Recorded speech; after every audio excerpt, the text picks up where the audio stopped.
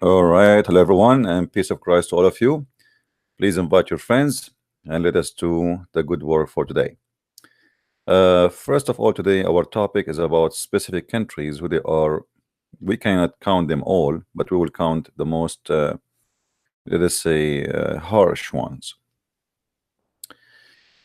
As you see in the title, I mentioned three countries, and for sure one of them is the biggest Islamic country in the world. I know what it's mean to be discriminated. Me myself, I'm coming from the Middle East, and I do not need to explain to you what does that mean. However, maybe sometime we feel upset and we feel sad and we feel that life is not fair. But my friend,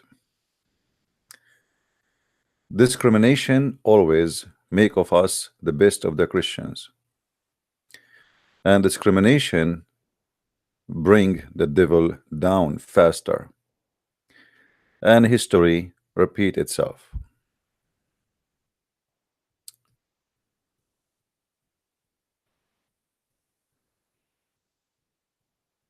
There is many article written about how some countries turn to Christianity so fast. And as an example, east of Timor, which is used to be part of Indonesia. How this country became a Christian, majority Christian, almost 2% only Muslims.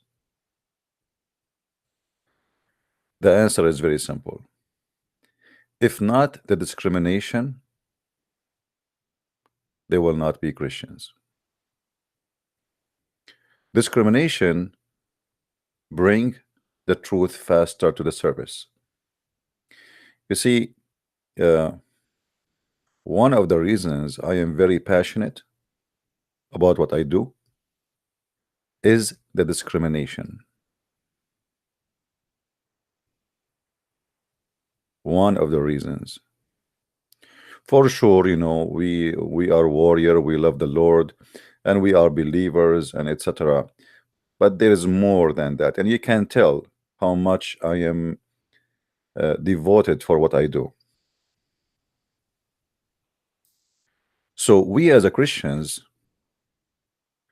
I can describe what happened to us is the same when steel became a steel. In order to have a steel, you have to go through a very harsh process. So discrimination turn us from a rusty iron into a steel, hard, strong. They think they can stop Christianity by closing down churches, as they do in Indonesia. But that will not work. It's going to work always in the opposite direction. You will not be better than the Emperor of Rome, who they used to give us as food to their cats, to their tigers and lions. And because they were doing that, Christianity was victorious. The price was high, but at the end of the day, we are the winners. And for us as a Christians, you might kill me, but you cannot kill God, and you cannot win against him. I will be in heaven, and you will go to hell for killing a person who did nothing to you, except he don't believe in your belief. So I really love my fellow Christians.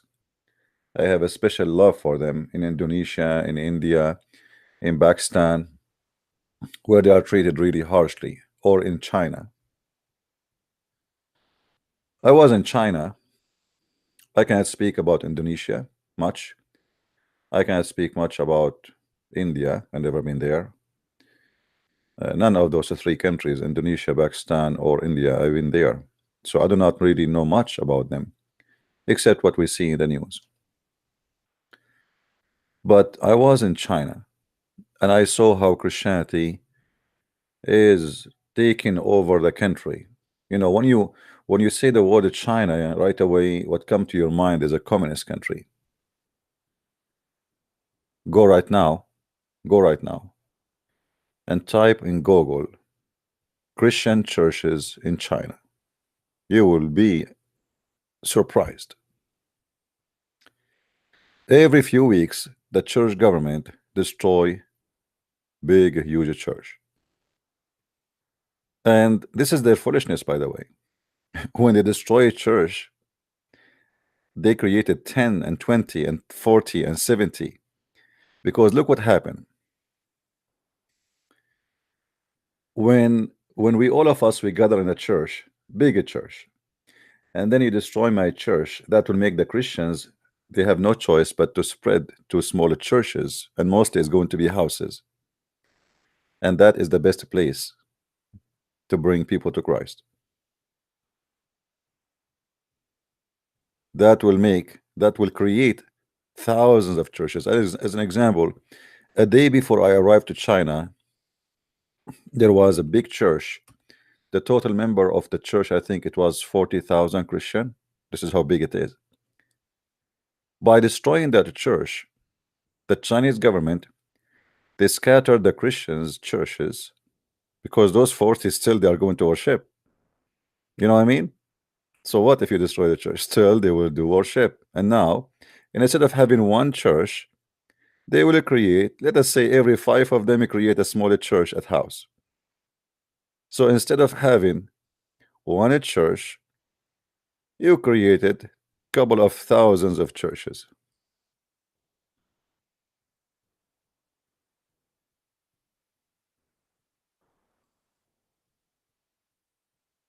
So God is good, and things is working always for the right direction. Indonesia used to have 0 Christians.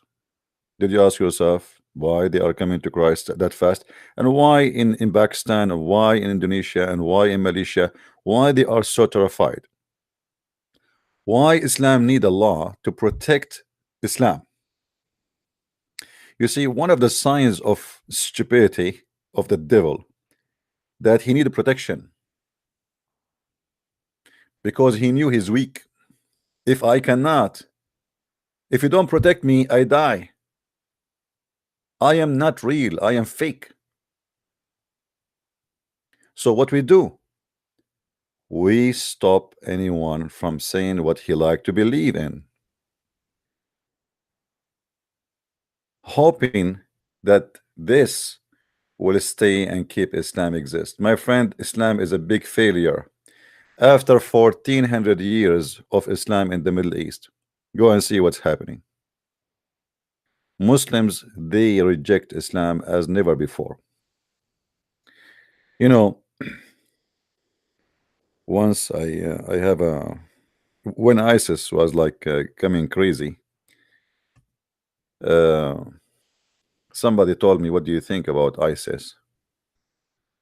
For sure, ISIS is a criminal organization, right? But that will not change anything. This criminal organization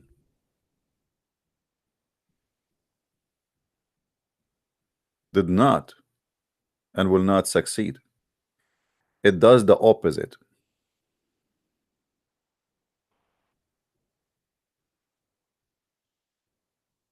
If you go right now in any territory where ISIS was taken over, you will see how the Muslims are rejecting Islam left and right. The first thing the Muslims did after their land freed from ISIS, they start taking the burqa off and dancing in the street, the women, and the men, they start shaving their beard and making fun of it.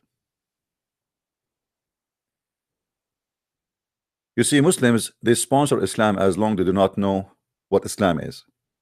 To make it simple for you, a Muslim, he will shout, we want Sharia law, we want Sharia law, we want Sharia law. Then when you give him Sharia law, he cries, says, please get Sharia law out of my house. I'm sick of it. When they see how stupid this law, they will hate it.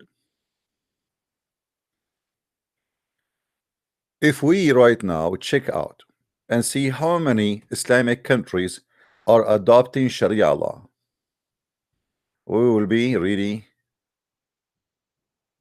in surprise.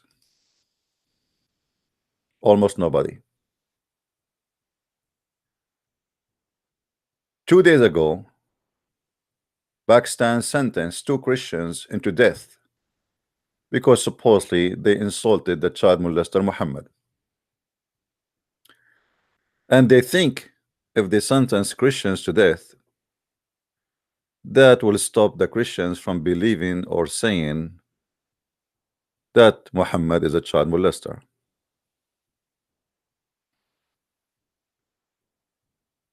And I don't believe that all Pakistani are the same. I believe all this garbage is still the import of Saudi Arabia. Saudi Arabia, because of the oil revolution, they imported all the terror of Islam to around the world. They start sending their own dawah sheikhs who teach the real version of Islam, and that turned those Muslims into terrorists. Number 1 country in the world who import terrorism is Saudi Arabia. And yet the false Western countries, they still consider Saudi Arabia as a friend. If you notice in the video, I said the tolerance of Islam, Indonesia, Malaysia, Pakistan, and the false West. If we search right now for the word Jamal Khashoggi, the word Jamal Khashoggi will appear in the search engine 57 million times. 57 million times. This is how corrupt and how false Western democracy is. Why in the world all of them, they never stop talking about Jamal Khashoggi, for he been tortured and killed by the Saudi, when the Saudi, they have a law to torture and to kill anyone who leave Islam. Why Jamal Khashoggi is so important to the White House, to the senators, to the Congress, but those who they are getting killed every day and tortured around the world, it's okay, starting from Saudi Arabia. Why they say ISIS is our enemy when ISIS practice exactly what the Saudi practice? How Trump, he say our friend is Saudi Arabia, when this Trump, he knew that in Saudi Arabia not a single church is open. No Christian can celebrate Christmas. How we can be friend with those who don't respect a human right? Why we put sanctions in Russia just because we have differences of politics, but we don't have sanctions on all Islamic countries who beat people in the street if they don't go to pray, who arrest you if you eat in Ramadan, who lash you 80 or 100 times for breaking the Sharia law, who stone you, who cut your hands and cut your feet. The Western countries, and I'm speaking about Western countries, I mean government, are the most false, hypocrite democracy in this planet. European Union is discussing to criminalize anyone who insult Islam. So not only in Islamic countries you cannot insult Islam, even in the false democracy in the West. And they think if they create a law saying if you insult Islam we send you to jail, that will stop us from exposing Islam. So let us make it clear. Our enemy is not necessarily a country under Sharia law. Our enemy is anyone who promote false ideology, false teaching, and promote something opposed freedom. You see, in the West, they speak about the freedom of speech. Freedom of speech, right? But freedom of speech is a big fat lie. Maybe in America we have such a thing compared to the rest. But if you go to Europe, there's no freedom of speech. Europe under the socialism is no better than Europe under Islam. Both of them, they are the same. They made a law. If you, I saw in the news that there's two couples, they called their son Hitler, and they took them to jail. I mean, what kind of law is that? How you say we are a free country? The guy wanna call his son Hitler. What's your problem? Why you want to take him to jail? Yes, Hitler is a criminal. How many Muslims they call their son Muhammad every day? How many Jews Muhammad killed? How many Jews Hitler killed? If you are going to take them to jail because they named their son Hitler, well, Muhammad killed a lot of Jews, and not only that, Muhammad, he says it's a duty for the Muslims to kill the Jews.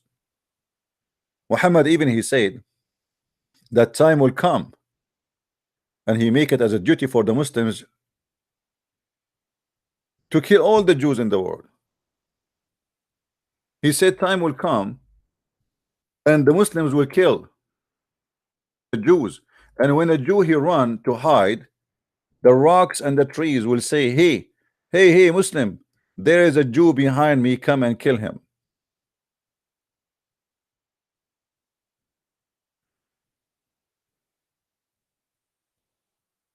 So why you don't ban and why you don't jail someone who call himself Muhammad?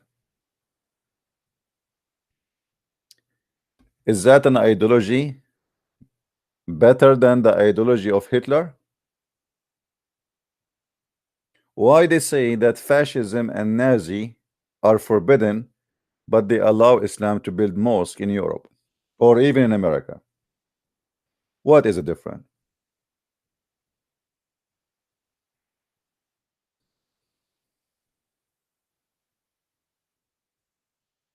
This is why I say that the West is suffering from hypocrisy. I'm looking at the viewer here. We have only 35, 33. It looked like nobody is interested. Only 33 people care. When I started, it was 80 something. I don't believe that this is true. How we started with 80 something and we end with 33? Somebody playing from YouTube? It can't be true.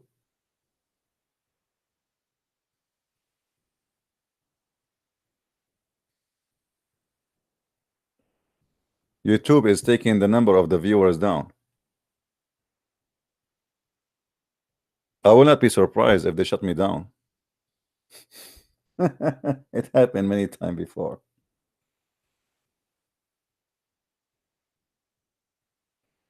Right? There is no way. You know, we start with the 20 with 80 and now we are 33. That's impossible, never happen. But look at the topic. Anyway,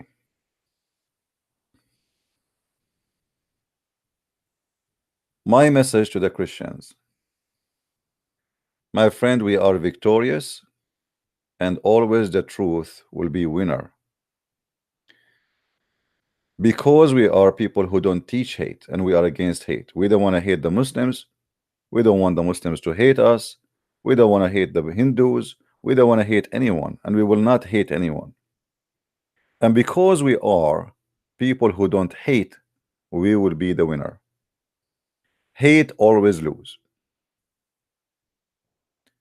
Violence is a sign of weakness, not of strength. When somebody he cannot prove himself, he go violence. because he have nothing to say. I mean, he's just okay, I'm going to force you to accept what I am saying. So what I do, I put a knife in your neck. But that will not work. And this is why a lot of Muslims are leaving Islam. If you go right now and check who are they the worst enemy to Islam, you will find that they are the ex-Muslims, which mean they are Muslims from Muslim families who grow up as Muslims, who drink the milk of Islam, if we can call it milk, and you know, their roots deep into this cult. And then one day, those people, they snap, they can't take it no more.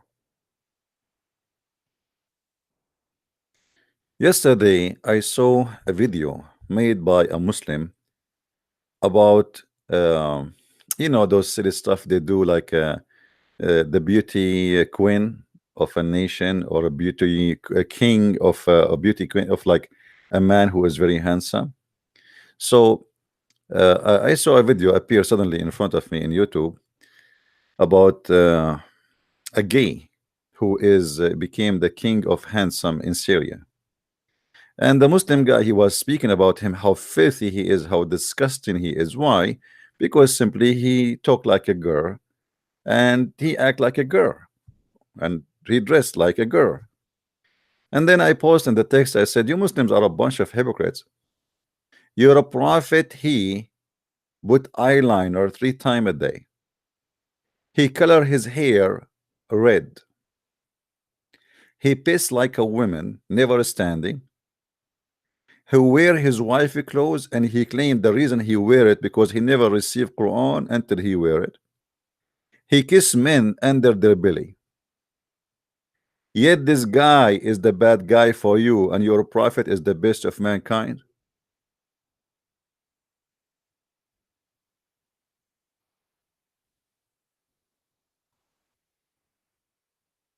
This is how easy to destroy Islam. I do not need really to present too much. You tell me what kind of man this man is. And the funny, all of this is coming from Islamic books. It's not like somebody who is the enemy of Islam speaking about Muhammad. No. This is all from their sources, from Sahih al-Bukhari, Sahih Muslim. The prophet, he pee like a woman. The people look, they said, look, he pee like women. The prophet, he put eyeliner. The prophet, he kiss a man down his belly. I mean, have you ever heard of a man kissing a man down his belly? What is there? And the man, he have no shirt, no clothes on him.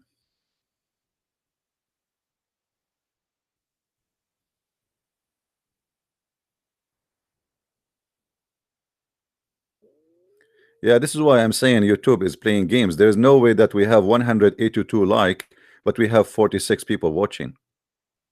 That can't be true, correct? That's mean we have at least maybe 300 people watching.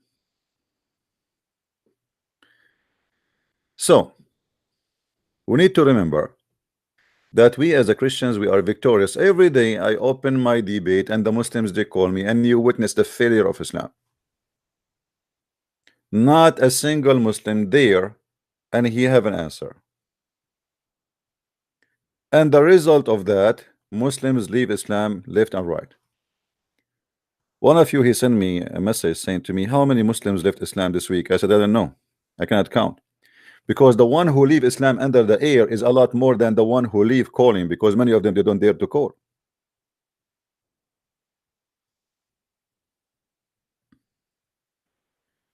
Islam is down. Trust me. Go and see how many people watching our videos. Go and see the anger of Muslims. That will tell you that Islam is down. If I show you the comment of the Muslims, let me try to do that about my videos.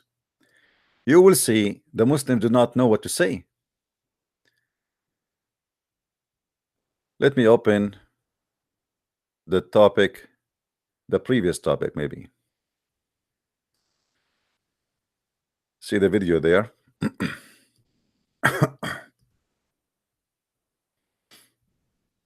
Just to give you an example of the Muslim comments.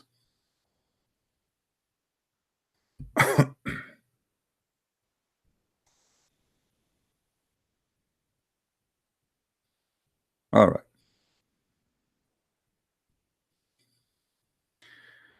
Let us see some of the comments. And I will read the Muslim comment only.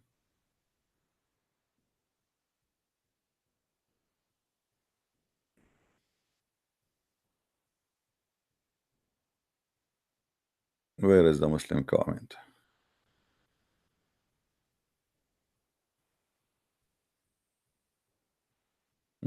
Until now I don't see them.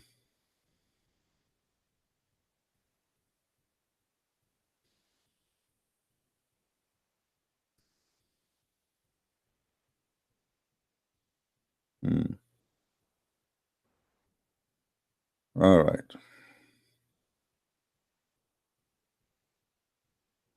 Where is the Muslims? What, when we need them, we cannot find them? I don't see Muslim comment at all. What happened? You know, one of the things, by the way, you notice about Muslim videos, that they disable the comment because they cannot take comments. It's dangerous. This is why you will not see any Muslim, he have like his Skype open to call me, like I challenge you, I'm here. They cannot do that. Where is the Muslims? What happened?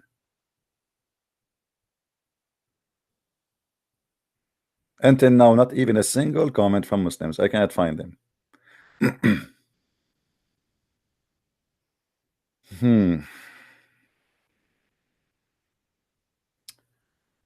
No comment.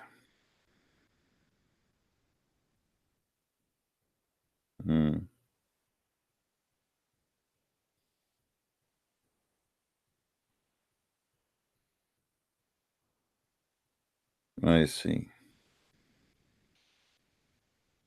You believe it? Not a single comment?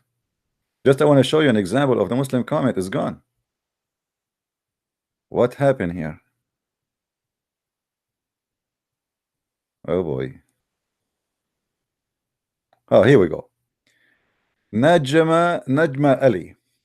Ha ha ha. CP is a complete failure. Ha ha ha. Okay. How about you call us and explain to us how we are a complete failure? Ha ha ha. Ha ha ha. You remind me of a song. It says da da da da da da Muhammad is a prophet, da da da da, but he have no prophecy, da da da. He have no miracle, da da da. He have no God, da da da. He have no book, da da da. Even your Quran call us the people of the book and never call you people of the book. Can you tell me why? Even your funny Quran call us people of the book.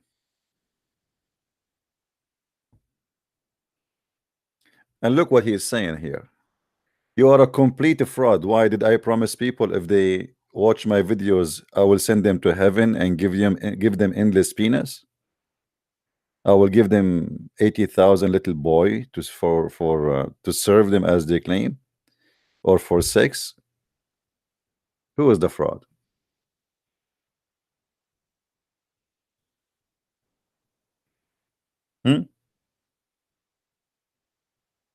Yeah, this is a new CD. It's going to be called Da Da Da. Muhammad is a prophet. Da Da Da, but he have no prophecy. Da Da Da, he say all stupid things. Da Da Da will drive you really crazy. Da Da Da, how stupid this man is. Da Da Da, he claimed. I mean, let us see the failure. Okay, another Muslim. Okay. Look at this guy. This is another Abdul. Look how they lie. At first, I never believed that Muhammad was a prophet from God. But after reading the biography of the Prophet Muhammad, hold on. How you never believe that he is a prophet, but after you read the biography of Prophet Muhammad, I am sure that Muhammad was a prophet. Of course, but he was a prophet from Shaitan. This guy is being sarcastic. Okay. Look at this guy. Here we go. Sajid Shafi'i. This is the Christianity. They lie to fool you and lie about Islam. And who is this fool who tell you about Islam when we have our scholar and our books? So if this BCP what is the answer for what we said? My friend, the problem, I am showing you what your scholars they said. This is the problem, and this is why you are angry. In my videos, I never say anything of me. This is all what your prophet said, and your scholars they said what he said. You cannot deal with the brother. Okay, you cannot deal with the brother, but it is you who's acting like a little child. Now you are bringing your interpretation to the Quran. I bring my interpretation to the Quran. Since when? Is that tafsir Ibn Kathir, Al-Qurtubi,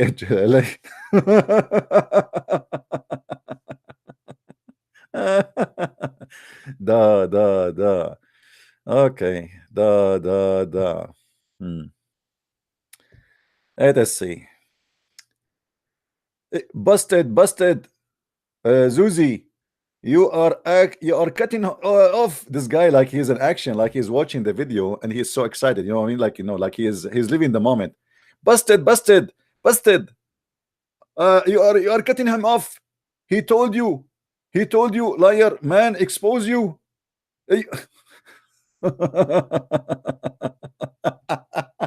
Let us continue.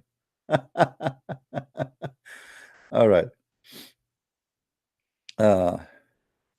This is what this break does.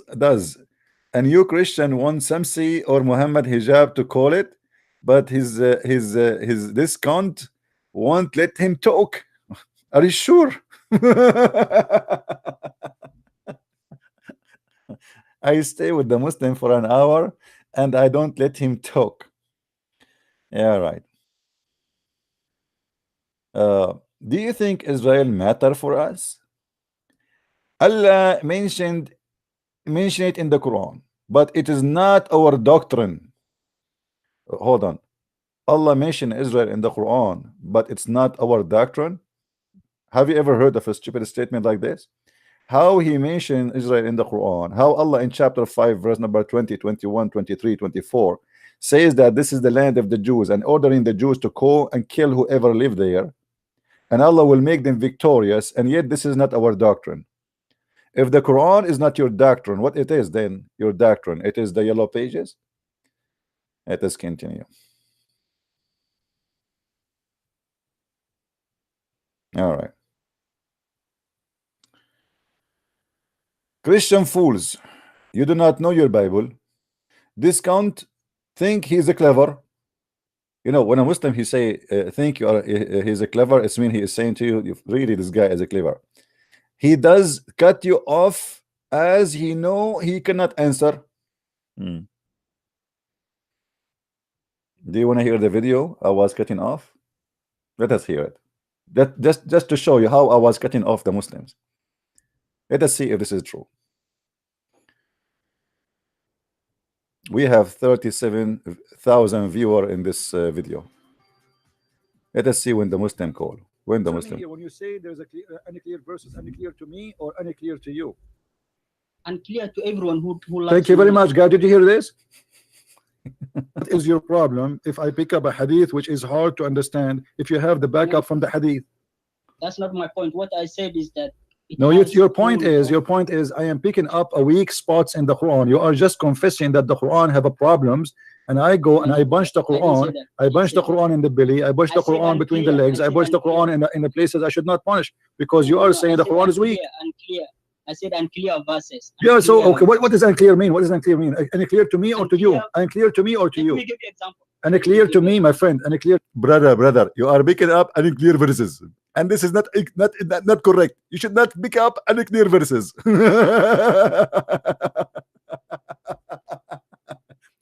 Why you are picking up, brother? The Christian Prince, he always pick up unclear verses.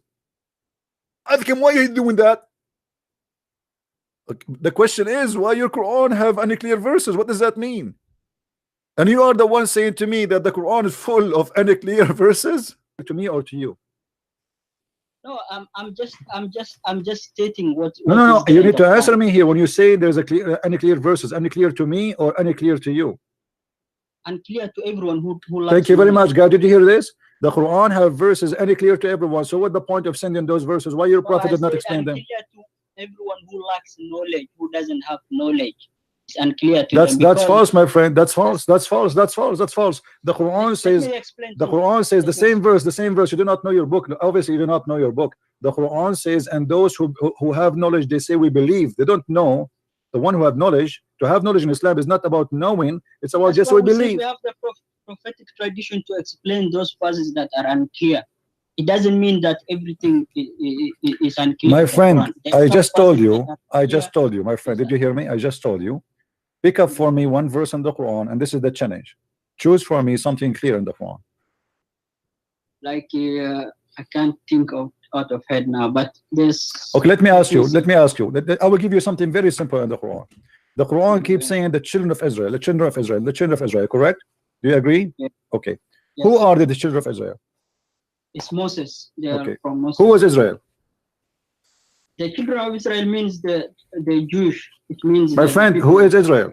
Children of Israel is the Jews. I got you. But who is Israel? Israel is a tribe or something. Who is like what? that. Israel is a tribe, brother. Israel is a tribe or something. I'm saying who is Israel? Israel is a tribe. Tribe. Tribe? No, it says yeah, Bani Israel. It's Israel is a man. Children of Israel. Israel That's is a the man. not- nickname, man. That's the nickname because That's a means that- nickname. It's a That's a nickname. nickname. Okay. Where do you get that this is a nickname, and where do you get the word that this is a tribe? Where do you get this information from? When Israel is a clan from their origin. My friend, from what is from- Israel? Okay, they are the children of Israel. Who is Israel?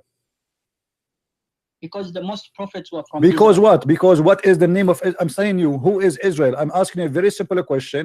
The Quran repeat tons of time. All children of Israel, Israel, all over. Okay, who is Israel? Imagine I say to you, all children of Trump, all children of Trump, all children of Trump, all children of Obama, all children of George Bush, all children of etc. But I never introduced to you first who is a Trump, who is Obama, who is Israel? Introduce to me. Go ahead. That's the language of the Quran, how it uses. My friend, what language? What language? Who is Israel? I'm asking you very. Guys, do you notice how low the IQ is? I am saying there is a guy. His name is Israel. Who is Israel? He keeps saying to me, it's a tribe. It's a nickname. This is the language of the Quran. What's wrong with you?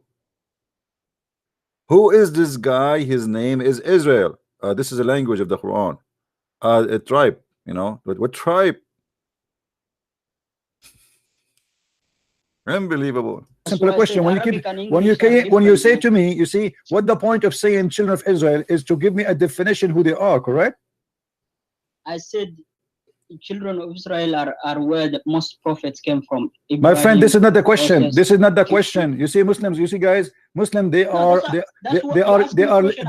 people who don't even use their brain. Look what I'm asking him. What the answer? I'm saying to you, they are saying they are the children of Israel. Who is Israel?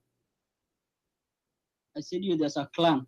What a clan? Who is Israel? Israel. The children of Israel. Israel is a guy, is a man. What a clan? Let me give you the answer now. Give me a second. Okay, sorry, Google. Give me a second. Google, peace upon him. We cannot find the answer in the Quran. We find it in Google. They're the Jews. The Jews. My friend, everybody knows. Guys, they are the Jews. Now he's searching Google and he come with the conclusion that they are the Jews.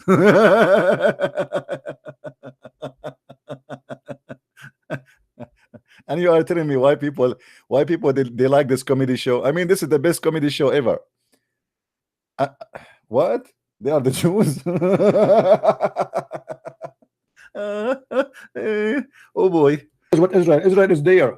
Hello? I said Jewish. I mean, you need to be a genius to know what Israel. The second you say Israel, everybody knows what Israel. This is not the question. The question when the Quran says, "Oh, children of Israel," who is the father? Israel. The father is Israel. Who is Israel?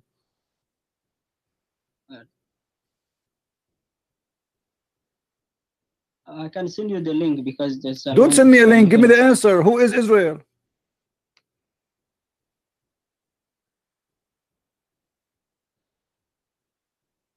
You want to call a friend? So what's your answer? Look at this. Look at this. What is the answer? What is your Give me answer? your answer. He want me, Christian Prince. I am a Christian. He is a Muslim. To answer him, to tell him what is Israel in the Quran. This is your book.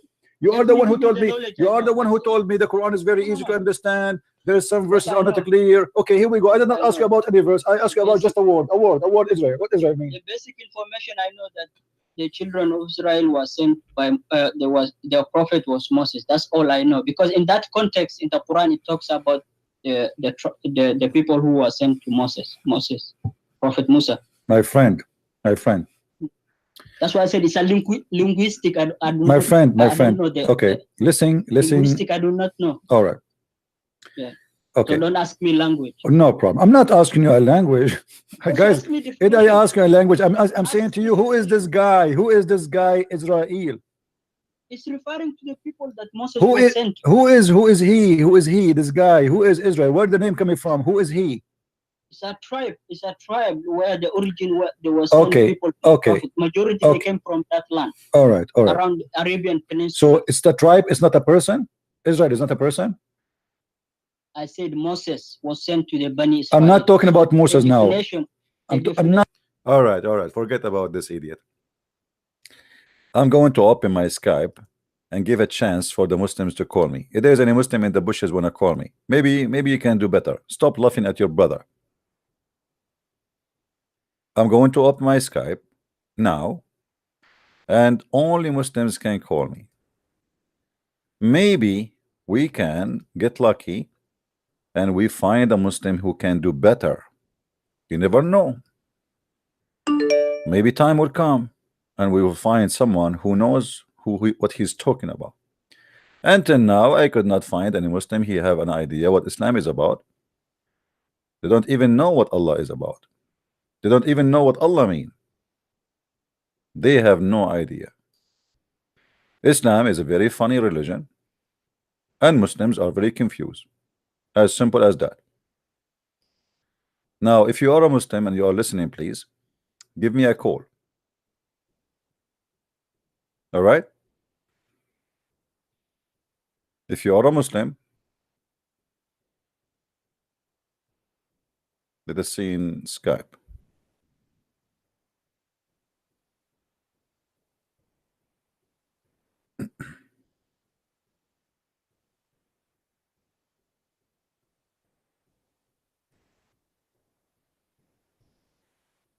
Until now, I see nothing.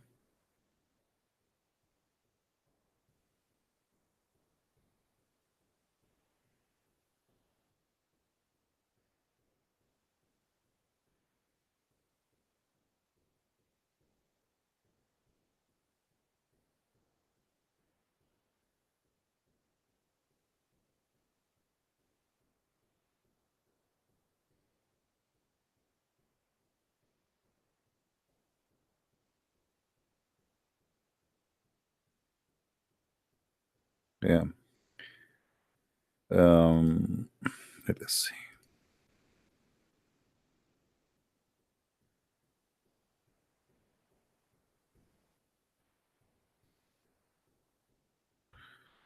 Let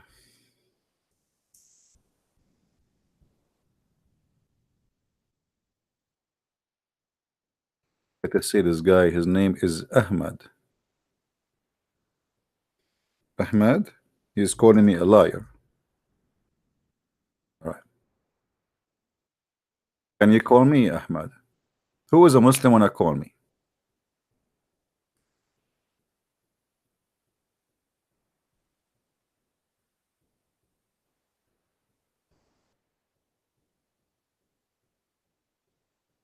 Who is a Muslim wanna call me?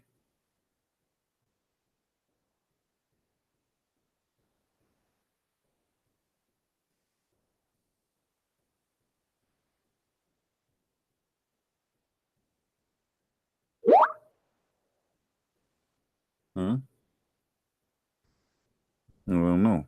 Until now, I don't see but text.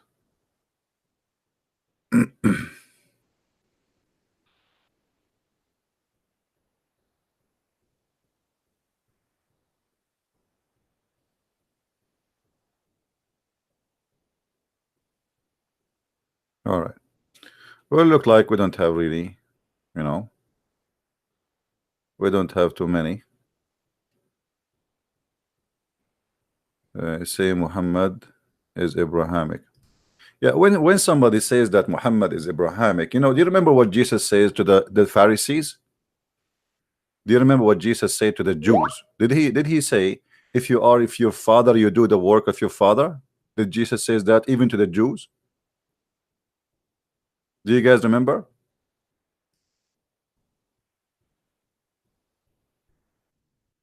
And Jesus was speaking to the Jews. But yet, even those who they are Jews, the Messiah did not approve them to be from Abraham because they don't do the work of Abraham. So how somebody says that Islam is Abrahamic? Correct? When Jesus said to the Jews,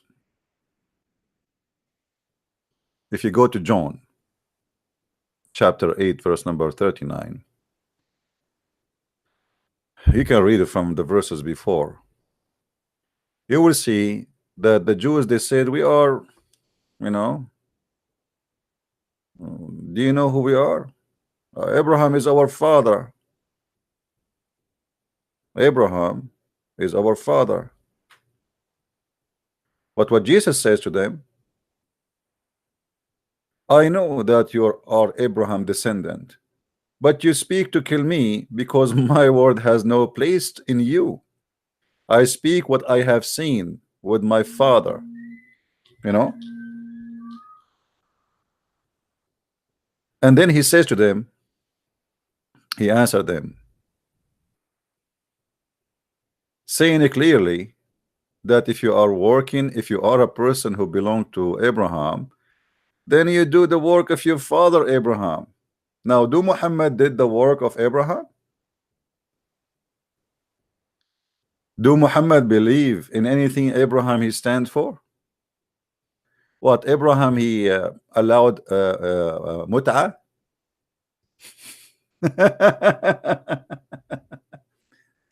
Abraham he told people to go and kiss a black stone. Mwah. Mm. And that black stone is in the shape of a vagina. I mean, this is fantastic, right?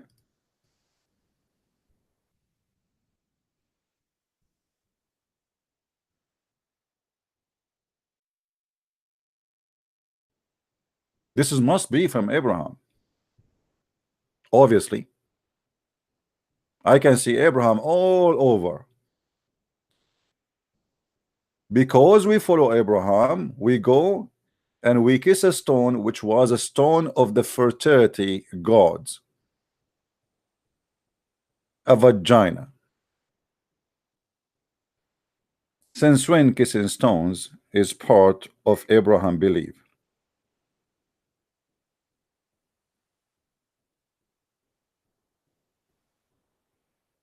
Any Muslim?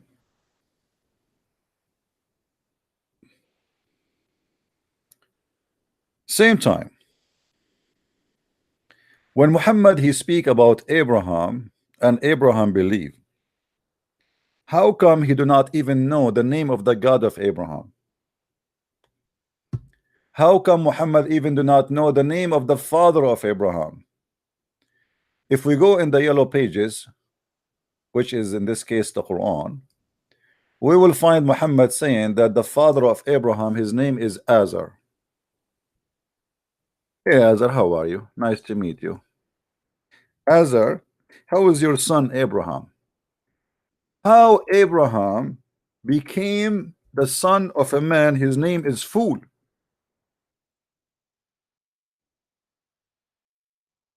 وإذ قال إبراهيم لأبيه آزر أتتخذ أصناما.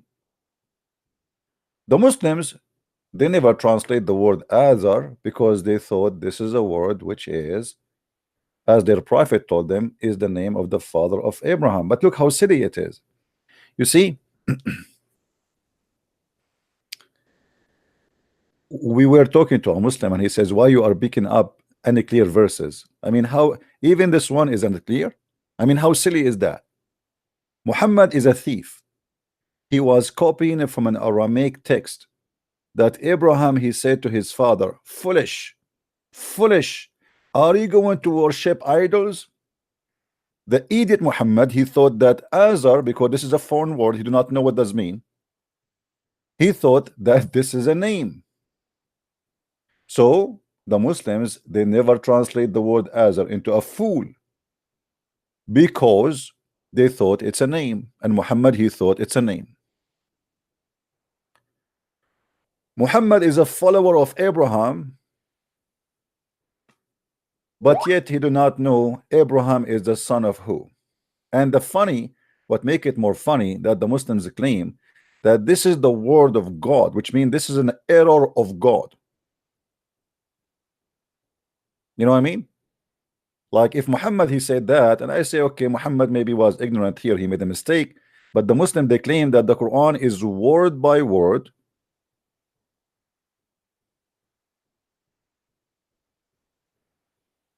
from Allah. So there is no possible mistake.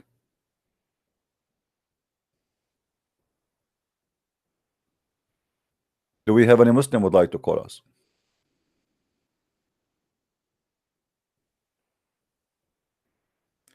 If you go in the Torah, you will find that Terah is the father of Abraham. Why the Jews even they will change the name? I mean, and how in the world somebody wanna call him son? He call his son fool.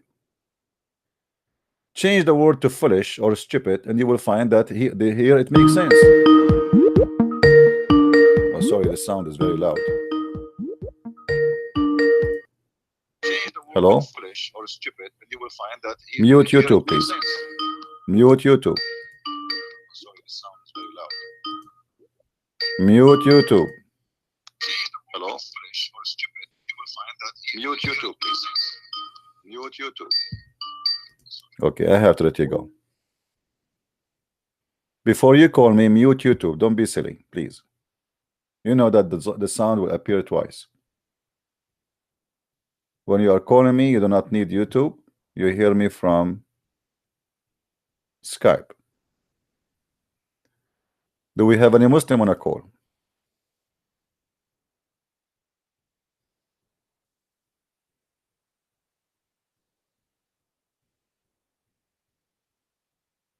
Hmm?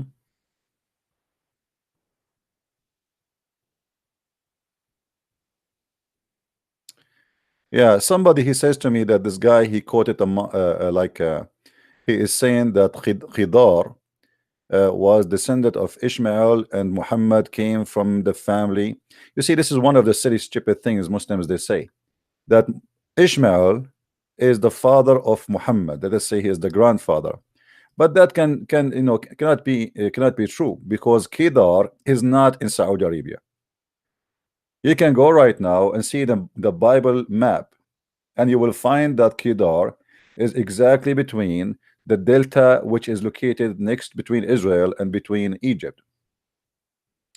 So this is a very silly statement. Secondly, even the Arab in their books, if you have my books, you will find that the Arab themselves, Muslim themselves, claim that Ishmael, he learned Arabic from the Arab. So how he can be the father of the Arab? In order to be the father of the Arab, I have to be the first Arab, not someone who learned Arabic at the age of 13 from the Arab. Secondly, if I marry from the Arab, that will not make me the father of the Arab. That will make me a father of a new nation. To explain to you, Abraham, he married Sarah and Hajar. Hajar is an Egyptian Abraham is Aramaic. The son is an Arab. The son will be an Aramaic. Are we clear? Because even in the Quran, even in Islam, it says, "Ud'uhum bi asma'i abaihim." You are to follow the name of your father, which means you inherit his name, his last name, his citizenship, whatever it is. So this is a very stupid argument.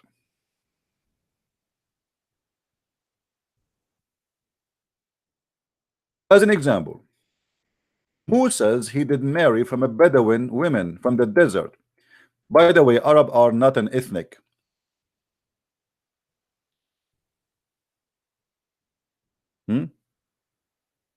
Bedouin, the Arab, the word Arab is not really an ethnic group. It is whoever live in the desert.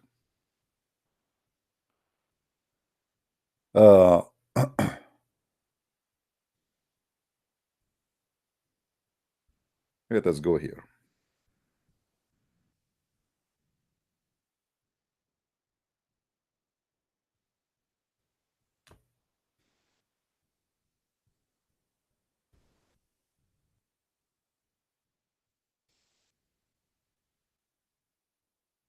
This search engine is not good.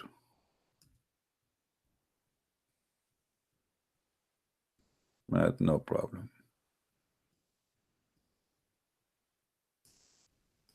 When Musa says he did marry from a woman who is from the desert, is the children of Moses considered Arab?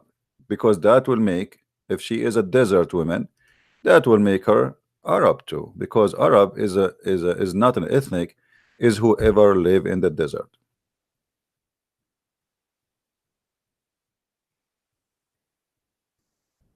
So it's a very serious, stupid statement.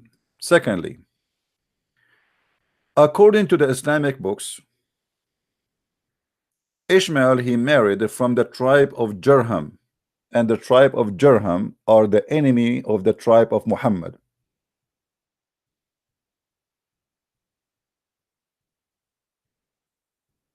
So how Muhammad can be from Ishmael? Number 3 or 4 or 5 or 6. There's no single reference that Ishmael or Abraham they went all the way to Mecca as they claim. Number 6 or 7. The tribe of Muhammad, they took over Mecca. They are not from Mecca. They kicked out the tribe of Jurham, which is the Arab themselves claim that Jurham, the tribe, is what Ishmael he married from, not from the tribe of Quraysh. So all this fiction is stupid. It does not make any sense. Number 3. Number 3 after 7 or 8.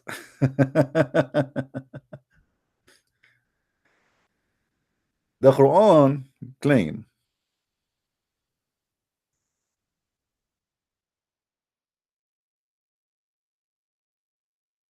in chapter 29 verse number 27,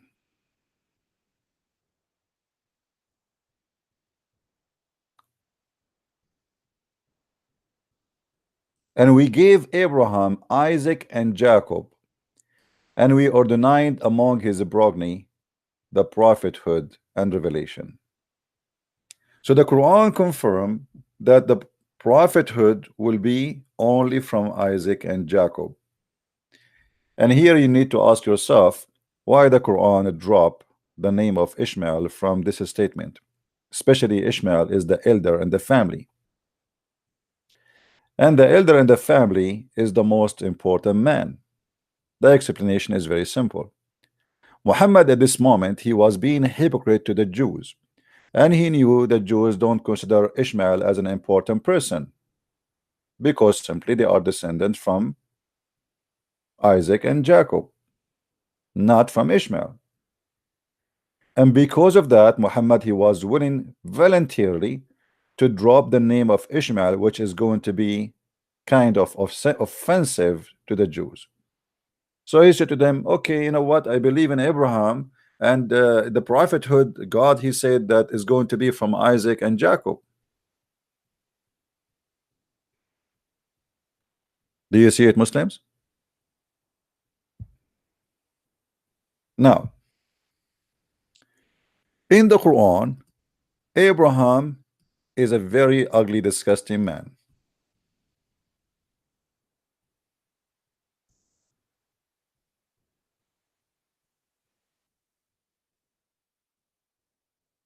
According to Muslims, Abraham was a scam. If we go in chapter 6, verse number 76, 77, 78, you will see that Abraham, he was star worshipper. When he saw the moon rising in splendor, he said, "This is my Lord." He said Shahada. But when the moon set, he said, "Unless the Lord guide me, I shall surely be among those who go astray." Okay. Look like his God, the God of Abraham, this kind of Abraham, he guided him. So after that, after Allah guided him, he started worshiping the star. Which is star? Different star now. He was worshiping the moon now in the beginning. So now he switched to worshiping the sun. When he saw the sun rising in splendor, he said, "This is my God, this is Akbar." You see, the Muslim, they translate the word greatest here from Akbar. And here I want you to connect something very important. You know, you heard before someone like James White saying the Muslim don't believe in the moon God, correct? This is what those silly preachers they teach, and they are false people. And why he said that? He said because the Quran say clearly that you should not worship the moon or the sun. But this is because of this guy, he is ignorant. The Arab don't worship the moon, they worship the moon god. What is that? What does that mean? There's God control the moon and there's God control the sun.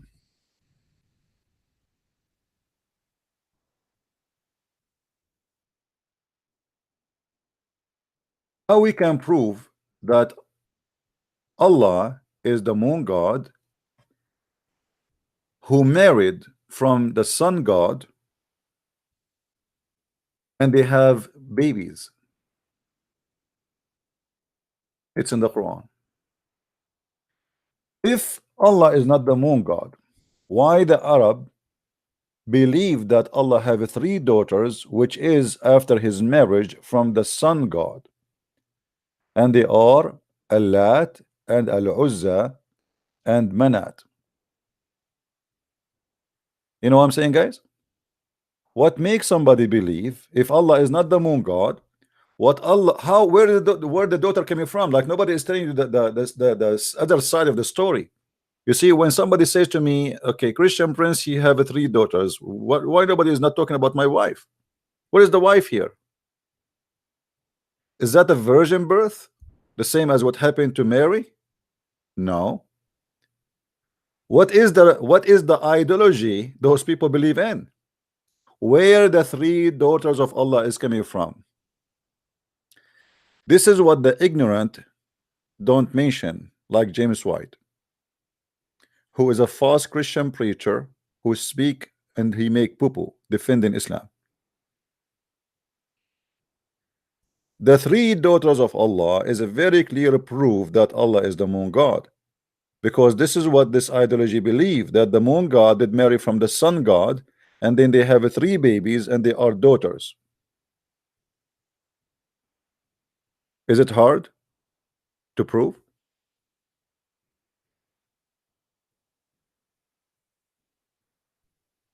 Right?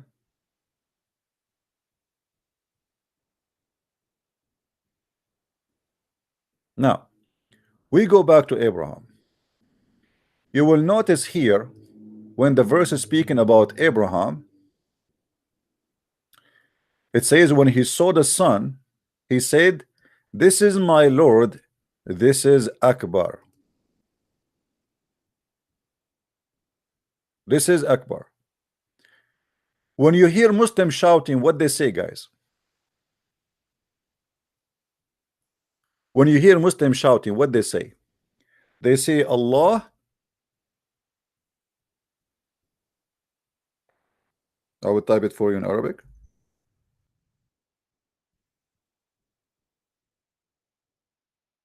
Allahu Akbar. Allahu Akbar. I will break that down for you. Allah is the moon god. Akbar is the sun god. Wa mean and. So let us break it down. And Allah and Akbar. This is why Muslims believe in Tawheed.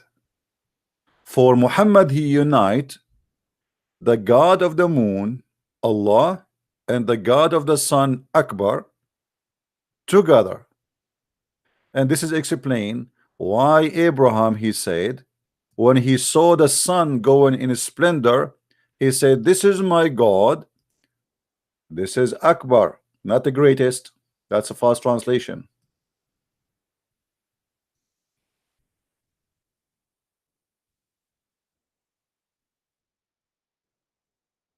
This is not greatest. This is Akbar. Are we following? Does it make sense? Does it make sense?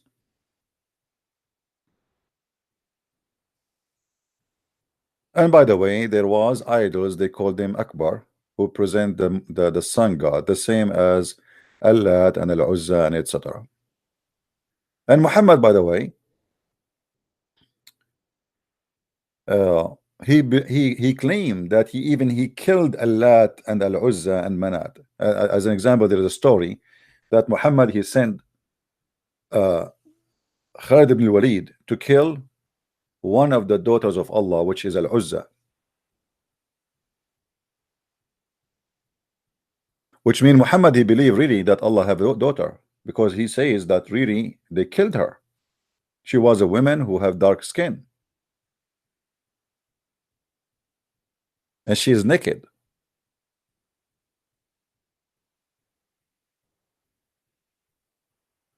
Now, if there is any Muslim is listening, feel free to call me, prove me wrong.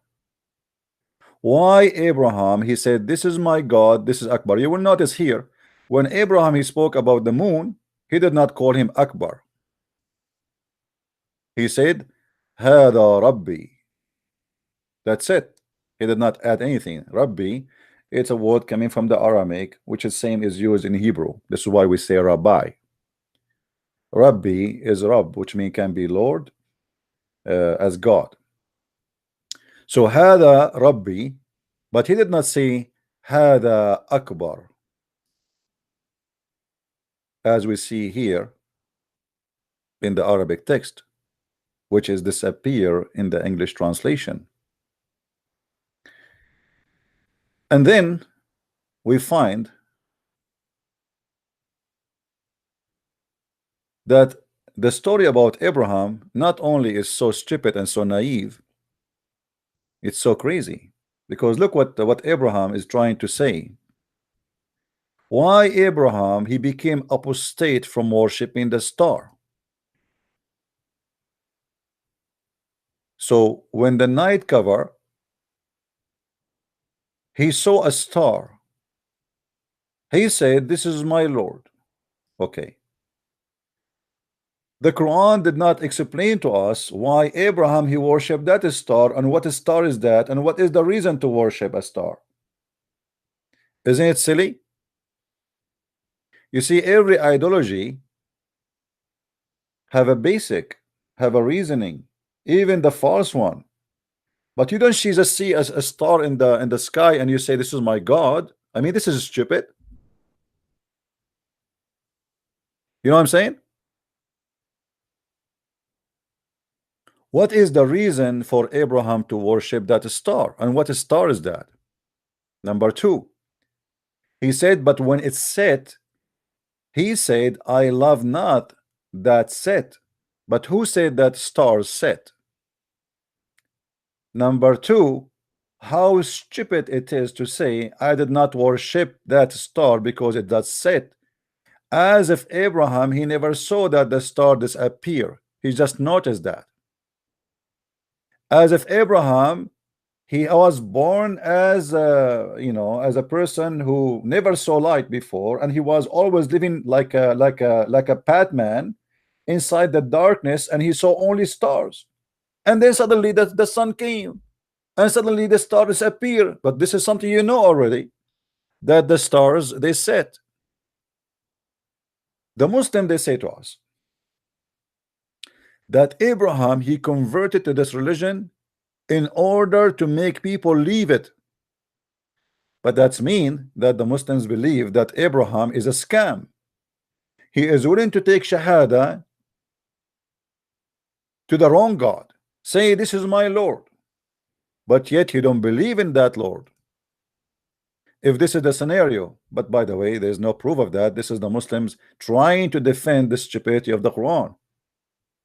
How a prophet of God he say this is my Lord if you don't believe in that Lord? Jesus said, the one who deny me, I deny him. The one who deny me, I deny him. And then the same stupid story. He saw the sun. He said, this is my God. This is Akbar. Sorry, the moon. He did not say the moon Akbar. He said to the sun. He said he saw the moon. He said, this is my God. Who? The moon. So now Abraham is a moon worshipper.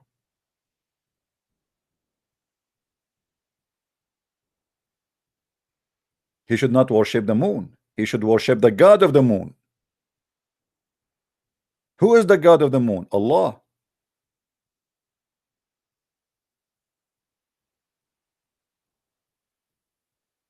You see, if you go in the hadith, Muhammad, he is an enemy of the God of the sun. He liked the God of the moon. This is his favorite.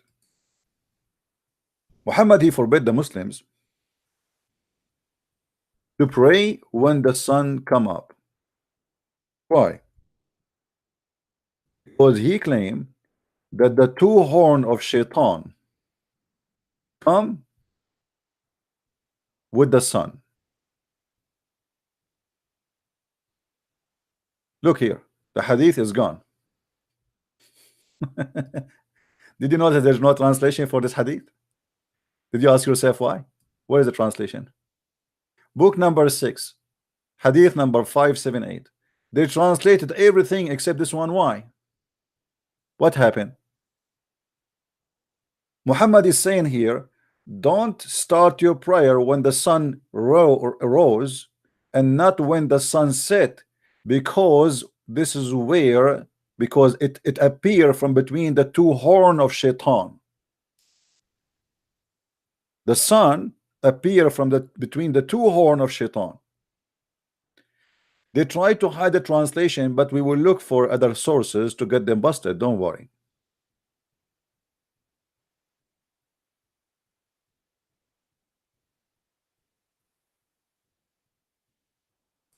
Read with me this one.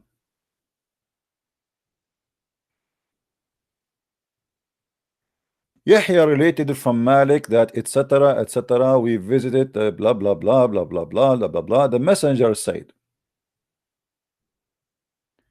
the prayer of the hypocrites, the prayer of the hypocrites is that one of them sit until the sun become yellow and is between the horn of shaitan. Muhammad confirmed that when the sun became yellow, which means appear in the sky, at that moment the sun is between the horn of shaitan. Do you see it?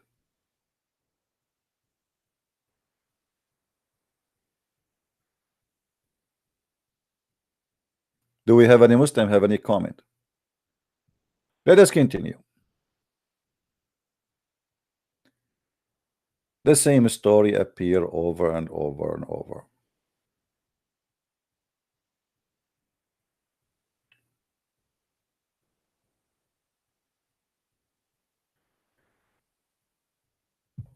Muhammad always connect shaitan to the sun. Why? Because the Arab, yes, they have two gods, but the God which is the sun god is the female one, and this is the bad one who always kill their uh, grass, their animals, who bring dry weather, who burn them alive, very, very hot desert. So the sun always was harsh. You see, you will notice that in the old days, those who live in a cold area, they worship the sun, and those who live in a very harsh, hot area, they worship the moon, because the moon is smooth, nice, romantic. There's no death come with the moon. The sun bring death, thirst, no water.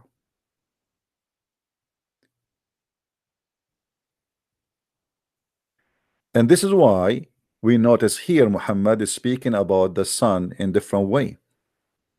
However, Muhammad is a person who unite the God of the sun with the God of the moon, because at the end of the day Muhammad is a hypocrite man, and he wanted to make it clear that I am not against you worshiping those gods, but God is one and is united now. Tawheed, Allah and Akbar, one God.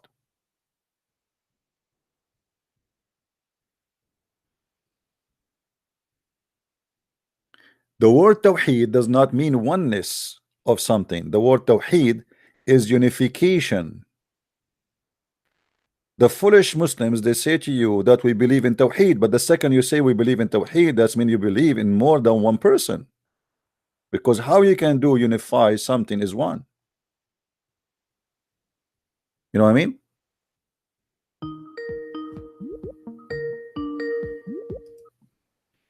Hello?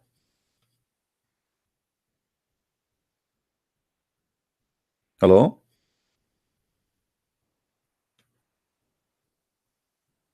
Are you there, my friend? No, you have a bad connection.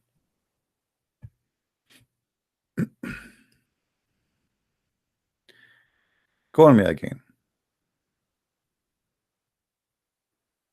Oh, this is an look like this is an ex-Muslim.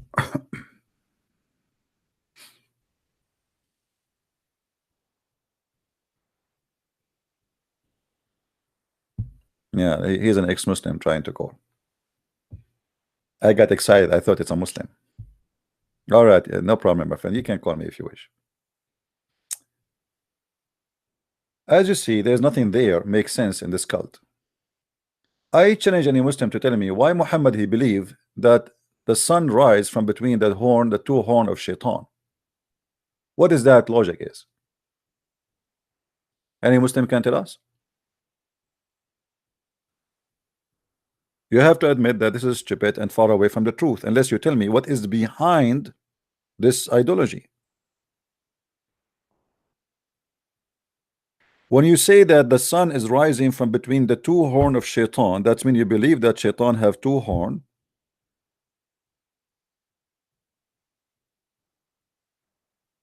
And the sun is located literally there.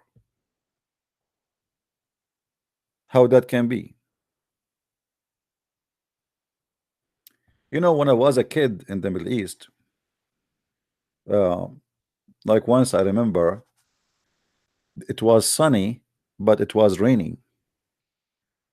So, you know, people was walking in the street, and one of them, a woman, an old woman, she said, the Shaitan is fighting with his wife. The Shaitan is fighting with his wife. And then I wanted to know, I mean, why? What is that? I mean, why? And then I found that we have a legend as Arab that Shaitan, he have a wife. And when they fight, things go out of control. So you will see that the rain is coming when it's sunny. Like there's a few cloud, but it's sunny in our area, but still it's raining. So to explain that, always the Arab, they come with a solution. The shaitan is fighting with his wife. And that makes sense. For sure.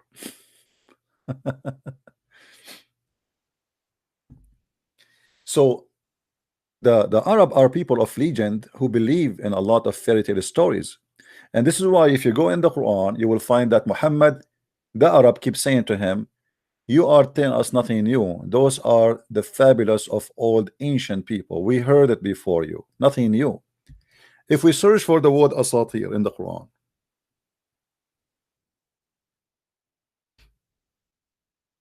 we will find that the word asatir appear all over the Quran,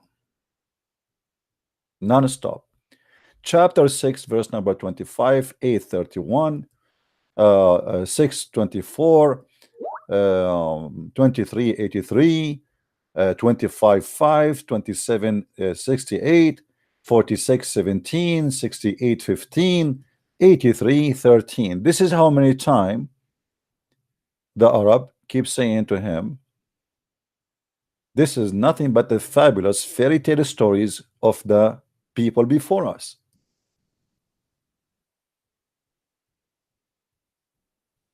And here you will see how this is exposed when the Muslims lie to us and say that people, they were astonished with the Quran. Yes, Ali, how are you? Hello. Yes, Ali. Do you hear me? Do you hear me? Hold on. I think I forgot to. Yo, can you hear me?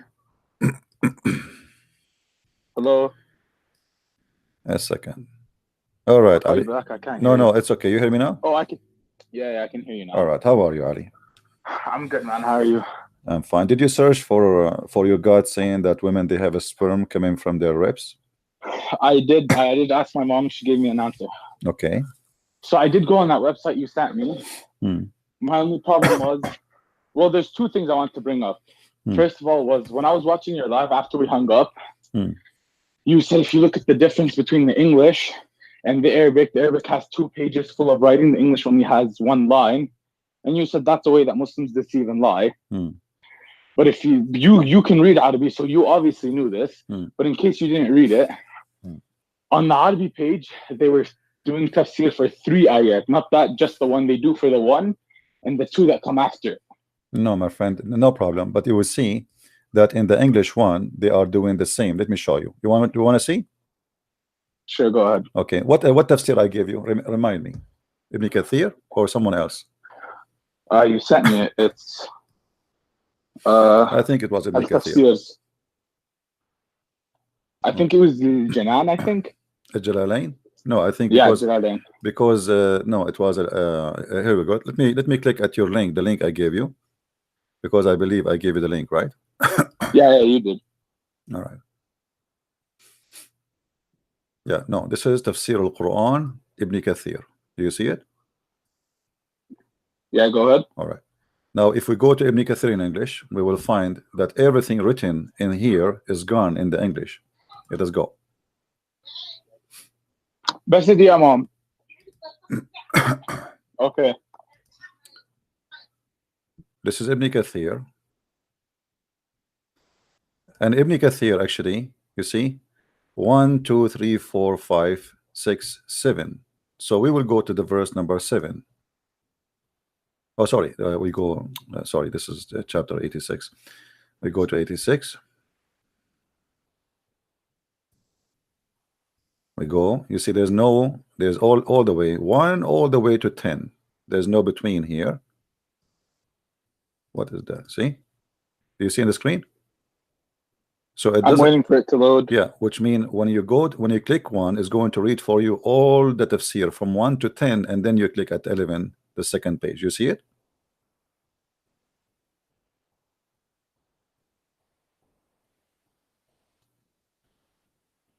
Do you see it now? The live is delayed. It's still not on.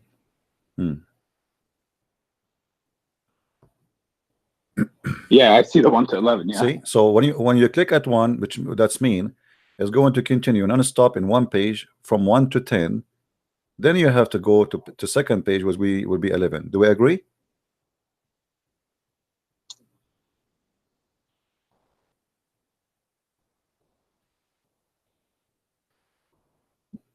Should be like that, yeah. All right. So we click now, go. There we go. And now show me where it says what we showed you in Arabic. Nowhere it can be found. The live is delayed. Let it come. I will give you the link if you want. You can open it from your side and tell me where we can find what we read in Arabic in the English page. And if it's not there, why? 1 sec. I'm gonna load it up on my laptop because it's playing both voices at the same time and it sounds really like it's hard to focus. Yeah.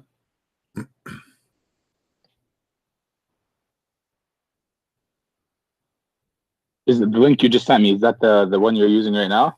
I send you. You have already. If you go previously to the Arabic one. Yeah, but you sent me another one right now. And I send you another one. Yeah, using? this is the English one I'm using. Now, where we can find all what is written in Arabic? What happened? I don't see the problem though. They're showing the ayah and then they're showing the tafsir for it. No, my friend. Here we go. Like here as an example, it says. خلق من ماء دافق يعني المني, which means the sperm. يخرج دافقا من الرجل والمرأة, come out from the man and the woman. فيتولد منهما الولد بإذن الله عز وجل. So it's coming a sperm coming from both of them, from the man and the woman, which will make the child by the will of Allah.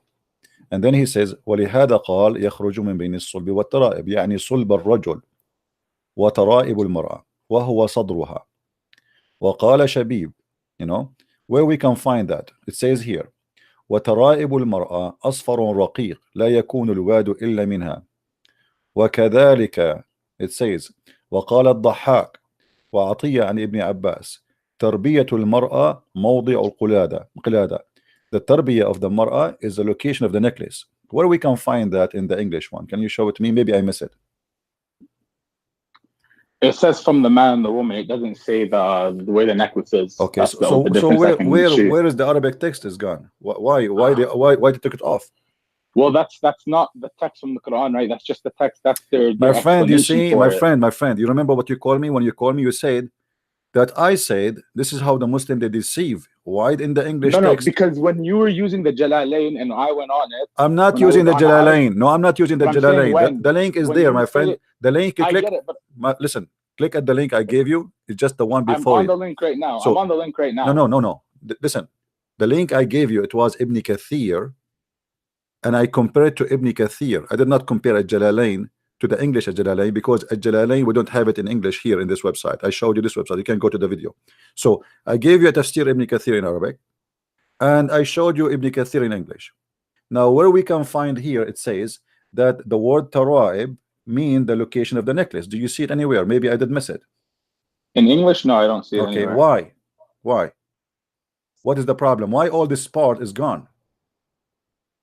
Don't you think that this is a shameful act done by the Muslims to deceive us, to cover up? It's not done by the Muslims, right? It's done by who? Who is the one who translated this?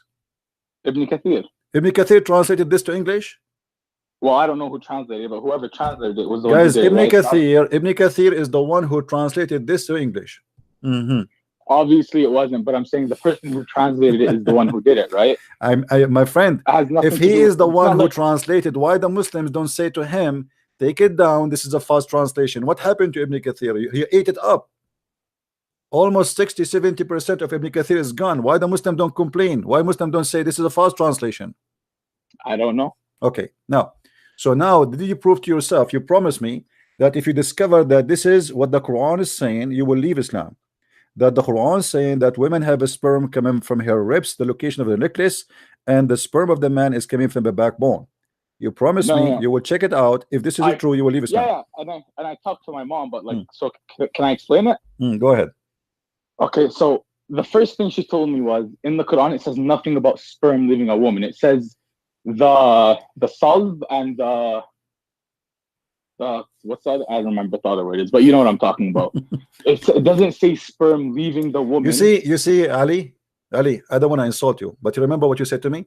You said to me, I'm going to check this interpretation. If this is what it says, I will leave Islam. I know. And okay. I showed my mom the interpretation. So, she was telling me, she was saying that this is that specific man's explanation. Okay. This isn't what he's saying. The Quran is saying. That's what. Okay, no problem, my friend. Hold on. You see, you made a promise that if this is what the man's saying, I will leave Islam. You did not promise. No. Yes, this is what you said. Okay, let me ask you. Choose another interpretation who is smarter. Forget about Ibn Kathir. Choose any other donkey. Which donkey you want me to show you? Here we go. We have a long list of donkeys. Choose any donkey of your choice. A mule, horse, anything you want. Which one? There's tons. Look how many. Look how many. Look how many. Which one of them is your favorite? Can I just explain myself? Don't explain, because you don't even know what I'm talking about, and you have to ask your mom, and suddenly your mom became the scholar. Your mom, with my respect to her, she is the one who can explain the Quran. When the Quran says that women are half a brain. So like that doesn't change the fact, like, why can't I? It doesn't change the fact. What do you mean? Is it the Quran says that women are even allowed to witness? Two men are one man equal to two women? So according to your religion, with my respect to your mother, I'm not insulting your mother. This is not my intention. According to Islam, your mother is a half a human being. Have you ever heard of a woman explaining the Quran? No. I am asking you to be honest. Which interpretation you like me to pick up for you? Choose one. Here we go. We have a long list. Why can't we just go straight to the Quran? Why do we have to do it? Because you cannot. Okay, here we go. We go to the Quran. The Quran says it clearly. It's a gushing fluid. How your mom, she said to you, this is not a sperm. What is this? What is the liquid come as gushing fluid, which is coming from the man and the women? What is that? It doesn't say man and the woman. That's what. No, I'm it says that. It says no. It says that because But anyone who's my friend, don't waste my time. Don't waste my time. No, listen. The word tara'ib is specifically for the location of the necklace of the women. Read with me carefully. No, because another interpretation for the word tara'ib is ribs. Which one? Is it not? Give me the interpretation. Which one? Which one? Which one? Which one? Which one? Look, you won't even let me speak. My friend, you said another interpretation says the opposite, right? Or said only ribs. Not the opposite. Another translation for the word tara'ib is rib. Where? Who said that? On Quran.com. Al-Quran.com. It says ribs? It says ribs. Okay, is that supposed to be fixing it? It actually changes the perspective of everything, because if you look, it says, look, it says, my friend, let him observe. Listen, just let me speak. Let me speak. He says on ayah 5, it says, let man observe from what he was created, right? Is that correct? Yeah, and I'm listening. And min man khalaq, right? So what the man was created from. So then after it says he was created from a fruit rejected, right? But now if you look back to Adam and Eve, you guys believe in Adam and Eve too, do you not? Lord have mercy. Lord have mercy. What Adam and Eve? What Adam, he was created from ejected fluid. Guys, Adam, he created from orgasm. And Eve was created from orgasm. My friend, are you saying to me that you Muslim believe that Adam and Eve, they are created from orgasm?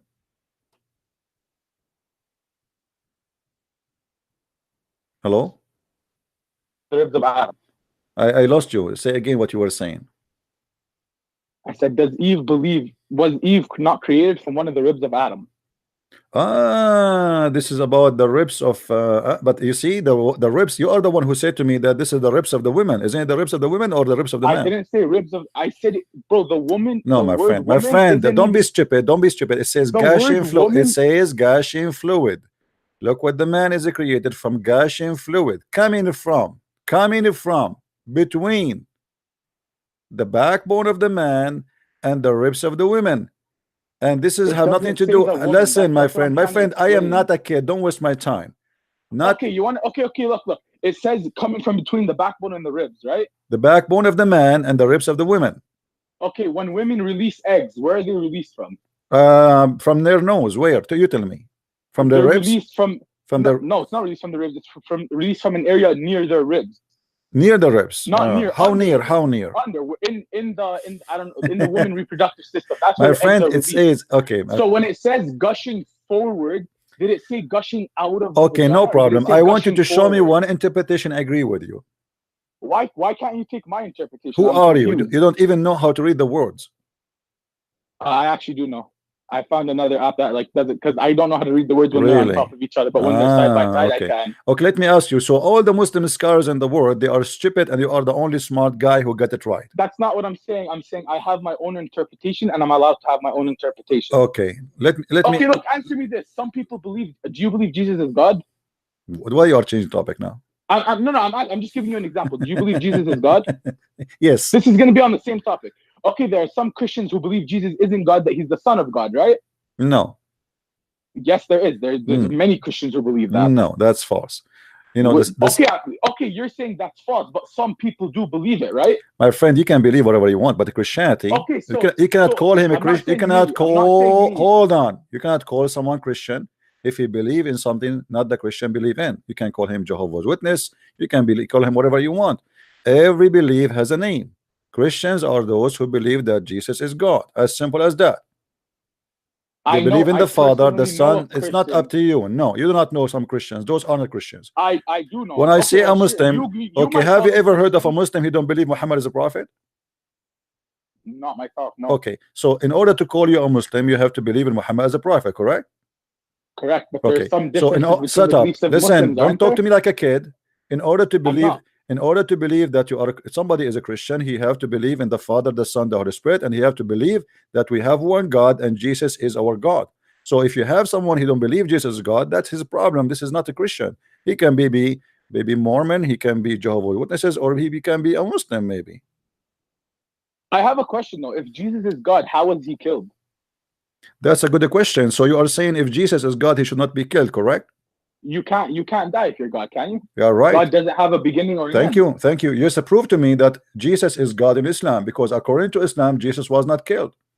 Yeah, he was. I know God put in a substitute for him. No. You just said no. Your logic is if Jesus is God, he should not be killed. This is your logic, my friend, right? He can't be killed, but my God friend, was hold killed on.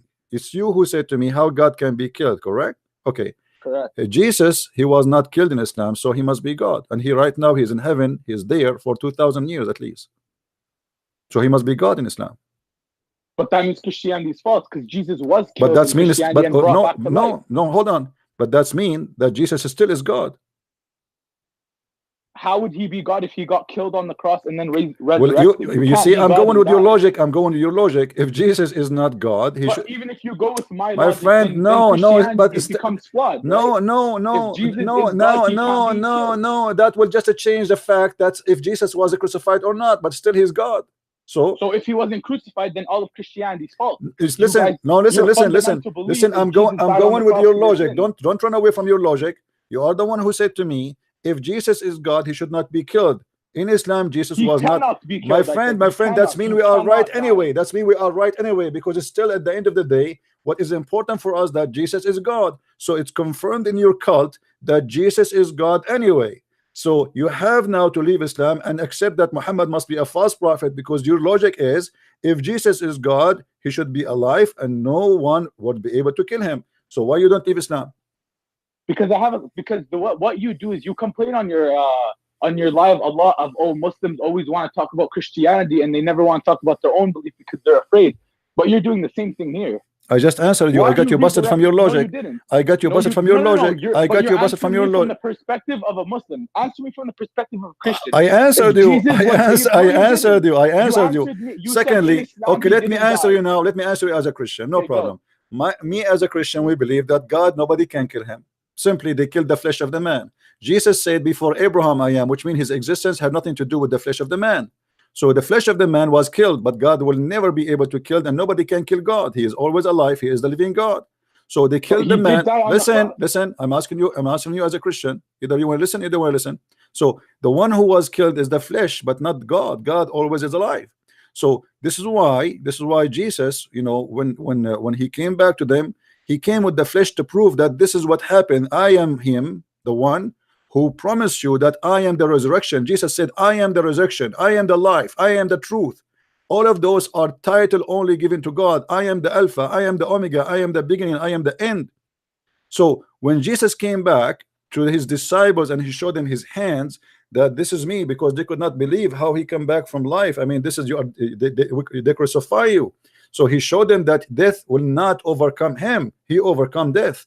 In the same time, when I answered you about your logic, if Jesus is God, should not be killed, that's mean you are being hypocrite. Because I didn't say should, I said could not be could killed. not. Thank you very much. Okay, you explain to me now why the Jews could not kill Jesus. Because God took him up to heaven. Why? They killed the Jesus substance. Okay, why? Explain to me why God took him up to heaven and the Jews could not kill him. God did not want Jesus to die. Okay, that's a good thing to say. Why God don't want him to die? Because Jesus is going to come back during the end of days. Why Allah did not save Muhammad? God has his plan, right? I don't know. Muhammad was killed by poison. I don't see your point. Like God, like why Allah? Jesus, why Allah? Who listen, is the highest? Who is the highest messenger in Islam? I believe it's Prophet Muhammad. All right. So why Allah he saved Jesus and he did not save Muhammad, and he let Muhammad die in a very horrible death by poison? Because that's God's plan. That's what? God's plan. So God plan? Yeah, this is God. Does Okay. God not have a plan? So your God plan is to make Muhammad die like a rat? I mean, cannot he make him die normally? What is the point of making him die by poison? It's God's what's the point of some people? Okay, how he is the highest? How he is the highest, but the hero die in the middle of the movie, and Jesus is the one who is the hero who will finish all the movie. You know, which his logic is to say to me that Jesus is the one who will come. Hold on. You are saying to me that Jesus will come back. He will kill the devil. He will destroy the evil. He will establish the truth, and he will establish the justice. And even your prophet said, your God Muhammad said, that Jesus, he will come on you and he will be hakaman muqsitan. Do you know what hakaman muqsitan mean? Judge. What judge? No, judge and just. Correct? Muqsitan. Yeah, a just judge. Thank you very much. How Jesus can be judge and just if he is not God? Because no human can be absolute just. In order for me to judge you in a just in just perfect just, I have to be God. Otherwise, a human being, they make mistakes. Human being, they judge you by evidence. Okay, somebody provide evidence, bring some witnesses, even if they are false. If 4 people or 3 people they witness against you that you commit a crime, you go, that's it, you execute it. Just to bring 3 people, pay them some money. They say we saw him killing this guy. You go to hell. That's it. They kill you. They execute you. But in order to be just, it's mean you have to know what nobody knows. You have to be able to be God, because nobody can hide the truth from you. So Jesus, how he will be just and he will be judged in the judgment day? Where does it say that in the Quran? Well, you are the one who said to me that yes, Jesus he will come. No, you told me that in the Quran it says Jesus will come back at in the hadith. Yeah. Oh no, but does it say it in the Quran? No. Okay, well, here we go. You're the one who's. Here we go. Here we go. Here we go. So, okay, here we go. So you're a prophet. Human? Okay, your prophet is lying. I'm not saying my prophet's lying. I'm saying people could have made a mistake. What you are saying? Your prophet, he made a mistake. Which hadith did Prophet Muhammad write? Sahih Muslim and Sahih Bukhari. I can show you all reference. What do you want? Which one is your favorite? But Bukhari or references. I'm saying which one did he write? Which one he did write? What do you mean? Did Prophet Muhammad write a hadith personally, like him himself? Did Muhammad write the Quran personally himself? No. Okay, so you should not accept the Quran then. If you cannot accept the Quran. Abu Bakr God? Did he write hadith so he became God? No, the Quran is from God. Okay. That's why you accept the Quran. All right. Hadith the Quran you have now is written by who? It was you mean the Quran that was republished? The one you have, who is coming from who? How you receive the Quran today? I bought it from a store. No. Who is the one who make it for you as a book? Muhammad? Yeah. Are you sure? God was the one who wrote the Quran. He just passed it on to Muhammad, who then put it into physical This is form another for us. question. Who is the one who made the Quran a book? That's such a vague question. Like, I don't understand what you're trying to ask. I'm asking you, the Quran you have between your hands is printed and made by who? I don't know. But not by Muhammad, right? Obviously not. He's Okay. dead. Is it done by a human being other than Muhammad? Yes. Okay. Do you have the original book? No, I don't. Okay. So how you can say that you have Quran if you don't have the original book of anything? The reason that's flawed is the same thing with the Bible, right? Do you have the original Bible? Yes, we do. We have thousands of manuscripts. You have manuscripts, but do you have the original? The manuscript is You the don't. original. The manuscript is the No, original. no. Yes, it is. No, it was It is. proven It that is. some of the no. It is. It is. proven It is. that- No. You can say. You see, when we have manuscript, it's mean we have a lot of collection, but doesn't mean that all of them have to be the exact original. But it can be a copy. So there you go. So you No, don't listen. have the proper No, Bible, no. right? We have the original, and we have some manuscript who they are copy of copy. But that will not change anything. All of them they confirm each other. Now, where is It the original doesn't matter. It Quran? doesn't- Where is you the can't- original you- Quran? Where is you the original? can't use that Where? against No, us we when can. you We guys are in can. the We same can. boat. We can. You're Let me. thinking about Let, you're in. Abdul. Let me You're ask you. thinking about you're in. Let me ask you, Abdul. The Quran you Go. have. The Quran you have, according to Muslims, is the Quran of Uthman. Is that correct? I'm not sure. What do you mean not sure? I'm not sure. How we can be sure? Can you ask your mom? Are you Sunni or Shia? I'm a Shia. You are a Shia. Unbelievable. Shia are the last one to believe the Quran to be true book. All the Shia agree the Quran is corrupt. I don't know what Shia you're talking to. What are you talking about? The Shia believe that Al-Mahdi have the true Quran and he will come back with the Quran of Fatima, and now the Quran we have today is a fake Quran. Where do you see? What Shia are you talking to? Where do you see The Shia, you can go right now. I can show you tons of videos on YouTube. Your scholars speaking that the Quran today we have is a corrupt Quran. I can show you tons of video on YouTube that say Jesus was just another man who lied. No problem. No problem. But this is not this is not the Christian. When I say to you you're a scholar, that's a different story. This is a Shia. Who is your Sheikh? Hezbollah? Who is your Sheikh? Who is your Sheikh? Imam al-Khomeini? Who is your Sheikh? Who is your leader? What is Shia? What kind of Shia you are? Are you Ithna Ashariya? The 12? I'm a Alawi. Okay. You are not Alawi. You are not Alawi. If you are Ithna Ashariya, you are not Alawi.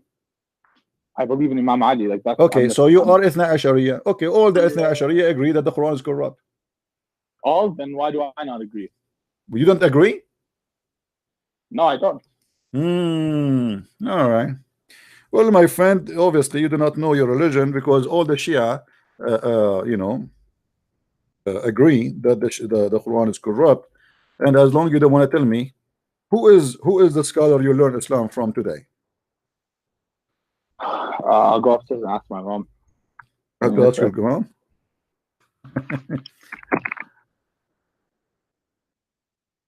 You have to ask your mom.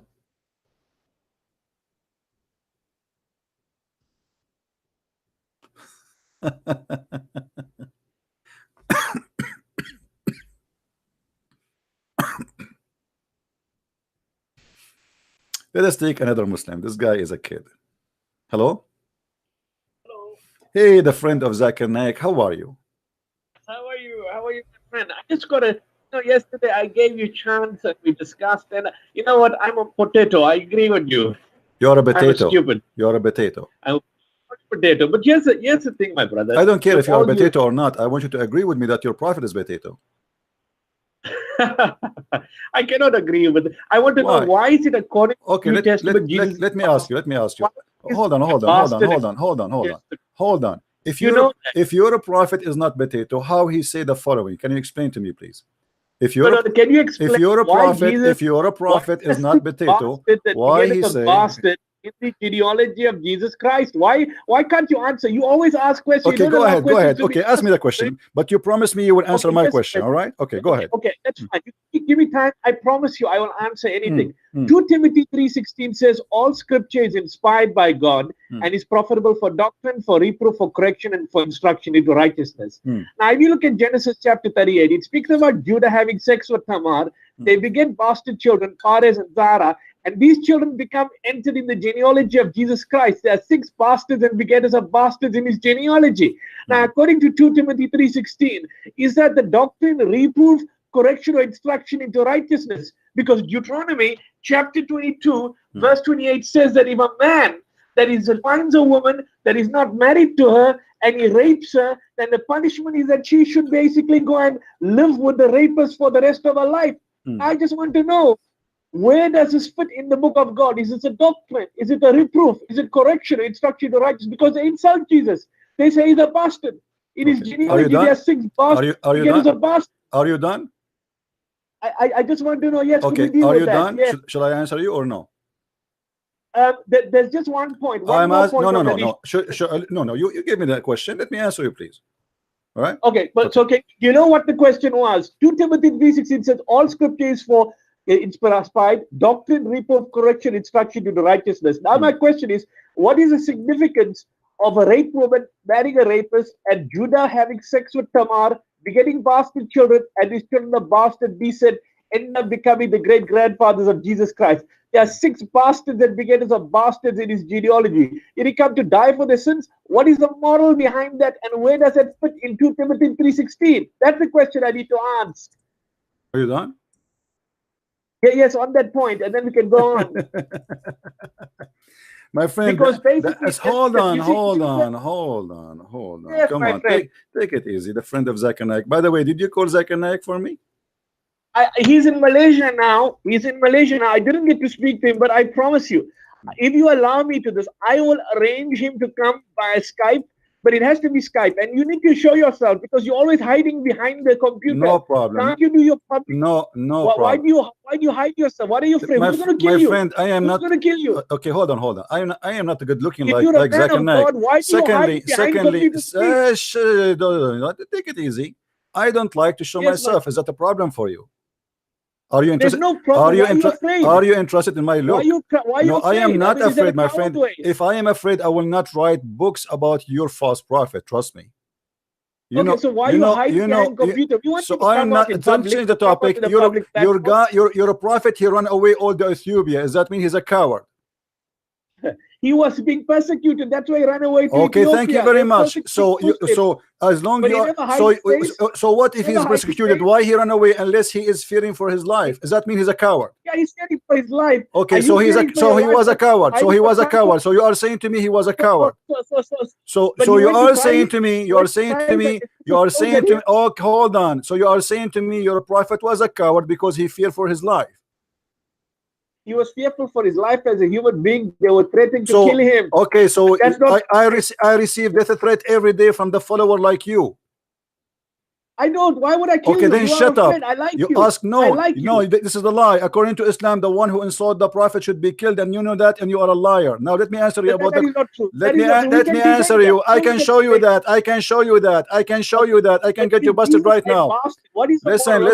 Let me answer you. Hey, Zakir Naik, potato. Zakir Naik, you are trying to change the topic because you will be busted today as never before. The answer about being bastard, your prophet was born 4 years after his father's death. That's very good. That's mean, Muhammad. Hold on, let me answer you. I give you time. I give you time to ask me the question. Please respect yourself and be a man. Let me answer you. All right? But can you answer the question? I will answer. I am answering. I'm starting, my friend. I just say this is a snack. You're a prophet. He was born 4 years after his father. That means he is for sure a pastor, and I can show you all the reference from your Islamic books. Secondly, hold on. Shut up. Let me answer you, coward. You see, you Muslims are mentally ill. If you go in Matthew, shut up. Let me answer you. Do you want to hang up on you or what? No, don't. So why you are shouting? And how I can answer you? You ask me a question. I give you the time to ask the question. You make your statement. Please respect yourself. Be a man. I'm sorry, my friend. I'm sorry. I'm really sorry. Let me show you. First of all, if somebody have sex with somebody, and that will make him a bastard because someone former generation have sex with this, etc. That's mean all of us we are bastards because the children of Adam, they have sex with their sisters. And that's a very stupid logic of you. Hold on. Don't open your mouth. if somebody from my grandfather have sex with somebody and he brought a kid, and that will make all of us bastards, that means you are a bastard too, because the children of Adam, they have sex with their sister. Shut up, don't talk. Secondly, hold on, listen. Jesus answer you, and the Quran answer you, and because you are ignorant, you are making such a question. In Matthew 22, Jesus said to the Jews, what do you say of Christ? They said to him, he is the son of David. He said to them, well then, if he is the son of David, then how David call him God? So Jesus answer you, and this is why Jesus said, I am not from this earth, I am from above. By birth from Mary, Jesus is from David, but he is not the son of David. And this is the answer of Jesus to you from the Bible. You can go right now and you can shut up. Let me answer. Shut. Okay. Spank you. Spank you. Listen. So Jesus, he confirmed. Is that what your Bible teaches? Yes. This is the analogy by birth. But Jesus, as you know, he is not born of any man. So he is not the son of any man. He is not the son of Judah. He is not the son of David. He is not the son of any man. This is why he is the word of God who came down to earth. So shame on you to insult your Quran and say Quran is lying, because you just claim that the Quran is a book of shit. You just said Jesus, he must be the son of David, when the Quran saying that Jesus is the son of no man. And the Quran in total shut up. Shut up. Yes, master. Yes, master. Listen. You see, you are a liar, first of all, because when some hold on. Jesus is not the son of any man. Do you agree or not? I agree. I agree. So, I agree. So, but not according to your Bible. Not according to your Bible. According to my Bible. No, according to my Bible, you are a liar. According to my Bible, Jesus is the son of no man. Are you saying the Bible says that Jesus? I accept that. Abdul, you are a coward. You will not let me answer. Let me finish. Okay.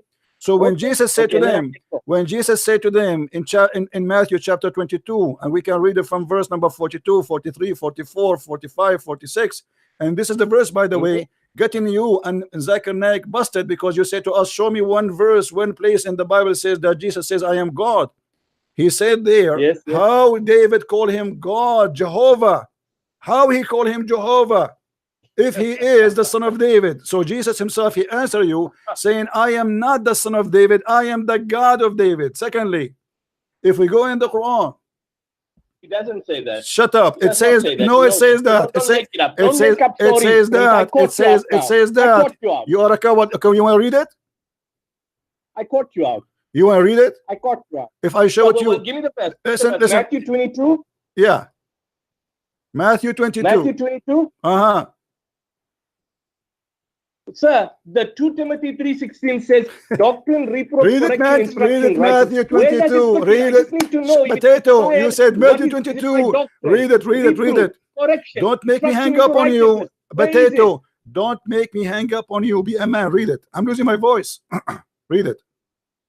Because you're shouting too much. You shout and you swear. I didn't swear you once. My friend, read it. Let us laugh at you. Let us laugh at you. Go ahead. Well, what do I read? Read Matthew 22. I'll read it.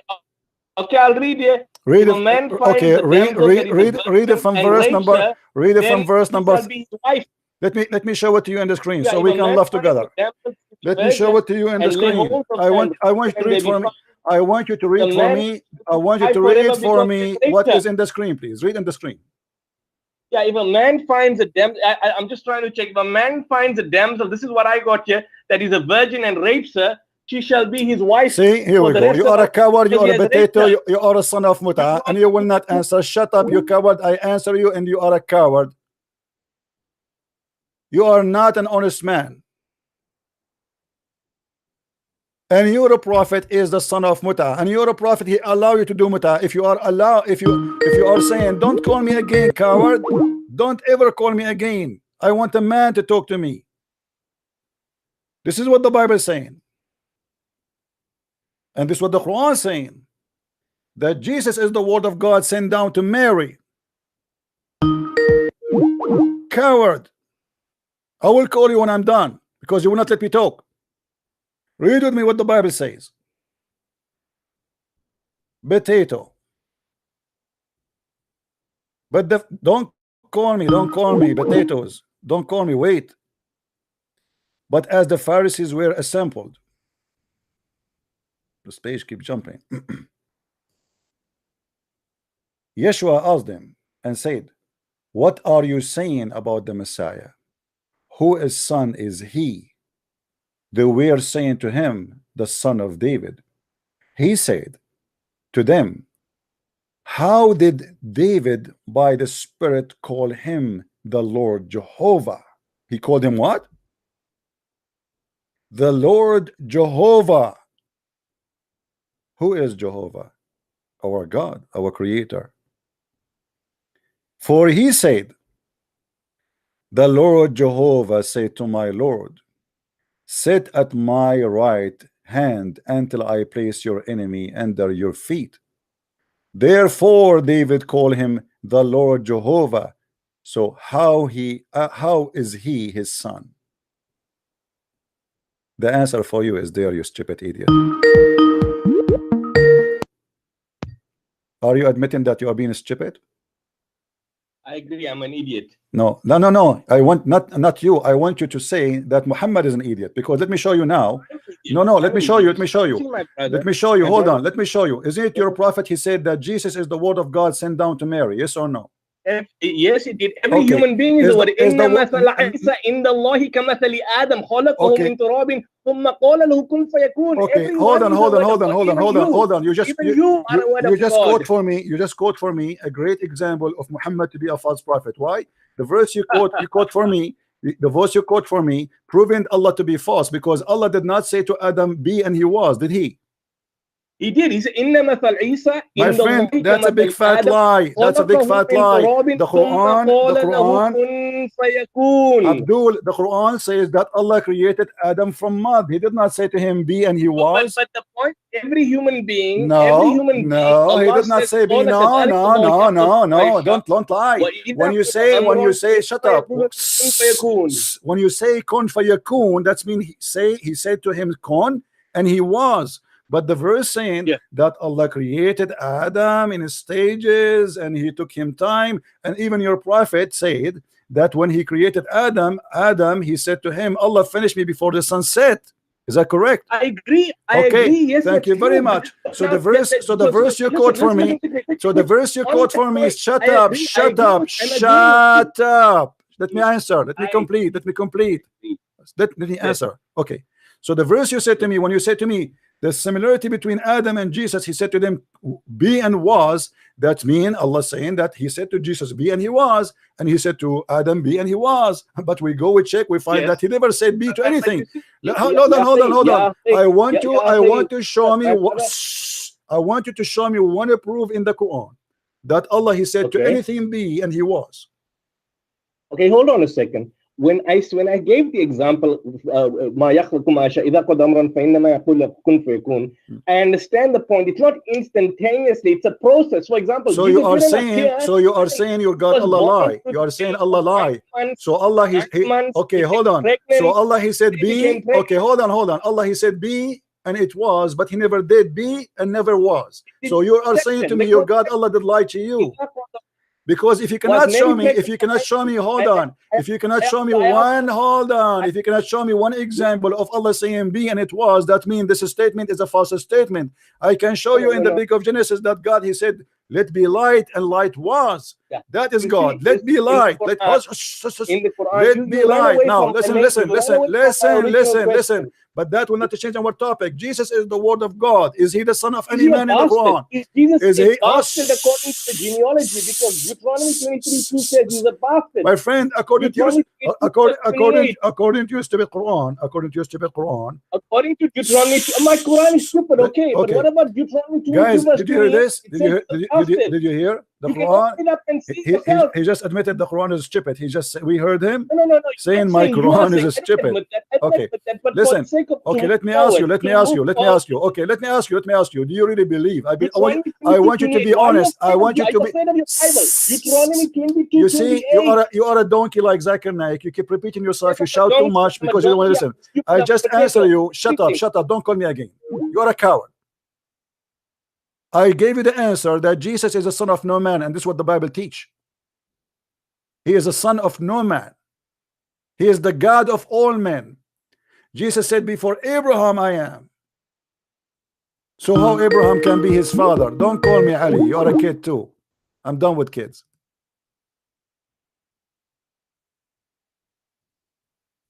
Before Abraham I am. He is the son of no man.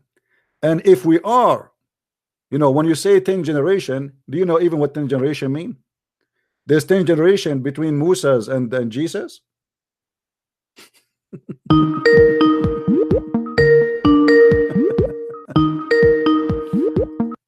Hello? Hello? Hello?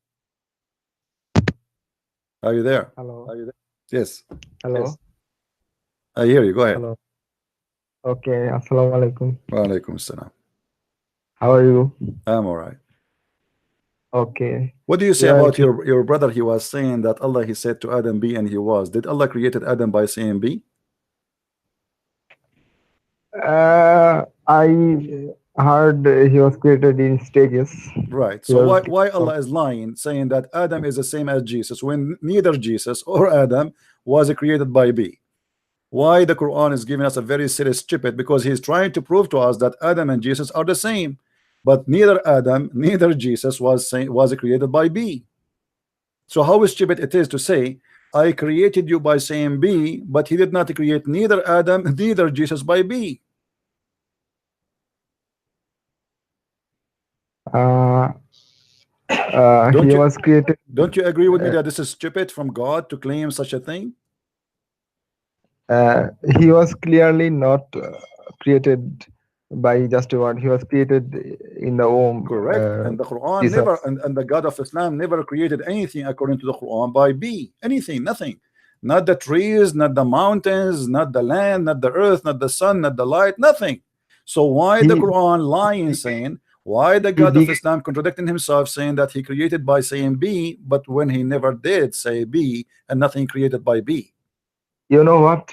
When we say Jesus was created, but created means he was introduced, not that he was grown up man. Okay, he was introduced. He was in beginning to develop in the mother's womb. Okay. Okay, where Jesus was before he was created, according to Islam? According to Islam, he was. I don't know deep about this stuff. If you know, well, isn't it the Quran says that he is the word of Allah and he sent it down to Mary? Yes. Okay, so where's the word of Allah was? Word of Allah, probably with him. Okay, so Jesus came from heaven, right? Heaven, I don't know, because heaven is a creation of God, you know. No problem. But as an example, chapter 3, verse number 45, it says that the angels came to Mary and says, "Oh Mary, Allah give thee the glad tidings of a word from him."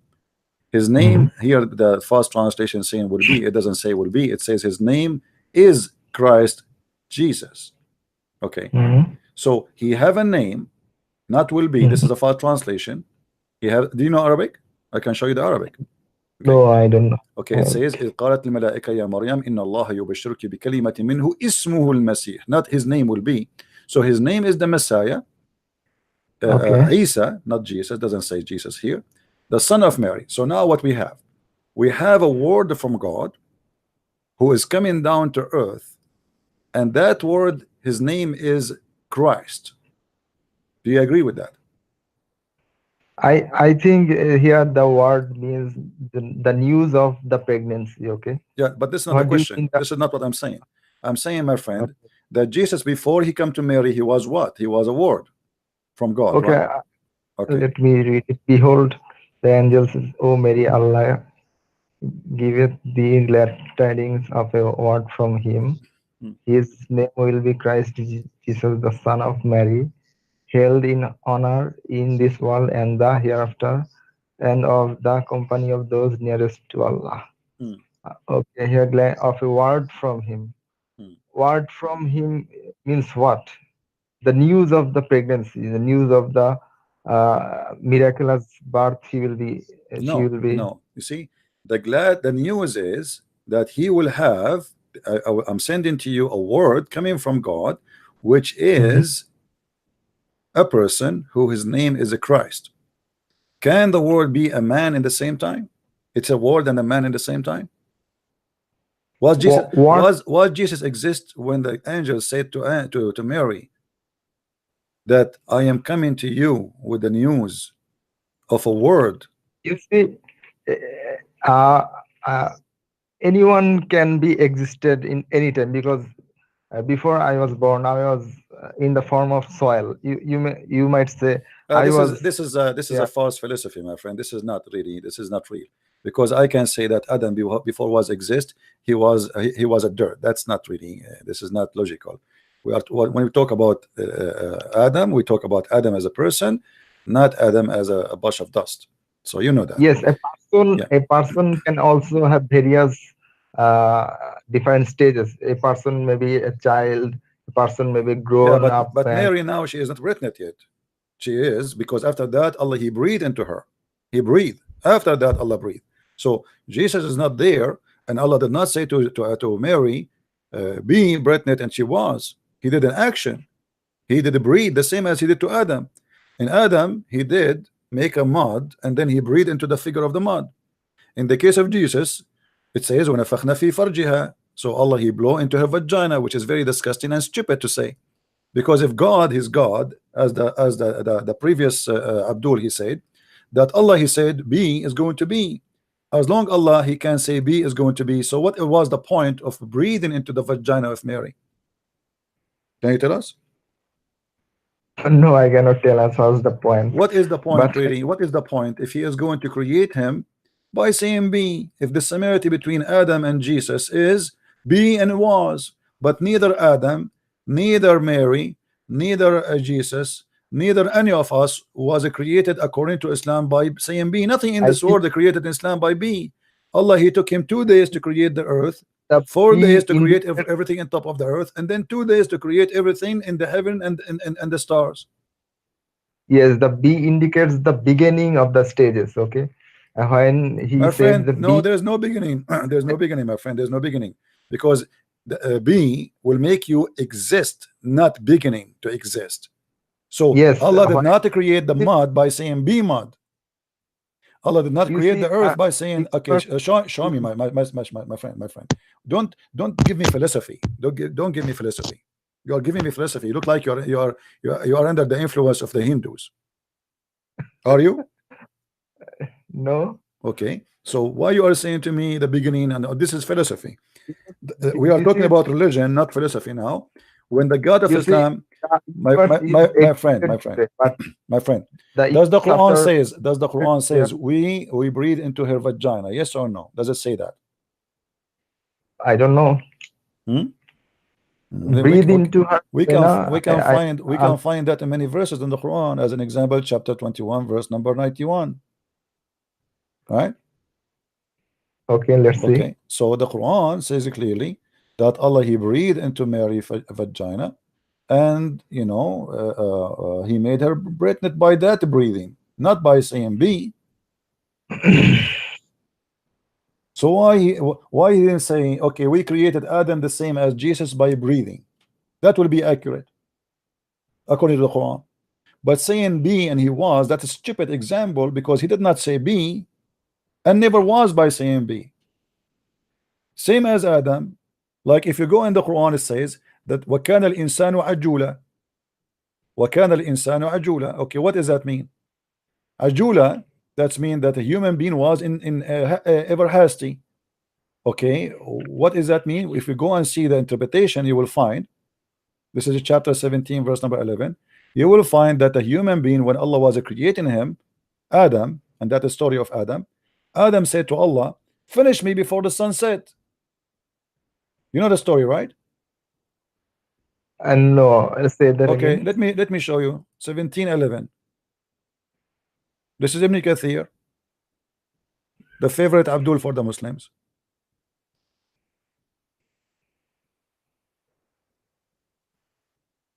Oh, the website is not working. Suddenly. All right. Let us see. Chapter 17, verse number 11. It says the file cannot be found. Error. Let us try again. It's not working. I don't know why. Let me click at the page from the beginning again. Let us see.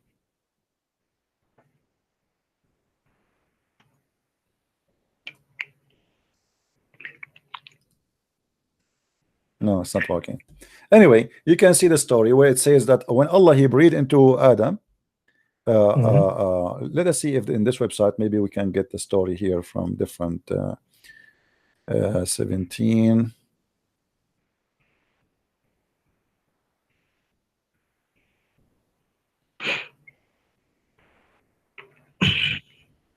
Yeah, this one doesn't give us.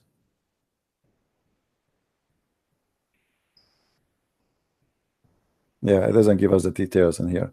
But in Ibn Kathir, you will see the details that when Allah he breathed into Adam, when after Allah he breathed into him, he tried to open his eyes, and before his soul reached to his limbs, he sneezed. He said, "Achoo!" So Allah he said to him, "Bless you." And then Adam he said, "Alhamdulillah." Adam is born, he speaks Arabic.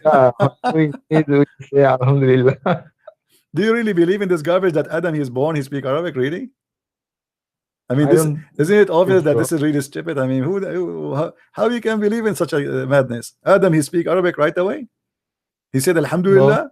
And then Allah he said to him, may your Lord bless you. If Allah is his Lord, how he said to him, may your Lord bless you? Unbelievable. And then before the soul of Adam reached to his limbs, which means to his feet, supposedly he wanted to stand up, he could not. So he said to Allah, Allah, please finish me before the sun set. How in the world Adam he knew that the sun is going to set? He is just he's in the process of making. So when that Abdul he says that Allah he gave Adam, he created Adam same as Jesus by saying B, that is the most stupid argument Allah he came with and Muhammad came with, because neither Adam neither Jesus was created by saying B. Correct? In a sense that be and become a grown-up man, no, they are not created like that. Let me ask you, I want to give you a chance. I don't want to criticize Islam. I want to give you a chance to prove to me Islam is coming from the true God as a Muslim. What do you want to do to me? I mean, what is the most strong argument you Muslims have for us to prove Islam to be a true religion?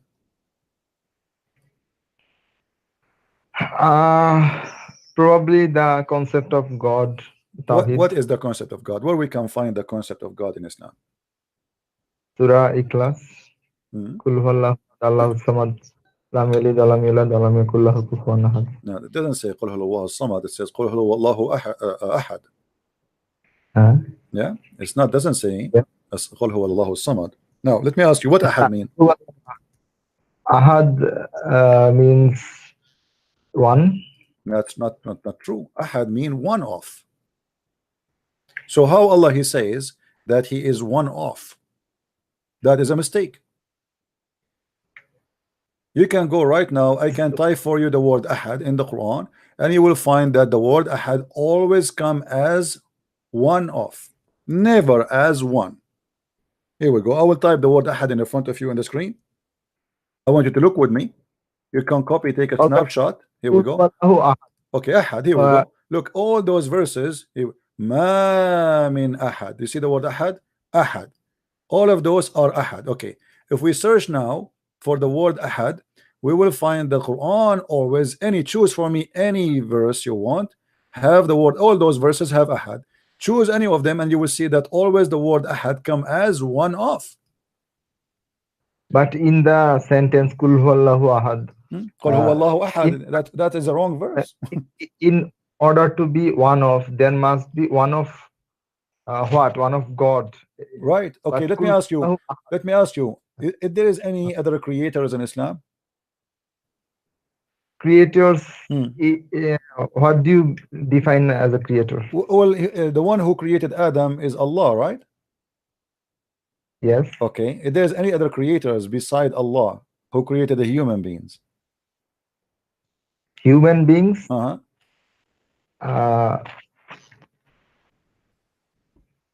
If Allah give anyone the power to create, then he might be able to create. Okay, that's a good answer. Who is the one Allah gave him the ability to create beside him?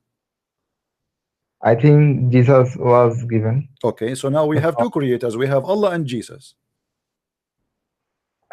But this creator was Jesus was given the power, but Allah has his own power. But no problem. But Jesus, now he became a creator, correct? Yeah, you can say that. Okay. He was the creator of a bird. Okay. Jesus, he can create a human being. Can he resurrect a human being from death too? Yes, he was given the power. These are called models. But isn't it the Quran said that only Allah can resurrect people from death? It is the one who created it first time. I think it says that. Okay. In chapter 36, verse number 77 and 78, it says, and 79, they said, say, okay, who is the one who can make people come back to life? Who is the one? Did the human being forget who the origin of the creation? Says, who can give life to the dry bones? Do you see the verse, my friend, in the screen? That's number what? This is chapter 36, verse number 78. 78, and he makes comparisons for us and forgets his own origin and creation. He says, who can give life to dry bones and decomposed one, like that. So who can give life? Let us see the answer. Allah answer, say, Allah saying to Muhammad, say, he will give them life who created them from the first time. Only that person can bring life back to is the one who created them first time. Is that correct? Yes. Well, if Jesus can resurrect you from death, that means he is the one who created you first time. Because this is what the verse saying. The verse saying that the one who can create you, he can bring you back to life, is the one who created you first time. But this power of Jesus was given by someone else. My friend, it doesn't matter. Listen. If the Quran confirm that the one who can bring you back to life is the one who created you first time, that means Jesus is the one who created first time. The Quran did not say, and Jesus Christ can do that. No, the Quran saying that the one who created you first time is the one who can bring you back to life. There's no other option. Do you see other options there? Because I think if you study law, there will be some laws that will be plain laws, and in other laws you will find some stipulations, because Quran is a whole book. And my friend, no problem. We are not saying it's not a whole book, but the Quran confirm in every verse in the Quran that the one who bring you back to life is the one who created you first time. Do you see anywhere in the Quran it says that the one who creates someone back from death is different from the one who created you first time? No. The Quran confirmed that in many places. So if Jesus, he can bring you back to from death to life, that means this is a contradiction. Unless Jesus himself is your God. My friend, you can tell this is a contradiction, but to me it is not a contradiction. Because so explain to me, okay, why, first of all, what is the logic that Allah, he gave his power now? Because now we discovered that Jesus have two power: the power of a creation, a human being from nothing, and the power of a creation you from dust again when you are dead and bones. Why Jesus can't do that? Are you there? Don't you listen to me? Okay, now I hear you. So what is the reason Jesus was given the ability to create you and the ability to resurrect you? I cannot tell you the reason, but I can tell you that he was given this power. I cannot tell you the reason. Do you have a proof that he was given? What is the proof?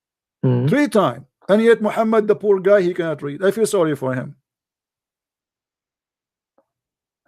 All right, friend. I called you to ask you something about Christianity. No problem, my friend. But before you ask me about Christianity, what do you think about this foolishness in Islam? Do you agree that this is stupid? The story is stupid? What do you think? I think I have some lack of understanding in these stories. No, but I mean the story here about Muhammad, he cannot read. Don't you think this story is stupid? Because there's no way that God, he said to a man, read it 3 times, and still he will not be able to read. Because God, as your Quran says, if you want something to happen, he say B is going to be. And here we go. He said to him, read it 3 times. And instead Muhammad, he have no idea. He went to his wife. He said to her, cover me, cover me. You know, and he started shaking and breaking and going crazy and freak out. So why Allah could not even explain himself to Muhammad? What do you think? I don't know. I don't know. But don't you agree with me? Be honest. Don't you agree that stupid here? The story here is stupid. I think many of the stories in the Hadith and the way Muslims tell that weak Hadith false is strong. I didn't think this argument of weak. But this strong. is in Sahih al-Bukhari and Sahih Muslim, and the Muslim, they say this is a very authentic. No, hadith. I think that the whole point is very stupid. That this hadith is strong. Okay, thank you very much. So we agree that the story here in the hadith at least is stupid. What about the Quran? Because the Quran says that story. Allah, he said to Muhammad in the Quran, read. Isn't it Allah who said to him, read in the Quran? Are you going to say now the Quran is false? Allah didn't tell him to read because no, it was no my friend, the Quran is said clearly, and actually many places said to him that Allah, he said to him, read, you know. So how we say that Allah, how we say the story in the hadith is false when the Quran confirmed the same story, saying that Allah, he said to him, read.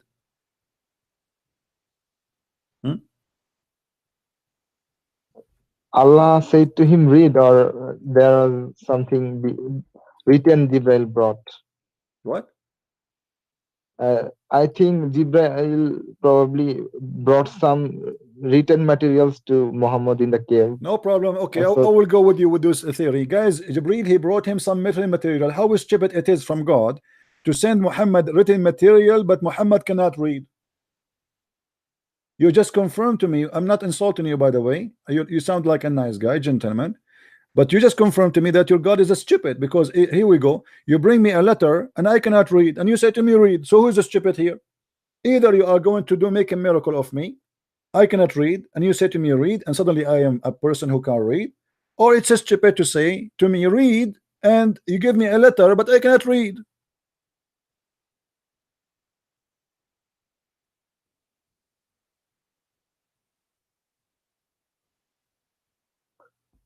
Right, you're saying if someone is a known illiterate person, it is stupid to bring something written material to him. Right, because don't Allah, he knew that Muhammad is illiterate? What do you think? He knew, right?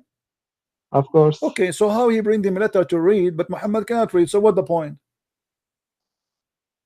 Yeah. Okay, if Jesus, let me, my friend,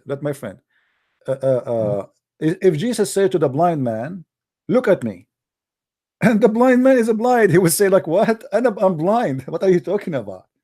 So if Jesus said to him, look at me, if he is God, should make him be able to see, right? Because there's no point to say to a blind man, look.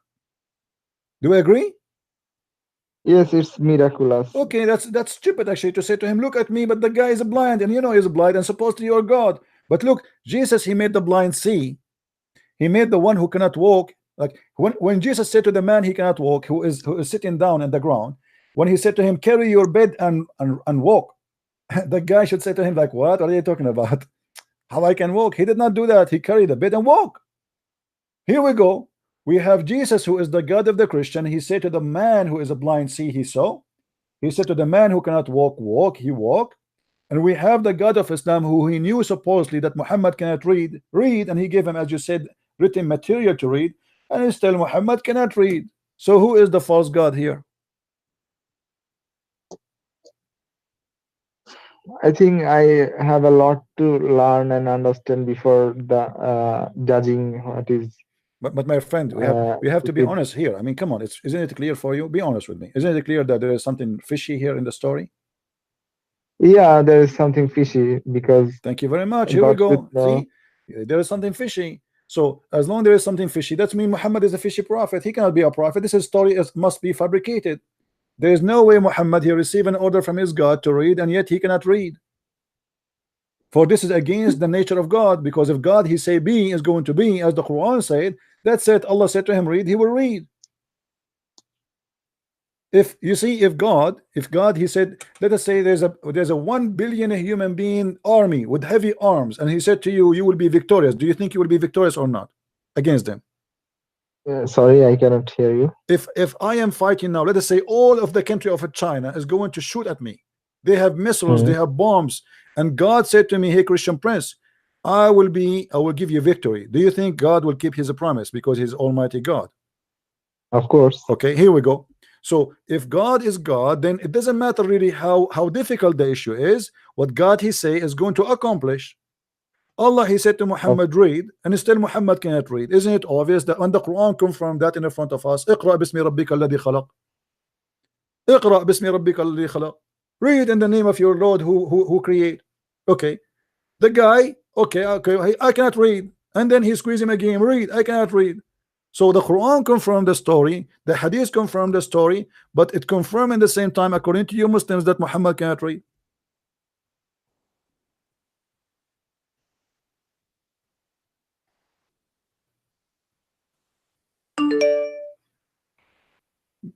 What do you think, my friend? Are you willing to leave Islam? Actually, I have a lot of doubt in many stories in Islam. But I want to ask something to you about Christianity. Okay, I will tell you about Christianity, but come on, let us first confirm that Islam is not good for you no more. Obviously, it's stupid religion, it's cult.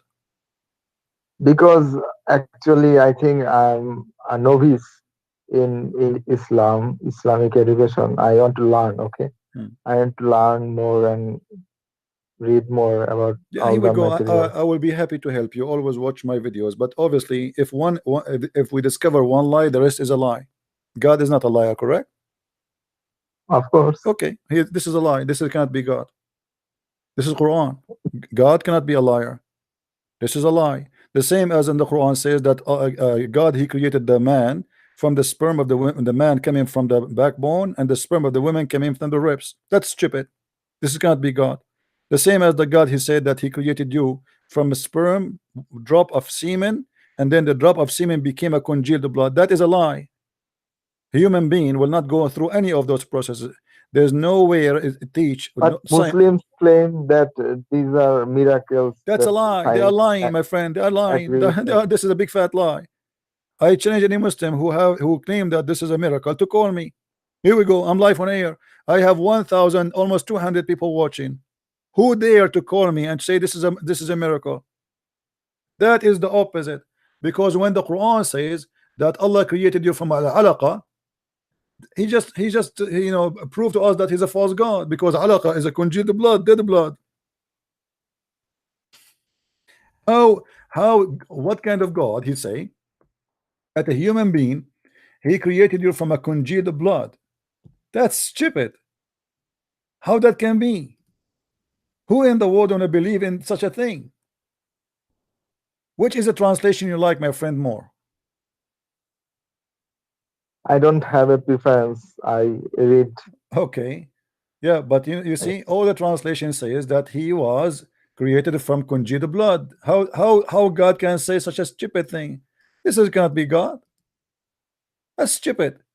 Very simple. You can go right now and check in any scientific website. It's not a Christian website.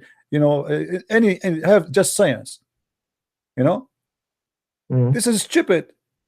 Then we made a nutfa into a clot. There's the nutfa is not. It's a drop of semen. That's mean millions of semen. They became a clot of a congealed blood. How such a mistake can be happen? The semen would transform into a congealed blood, and that will be the baby.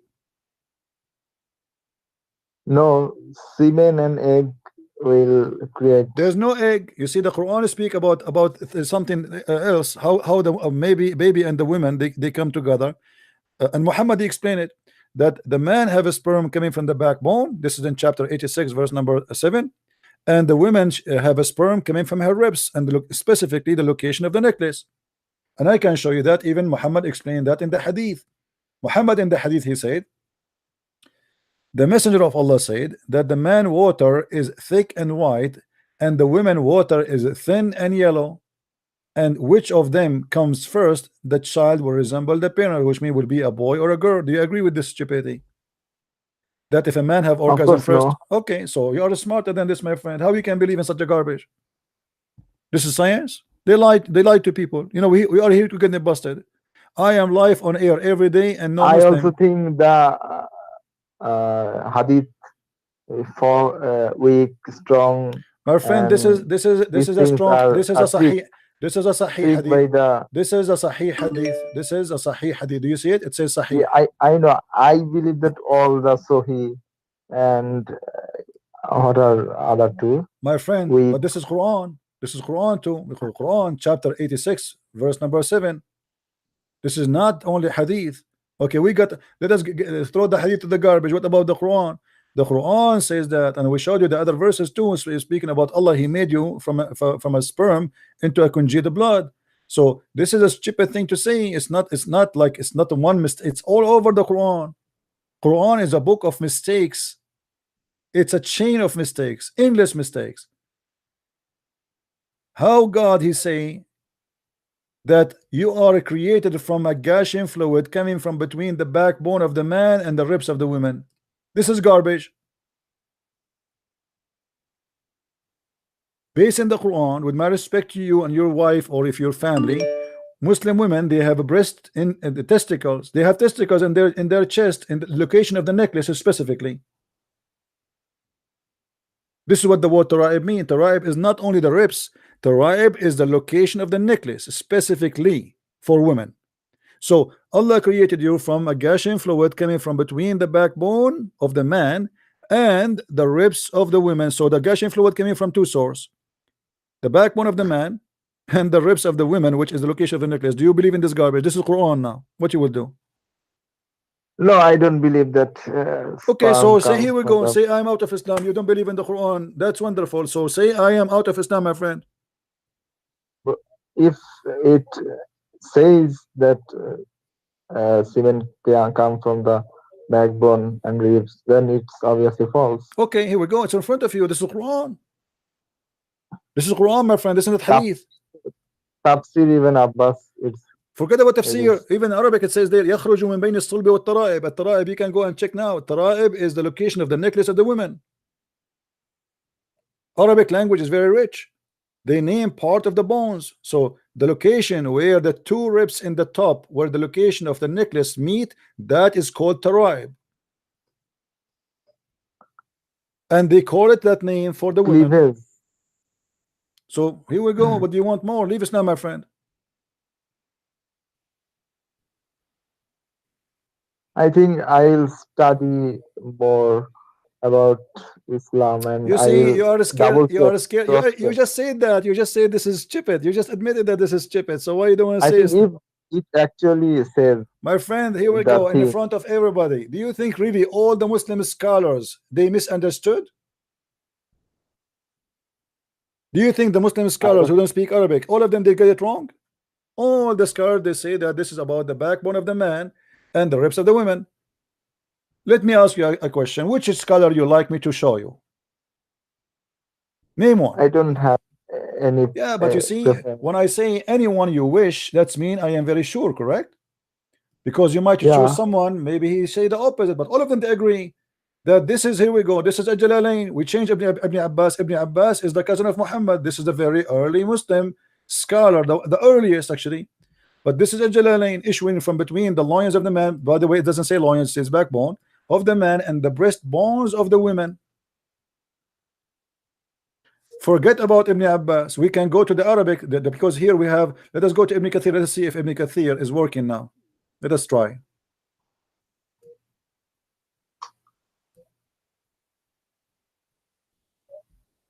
What is this verse number and chapter number? Chapter 86, verse number 7. Okay. Mm, Chapter 86. 86. Yeah. 86 verse Number 7. 7.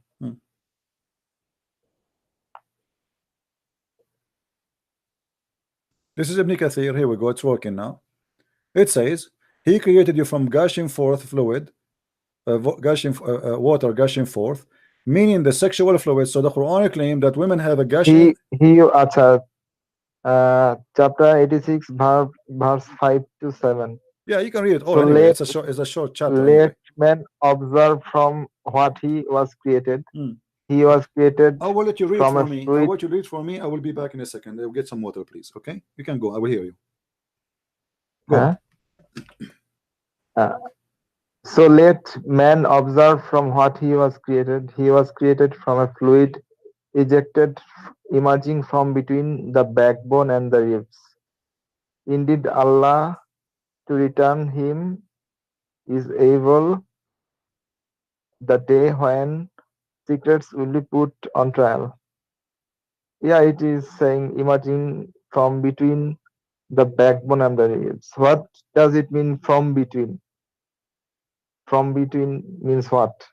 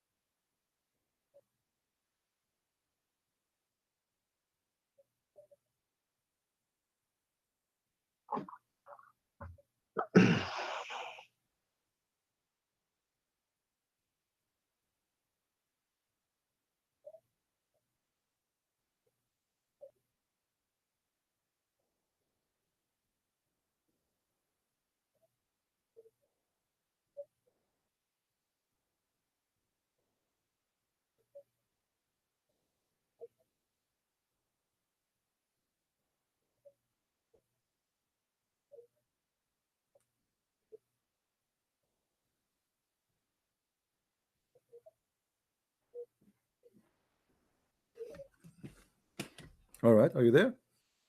Yes. Okay. Yes. Did you see it?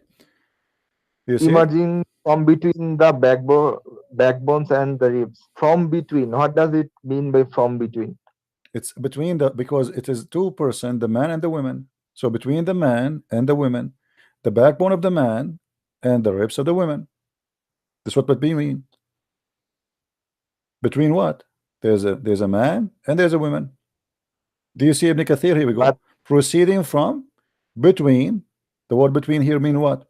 The backbone and the ribs. Okay, meaning the backbone of the man and the ribs of the women. Do you see it? And here it says, and here it says, and here it says, which is referring to her chest. But the fact, but in the actual verse, Quranic verse, not the tafsir, does it? My friend, we are using tafsir because to show you that this is what it's meant. I don't care really for tafsir, but those are people who speak Arabic very well, and those are the one who defend Islam. Ibn Kathir, he never explained the Quran, by the way. He is defending Islam. Ibn Kathir, all his book, because Ibn Kathir, he live in Syria, so he is surrounded by Christians who they always expose Islam and say how stupid it is. So Ibn Kathir, he made his book based on the accusation, trying to defend it. So, and look, this is after defending, look what came with. He could not hide it. So Tara'ib real mean. This is what Tara'ib in Arabic mean the following, referring to hairy chest. And in fact, in Arabic, it doesn't say only that. It says the location of the necklace. All right. So it's very clear. The backbone of the man and the ribs of the women, i.e., the fluid is yellow. The fluid of the women is yellow and fine in texture. How is he able to tell all the details? Very simple. Very simple. No, very simple. Because the word tara'ib is only for the bones of the ribs where the location of the necklace. Only for women.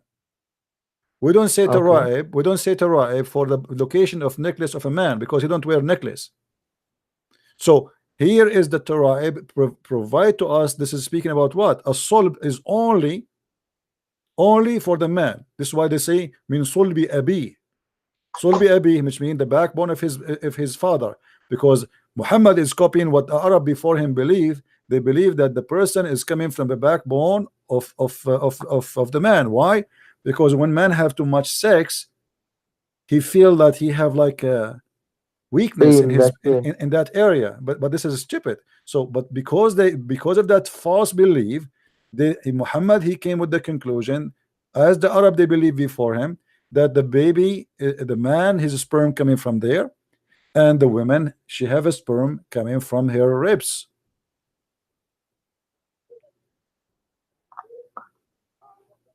So my friend, what you will do now? You want to stay as a Muslim? Come on. I mean, it's very clear. Is there any hadith explaining this verse? Sure, no problem. Here we go. Tons of hadith, no problem. Let us start with this one. Here we go. Dr. Muhammad, he have a clinic, and people, they come to ask him questions about sex. The Messenger of Allah said, the man's water is thick and white, and the women water is thin and yellow. Whichever of them come first, the baby resemble the parents. So Muhammad here explaining, this is absolutely false. This is absolutely false. Not only that, I'll show you more. This is just the beginning. Okay.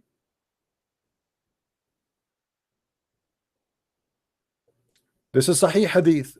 Salim, she asked the Messenger of Allah about a woman who see a dream.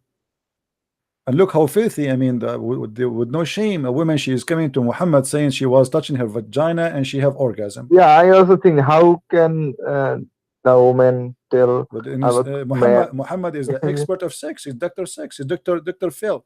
So who sees Salim, she said to Muhammad, asking Allah, Messenger of Allah, about a woman who sees in her dream something like which men sees. So she is masturbating, dreaming about men doing bang bang to her.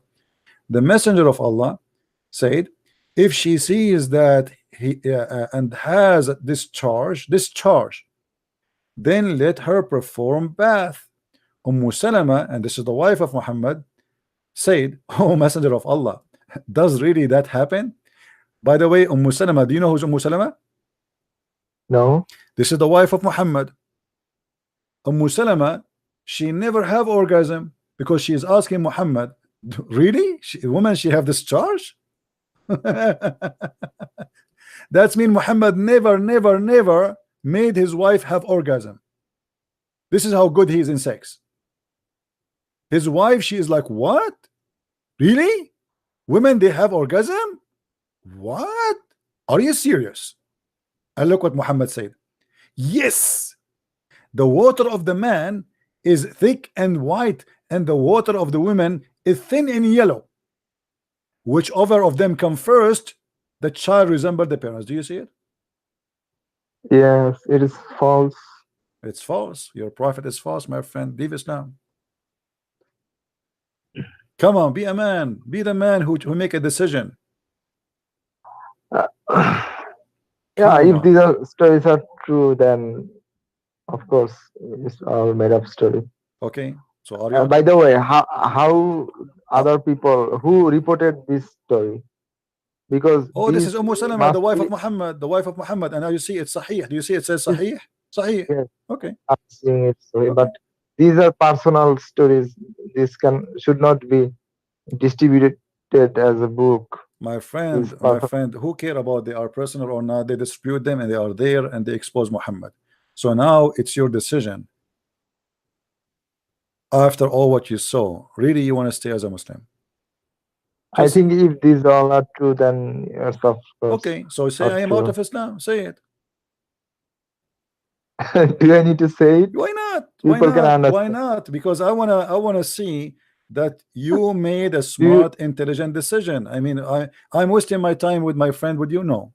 I'm explaining to you because I want to talk, open my mouth. No, I have a target, and the target is to share the truth. And I want to see my truth is giving fruit. I want to double check after this. My friend, here we go. We are doubling. Does it say hadith Sahih in the front of you or not? This Yes, is it's this is saying sunnah.com, my friend. This is not a Christian.com. Do you see it? This is sunnah.com. Right? okay. Okay. So how we can double check more than this? What you will do? What extra you can do? You will go to the time of Muhammad? No. That's it. This is the hadith written by the Muslims, approved by the Muslims, and it's authentic. So what we can do more?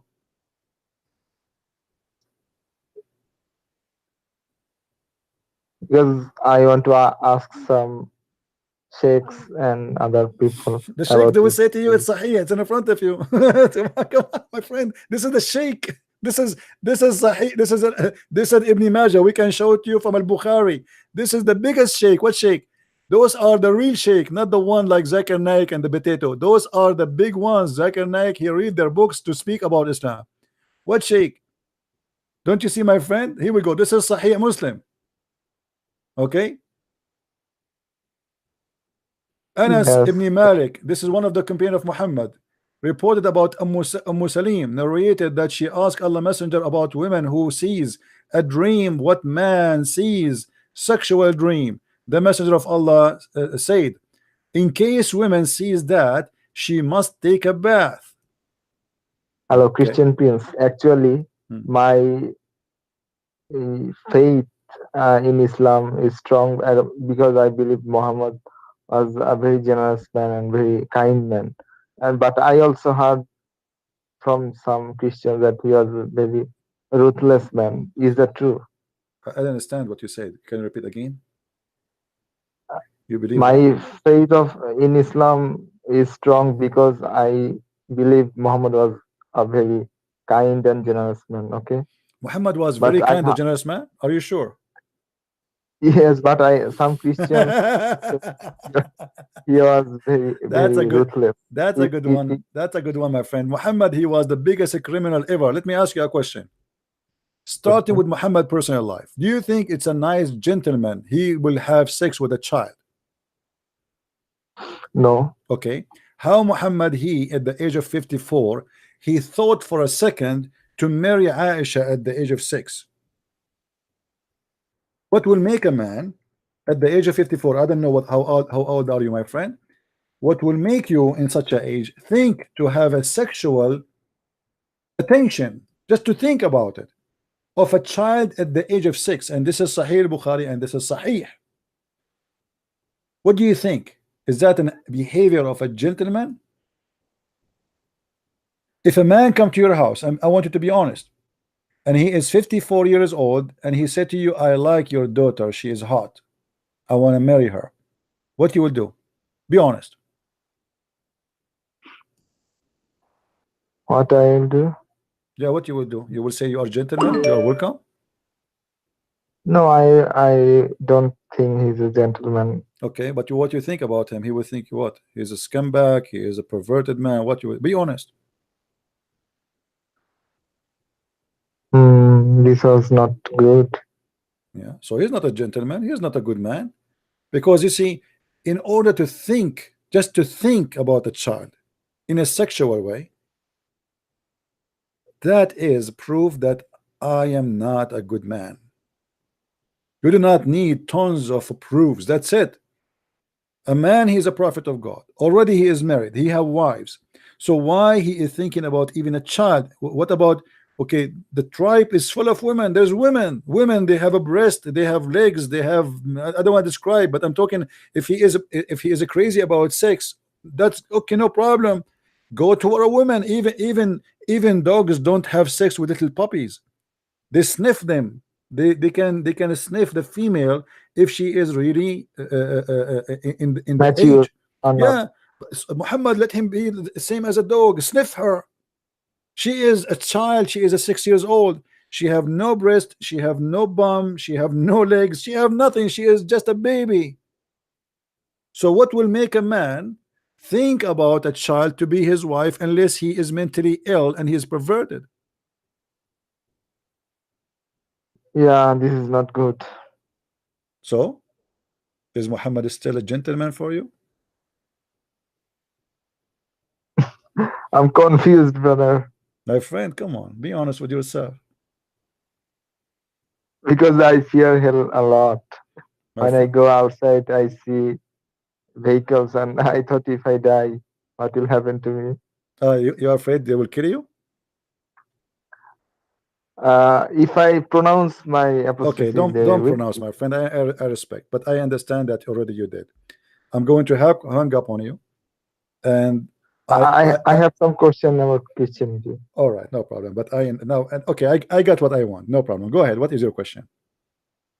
In the Old Testament, there are some dietary restrictions for the Jews. They cannot eat pig, they cannot eat camel, rabbit, and all other things. Do Christians need to follow them? It's not about we need to follow or not. Everything happened for a reason. As an example, if the reason is about something have to do with health, because you see, when God he forbid things, he don't forbid it just to forbid. As an example, you know, when God he made you know that the Jews they respect the Sabbath, right? Sabbath, which is Saturday. Yes. Saturday. Okay.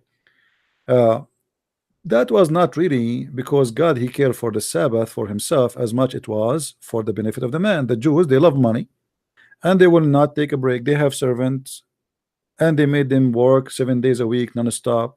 So the Sabbath was made to force them to stop.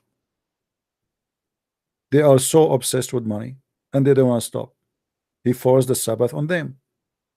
So it was for the benefit of the man, not for the benefit of God. This is why Jesus said, Sabbath was made for the man, not man made for the Sabbath. Same as other things. As an example, you know that the camels they live in the desert, right? Okay, because they live in the desert, that make them they are designed not to consume water. Is that correct? Consume water and save them in their belly. Yeah, no, it's not really. It's not really they save it as much. They are designed not to consume too much because it doesn't matter. Like as an example, we have an elephant. He drink a lot of water, but he cannot survive long without water. Correct? Yes. That's mean he is consuming it fast. Yes. Okay. The camel is different. The camel is a desert animal. He knew his design that he have a limited source of water. So when he got water, yes, he drink as much as he can, but still he consume as little as he can. The same as all animals who live in the desert. This is why you will see that if you are bitten by a snake in the desert, the bite of a snake of a desert is a lot more harmful than a snake live next to a river, correct? I don't agree that deserts, most of the desert lived snakes are poisonous, but some snakes there is some exception, no problem, but I'm saying generally speaking that the less this water you have, the more your poison is concentrated, right? Yes. Okay. Yes. Now the same as a scorpion, the same. So the camel, because he's made not to lose too much water, that will keep a lot of poison in his body. Same as the pigs. The pigs, they don't sweat, and that make them keep the poison in their body, right? Now, yes, but it doesn't make the pig killing you. However, there's additional reason for the pig. Pigs they use to grow in the field, and pigs they eat anything, even dead animals, and that can bring a disaster to your family because it can bring disease, and even they can eat a human being. You know, we are talking about old days where the bandit attack the pirate, they attack each other in the street, they kidnap people, they kill them, they throw them in the road. The pigs they come and they eat them dead body. So pigs, they are not growing in a field which is taking care of a human being, and nobody knows what they are eating. Those are dangerous to eat. And at the same time, it's even proven scientifically that pigs they store a lot of poison inside them, but it's not going to kill you if you eat it, if that is the only reason. But there is no way I'm going to eat a pig who ate a human being, right? Yes. So there is a reason always for everything. So the Bible, when he ordered the Jews, that is for survival, not because God really he cared for a camel or he cared for a pig.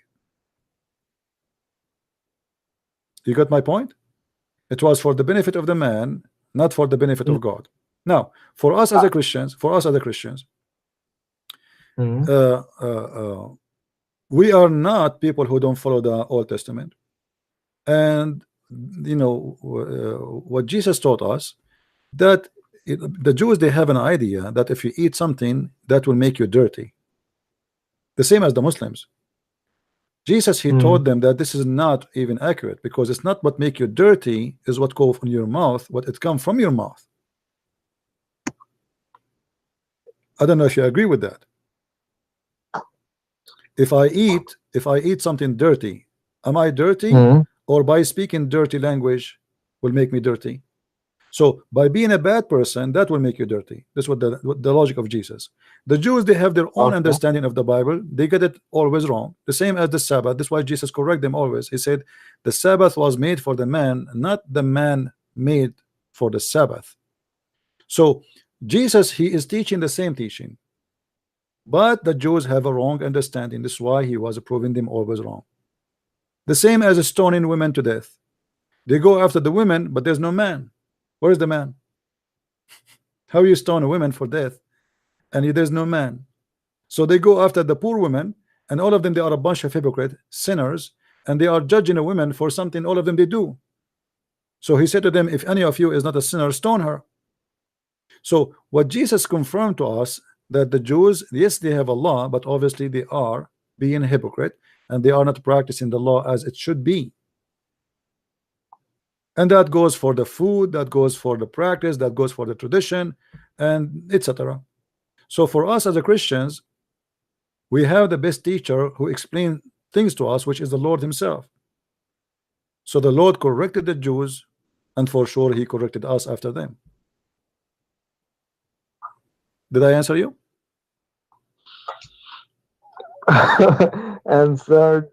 Answer was very long. I want a short answer. Okay, the short answer is that God, he made things for a reason, and the reason is for the benefit of the man. If the benefit of the man is not there, the reason is not there. I asked that there are some dietary restriction in the Old Testament. And I told you, I answered why. Do modern Christians need to follow? And I told you why. And I told you why. Because if the pig was eating a human being and today is not eating a human being, so it's okay. If the camel is still poisoned, and actually even the pork, actually Christians, is not about they don't follow, but this is like an own personal decision. So if you think this is what is good for you, go and eat it, but that will not really offend God. But the Jews, they were in the stage of survival, and because they are in the stage of survival, the law came for them to survive. Everything have a reason. So for us as a Christian, still we follow the Old Testament. Who said we don't? There's nowhere it says that like, okay, go and eat pork. But at the same time, Jesus explained, pork is, like the Bible is make it clear that it's not good to eat pork, but not because God, he will punish you for eating pork. It's not because God will be angry from you for eating pork, but this is because it's not good for you. So there's a huge difference between why I eat and why I don't eat based on religion. Based on Islam, it's forbidden, but nobody knows why. If I ask you now, why the Quran forbid eating the pork, there's no answer. Why? Christian Prince, in Islam, you know that the haram foods, if you eat them, there will be guna. There will be what? But guna, I mean, guna, sin. That then your prayer will not be accepted if you eat haram foods for 40 days. That's not true. That's not true. The Quran, the same verse forbid you from eating the pork is the same verse approve you to eat the pork. Don't you know that? Oh. Okay. Well, let us go to the Quran. Chapter 5, verse number 3 is the one speak about forbidding for you to eat pork. But at the end of the verse says, but if any one of you is forced into hunger, eat all of those things. The same verse. Yes, in situations where the situation is not favorable to you. Okay, let me show you how stupid this statement is. Here it sounds logical, right? Yes. Okay, But in different verse in the Quran, Allah He forced the Jews into hunger, and He told them not to do fishing in Saturday. Huh? Told them not to do fishing in Saturday. And then He made the fish not to come to them except in Saturday. So He forced them into hunger.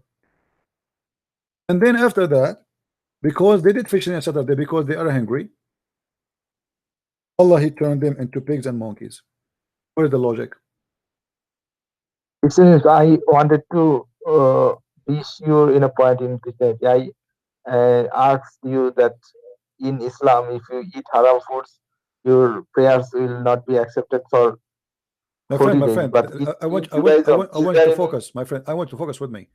The verse you said to me, okay, if you are hungry, you can eat, right? We agree. In the other verse, okay, here we go. The Jews, Allah He forced them that the fish will not come to them unless it is Saturday, but He forced them not to fish in Saturday, and now they are hungry.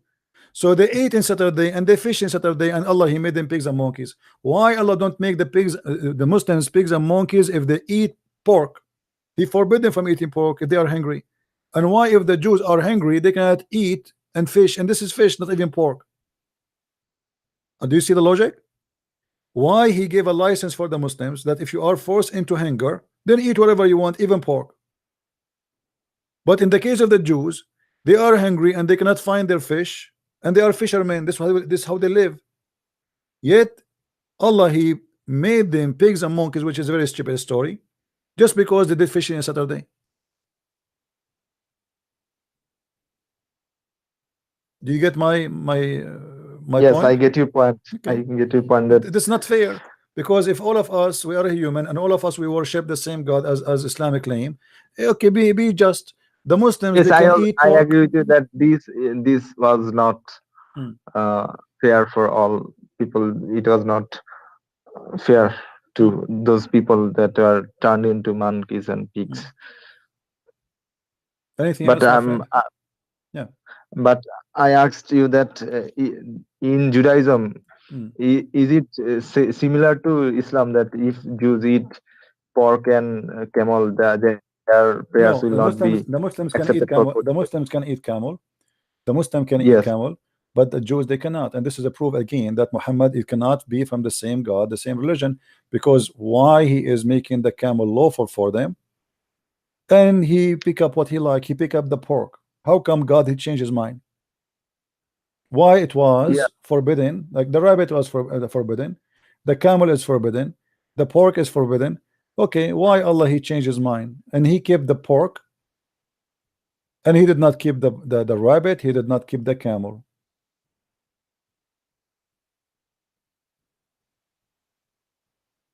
Actually, I think that in Middle East, the pork is generally a bad animal to be consumed. That's why Muhammad made it haram. Muhammad is just copying the Jews. Muhammad, everything in his religion is about copying the Jews, and I can show you that. I will show you a clear proof. Have you ever heard of something called the punishment of the grave? Have you ever heard of something called the punishment of the grave?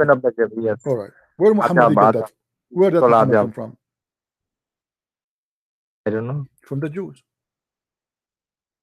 From the Jews. Muhammad never spoke about the punishment of the grave until a Jewish woman, she came to Aisha and she said to him that there is seek refuge from the punishment of the grave. And then Aisha, she said to her, "You're a liar. There is no such a thing." And then Muhammad, he heard her talking to the woman. She said, "What's the problem? Why you are shouting?" She said, "This woman, she said there's a punishment of the grave." This is crazy. So Muhammad, he said to her, "Yes, yes." Here we go. Read this hadith with me. A Jewish woman, you see the screen? A Jewish woman enter into me, Aisha speaking. The one is talking is Aisha. And she said, the torment of the grave is because of urine. See, this is a Jewish. The Jewish, they have a lot of false teaching too in the Talmud. and you know, and some books is not from the holy book, legends and fairy tale stories. I said, Aisha, she said to her, "Oh, you're lying." She said, "No, it's true. We cut our skin and clothed because of it." Which means if I imagine if a urine touched their skin, they will cut their skin. This is how crazy it is. The Stupid. messenger, yeah, the messenger of Allah went out to pray, and our voices became loud. He said, "What is this?" Aisha, she said, so I told him what she had said, which means the Jewish woman. He said she spoke the truth. And then she said, look what she said. And after that day, he never offered any prayer, but he say the following After prayer. that day. After that day, you see, you got it right away. You are smart.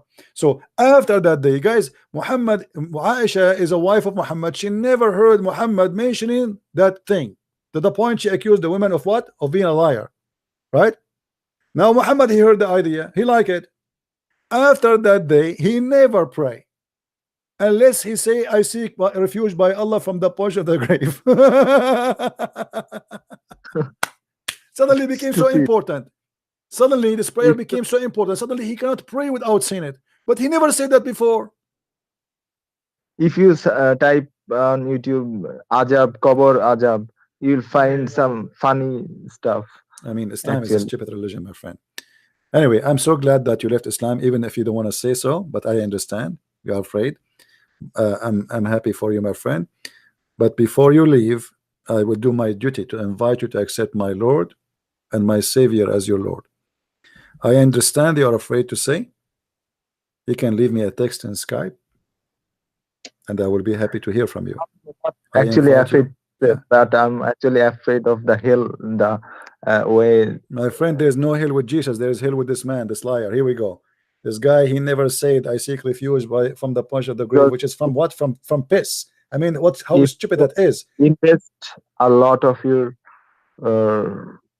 year in this religion. You cannot just get out of it. No, you can, my friend. You can, and you're already out. You're already out. I get it. You're already out. And you just said made fun of it. You know, you just made fun of it. Come on, you are already out. Anyway, you want to say, it's up to you. Thank you for my friend for calling, and you can leave me a message in the text if you decide to accept the Messiah because you're afraid to say. All right? Okay. Okay. Take care. God bless you. Goodbye.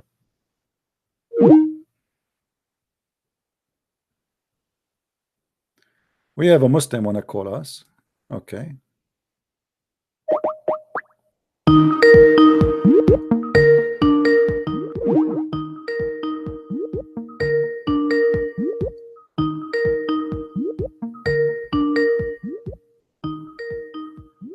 I hope he will answer. He told me to call him.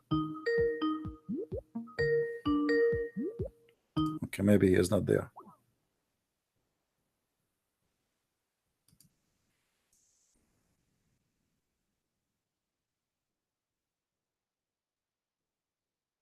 Who is the Muslim was trying to call?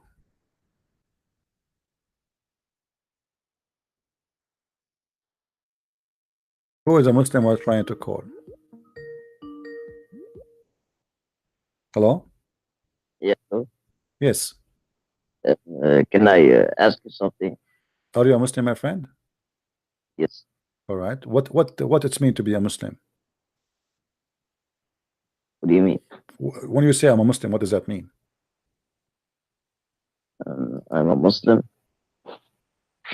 What does that mean? I don't know. I don't know. You don't know what Muslim mean? So why you are saying I'm a Muslim if you don't know what it means?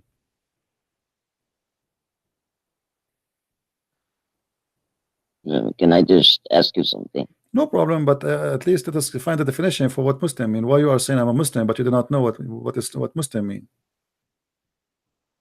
Yes, I am a slave of Allah. Ah, you are a slave of Allah. And why Allah needed slaves? The Quran says that Allah, He created the mankind and the genie just only to worship Him, to be His slaves. Okay, No, do you agree with that? that's what we first wanted to create to create us because he wanted us to be in Jannah, but say Shaitan ruined it for us. Because of Shaitan, he created us to worship him and get into Jannah. But what your prophet said, if you don't, he said to the Muslims, if you don't commit sin, Allah will destroy you and bring people better than you who commit sin and ask Allah for forgiveness. What do you think about that? Sorry, say that again. Okay, your prophet, he said that he's saying to the Muslims around him, swearing by Allah, that if you don't commit sin, Allah will destroy you and bring people better than you who ask for forgiveness, who sin and ask for forgiveness. What do you say about that? And this is a Sahih hadith. Read with me carefully. By him in whose hand is my life, if you were not to commit sin, Allah would sweep you out of existence and he would replace you by those people who would commit sin and seek forgiveness. So what is the purpose of your existence according to this? To seek his forgiveness. Okay, and how he can accomplish that? Sorry? How Allah can accomplish you seeking forgiveness? What he want you to do? You want us to sin. Oh, okay. So is it logical that this God he want me to sin? What kind of God this God is? This God, guys, did you hear it? This God he want me to sin. It is a requirement of God. If you want this God to like you, you have to sin. And after you sin, you have to say, please Allah, please, please forgive me, please. But if you don't sin, he will kill you. So if you sin, he will kill you. If you don't sin, he will kill you. The only difference is you have to ask for forgiveness if you sin. So what kind of logic this logic is? What kind of God is God? Don't you? I actually don't agree with that. Okay, so are you out of Islam, my friend? I just want to ask you one question. No problem, no problem. But are you out of Islam? Because as long as you said you didn't agree with that, it means you don't agree with Islam. Yeah, but only if you can answer my question. No problem. But no, why? No, you said you don't agree with that. You don't connect to that question. You can ask me the question later, no problem. Oh, you just said, my friend, let's be honest. You just said I don't agree with that, which means you said I don't agree with Muhammad. As long as you said you don't agree with Muhammad, that's mean you are out of Islam. So why you don't say I am out of Islam? I just thought that's kind of very stupid. Okay, thank you very much. You just said that Muhammad is being stupid. You're out of Islam. Okay, now you can give me the question. Yeah, did you hear it? This brother who called us, he's a Muslim. After less than 5 minutes, he agreed that his prophet is stupid and he's out of Islam. Go ahead. What is the question you have for me? When in Samuel, the story of King David and Bathsheba, the story of King David in the Bible where King David saw a very beautiful woman, Bathsheba. So he ordered his people to get Bathsheba into his place, and then he slept with her in the Bible. He committed adultery. And when she went home and came back to him saying, I am pregnant, when he found out about her that she was pregnant, he then killed her husband. And when the baby was born, God sent an illness to the baby to kill the baby. But in the Quran, it's totally different. What? Okay, what chapter you are reading from, my friend? Samuel. Go just read the whole. Samuel? What chapter you are reading from? Just to be sure you are quoting the right one. From the Bible. I know. Somewhere what? Let me just search it.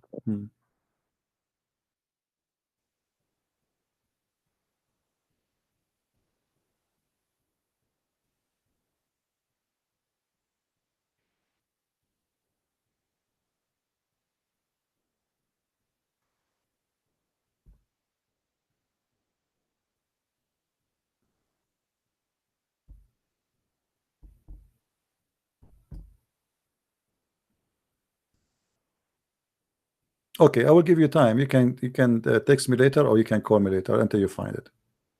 Oh, yeah. Sure. All right, take care. No problem. But I will answer you anyway. I will answer you. You see, the Bible speak about David. David, he commits sin, and David, we are not proud of David for he's a sinner. Yes, the Jews, they are proud of David because he brought victory for them. He is a king, etc. But the Bible is not praising David for he is being a sinner. David, he cried for God, asking for forgiveness. However, you said to me something very wrong. You said to me that in the Quran that David is not the same. That's false, my friend. The Quran says that David, he killed a man so he can get his wife.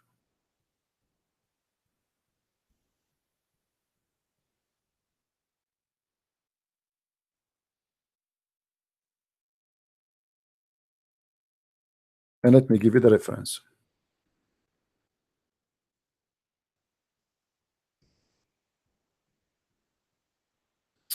Here we go. This is تفسير الجامع لأحكام القرآن القرطبي. وهل أتاك نبوء الخصم إذا تسوروا المحراب إذ دخلوا إلى داود ففزع منهم, etc. So the story here is speaking about David. He wanted to have more goats, and the goats here stand for women. So he said, this is my brother, he have 99 goat and I have one goat. And you can read the rest of the story. And here it says, and I want you to read with me.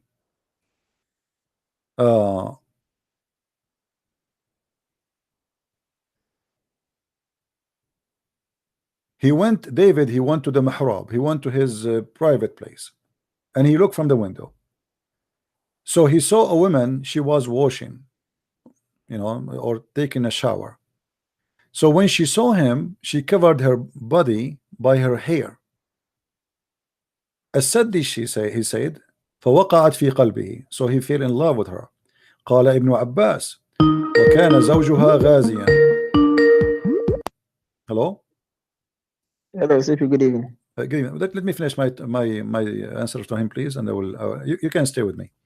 Okay. وكان زوجها غازيا في سبيل الله, and her husband was doing jihad, the husband of the wife, the Jewish woman, and his name is Uriah, the son of Hanan.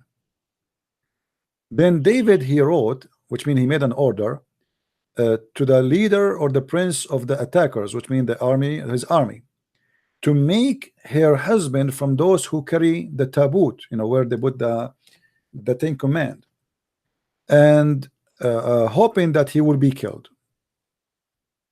Either they will be victorious or they will be killed. So they put him there, and the guy, he was killed. And this is how he have her, okay, and he slept with her. So the story you are talking about, my friend, the Quran confirm, the stories of Muslims confirm. The difference is between us and you Muslims. You praise the sinners, we don't. Muhammad, he did the same exactly. Muhammad, he went to his own son, adoption son, Zayd, and he flirted with the wife of the man, and then he took her, he slept with her. Muhammad, he said that Allah told him that. David, he did not say God told me to do sin. David, after that, he cried asking God for forgiveness. And this is the difference between being filthy sinner who celebrate being filthy, proud about yourself, and somebody commits sin and he asks God for forgiveness. Me, myself, you, yourself, everybody is sinner. So if I make sin that it is an order from God, that is a different story. If I cry for for forgiveness, that is different story. Yes, my friend, I hear you now. Please, CP, I'm looking for a debate of you. You debated with one guy, I don't know his name. It was an official debate. I learned he cried. I'm searching for that debate. I can't find it on YouTube. My friend, how I can find it too? Do you know how many debate I have? Oh, I learned the guy cried. Like, I learned it was a brutal debate. I'm just my friend, searching for that debate. do you know how many people cried literally when they are debating me? I can't remember. This is impossible for me. I don't even save my videos because I just do it and go. Second day will come with a new thing. I am not here recording my videos. YouTube giving us opportunity to record, but I have tons of thousands of debate, and many they cry and they leave Islam, etc. So you need to search for it. I don't know. This is why I say when something happened, download the video right away. So you saw it, as long as you saw it before. Ireland was an official debate between, I've forgotten the name because I needed that debate to show to a friend of mine, but I'm searching desperately for that debate, like almost 24 hours now. I'm still searching, I can't find it. You see, if this is something happened once, then I will remember, but this has happened always, so it's impossible for me to tell you which one. I don't know, and I don't know even how to find it, even if I know it. All right. All right. Our dear CP, thank you very much. Thank you, my friend. Take care. All right. Muhammad himself, he cry every day talking to me.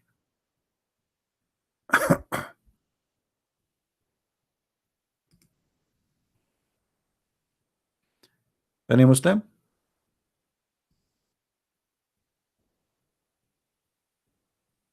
Do we have any Muslim?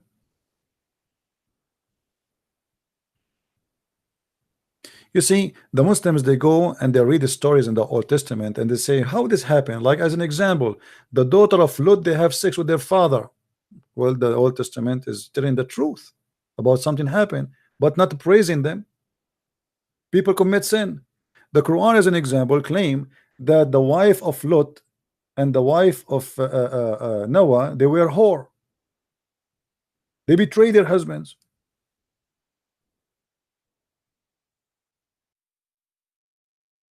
Does that mean the Quran saying that Allah, he is the one, you know, praising them?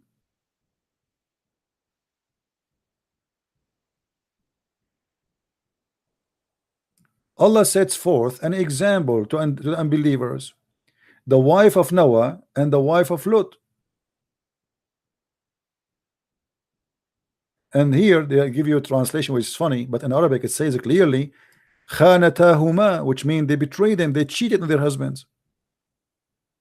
So the Quran is saying that the wife of Lot and the wife of Noah, they are both are whore. Why the Muslim, they say, how a prophet of God, his wife is a whore? The Muslim accuse that Aisha, she was a whore, and this is in the Quran. And 3 witnesses, they witnessed that Aisha, she was with that guy. After a few weeks, Muhammad, he have to clean his name, so he fabricated a verse saying that Allah told me that the one who accused my wife that she is a whore, they are a liar, and he punished them for being witnesses.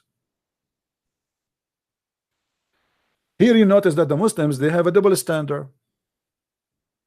The Quran says to you, as an example, the Quran speak about the children of Adam, that the son of Adam, he wanted to have sex with his sister from his twin. According to the Muslims, Adam, he have 2 sons, Cain and Abel. And according to Muslims, each time Eve, she give birth to twin, 1 male, 1 female. And then what Adam he do? He married this male to the other female from the other twin. And what happened is that one of the male, his twin, she have a cross eyes. So now the 2 brothers, they want to have sex with the both of them, they want to have sex with the same female, because she have you know, she don't have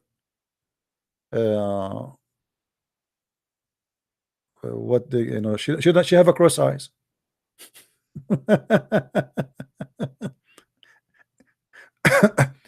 Then Allah, he came with a solution. What is a solution?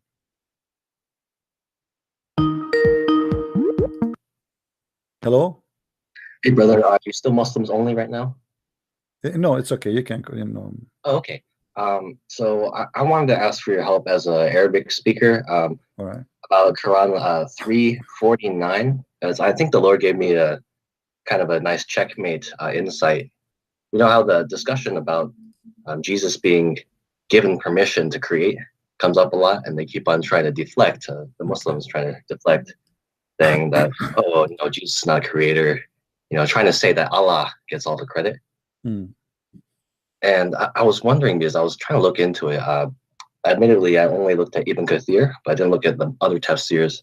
But the word is, in Arabic, does the word mean just give permission, or is there any other synonym or other words? Because if it's really just permission, then Well, I want to ask you that first, because if the answer is yes, then there's a great game over afterwards. Yeah, well, you know, it says it doesn't say, it says that by the permission of Allah, but that will not change anything, because simply this is the claim of Muhammad, right? Right. Okay, same time, as long he have a permission from Allah to create, that will not change the fact that he became a creator. Right. Because the second I create, you see, the permission from Allah is not Allah doing the creation, it's Jesus doing the creation. Because here it says, Inni akhluqu lakum, I, inni, or anni, it's me, I, akhluqu, I create for you from the mud, the look of a bird, the figure of a bird, and I, not Allah, I breathe into it. So the one who will breathe into the mud is I, Jesus. The one who create is I, Jesus. Here, by the permission of Allah, will not change that. The fact is that I create, I breathe. So it's the first person pronoun there. Okay, so now here the claim is that he didn't give him permission, but that will not change anything, because if you say to me, okay, I give you permission, which means I give you what? When they say I give you permission, it's mean I give you ability, correct? Well, so that's the thing. I think there's a little more nuance there, but go ahead. Yeah, that's what it means. I give you the ability. So if Jesus getting the ability from God of Islam to create, that means still he is a creator. As simple as that. That will not change anything. So Same time, CCP, there's actually another way that I think has also a lot of power behind it, that if Abdul try to run away, he's completely trapped, which is we agree that the Arabic for the part that says permission only gets translated to permission or by leave, which means permission, right? Yeah, just that word. So so I have a theory. What I'm saying that I think I understand from God revealing it is that the permission doesn't actually, I think, can also be understood as not just ability, right? Because do you drive a car, DP? Yeah, if you give me permission or not, I can still drive it. Right, but see, here's the thing: if you get the driver's permit, right, the driver's license, but you have no car, it doesn't matter how much permission you have. You still can't drive. You have to have the power, right? Right, and so I think that it's that's something everyone can understand, right? In the gladiators, if they give the thumbs up, thumbs down, right? If you have no sword or you're not strong, you can't kill or spare the guy that you're fighting anyways. So the permission doesn't mean anything about the ability, right? So the Muslim, they have to answer about how come Jesus has the ability, but all he needs is the permission. Let us say they say, okay, well, it's meant anyway that he gave him ability, but that will not change anything, because now I have the ability. I have the ability to create. I have the ability to resurrect. So why the Muslim they say to us that the only creator is God when Jesus can create? Because here we go, he create. Right now, as we speak, based on this verse, there is birds flying in the sky made by Jesus. Right? They are praising their creator. Who is their creator? Jesus. So it's very naive, it's very stupid to say. In the same time, there's another story, like the Quran speak about who is the one who created the bones after becoming like a human being. Who can bring them back to life after became bones? The Quran says that the one who created them first time. Okay, then we go and find that according to the Muslims, this is Jesus, because al-Masih yakhluq. Here we go. If we go to the book of Al-Qurtubi, this is different verse, different chapter. All right, and here we are talking about what? The apostle of Jesus, the Muslim, they call them Hawariyun. They said to Jesus, when he was speaking to them about Noah, the flood of Noah, they said to him, why you don't tell us, or why you don't bring us a person who witnessed the day of Noah, the flood of Noah? Bring us one. Now here the question is, why even the disciples of Jesus will ask him such a strange question or the request unless they knew he can do it? You know what I mean? Imagine I say to you, bring me Adam. You know? Yeah, but I mean, they think Mary. That is crazy. I mean, what do you mean to bring me Adam? Adam is dead long time ago. No, bring me Adam. Why you don't bring us Adam? So look what he said to him. And I changed any Muslim to say I'm lying. Yeah, it's funny. It's stupid anyways, because they think. No, hold on. قال الحواريون, the apostle of Okay. Jesus, they said to Isa, we wish that you resurrect for us a person, a man from those who saw the ship of Noah, the ark of Noah. He walked with them until he arrived to a hill, and he took he grabbed some of the sand, and then took some of that sand, and he said to them, do you know what is this? They said, Allah and his messengers knows best, as usual. And then he said, this is the heel, the foot of Ham, the son of Noah. And then he hit the sand with his staff, and then he said, stand up by the will of Allah. And then you will see it says, so the guy, he came up standing from the ground. All right, and he have a gray hair. Here they will say to you, see, it says by the will of Allah. All right. Okay. By the permission of Allah, by the permission of Allah, the same, you know, by permission of Allah, by permission of Allah, but still he can do it. He hit the sand. He hit the sand, and the man is standing up. So Jesus here resurrected the man by the permission of Allah, but still he have the ability to resurrect the man from the grave, and he is dust, and this is the son of Noah. And not only that, the guy, he stood up and Jesus talked to him and etc., and described to him how big the ship. He told him it was 1,000 arm and 1,200 arm, and the width of it is 600 arm, and it have 3 floors, one floor for animals and beasts, and one floor for a human, and one floor for birds. All right. So here Jesus is resurrecting even Noah by the permission of Allah. But here we go. Allah don't give me permission to expose him. I can. Yeah. Allah did not give me permission to eat, you know, except halal food. I eat. So the permission of Allah is useless. Allah, he told Muhammad 3 times read. Allah gave him, Allah gave a permission to Muhammad, not a permission, an order to read. Muhammad still cannot read. And he's so illiterate that even Allah can't help. Yeah, but if Allah is the one who is in control, then if he say B is going to be, Allah said to Muhammad read, still Muhammad cannot read. So what is the permission of Allah mean? This is a claim. I can say now that Jesus, I gave him the permission. Jesus can do nothing of himself, you know. I gave him permission, and actually Jesus himself, everything I have is given to me from my Father. Right? Yeah. So I do nothing apart from my Father. But he was talking about what? Talking about him as a man, because people, they are looking at in the front of them, they see man. So who are you? I am the one who have the power of God. The one who saw me, he saw the Father. Me and the Father is one. And the Muslim, they say to us, show us one verse. Jesus said, I am God. Right? Yeah. So, and he said, before Abraham I am. So the power of Jesus as a man is not the power of a man, is the power of God. Here they are confirming to us that Jesus, he have the permission of the Father. Okay, the permission of the Father. Okay, why Allah he chose only Jesus can do that? You see, there is a chapter called the chapter of the cow, right? Yeah, is that Al-Baqarah or something like that? Al-Baqarah. Why Al-Baqarah was called the cow, you know? No. Allah, he wanted to show them how he created, how he resurrect people from death. So Moses, in his time, there was somebody, he commit a crime, and they didn't know who killed him. Allah wanted to help them to see who is the one who killed the person.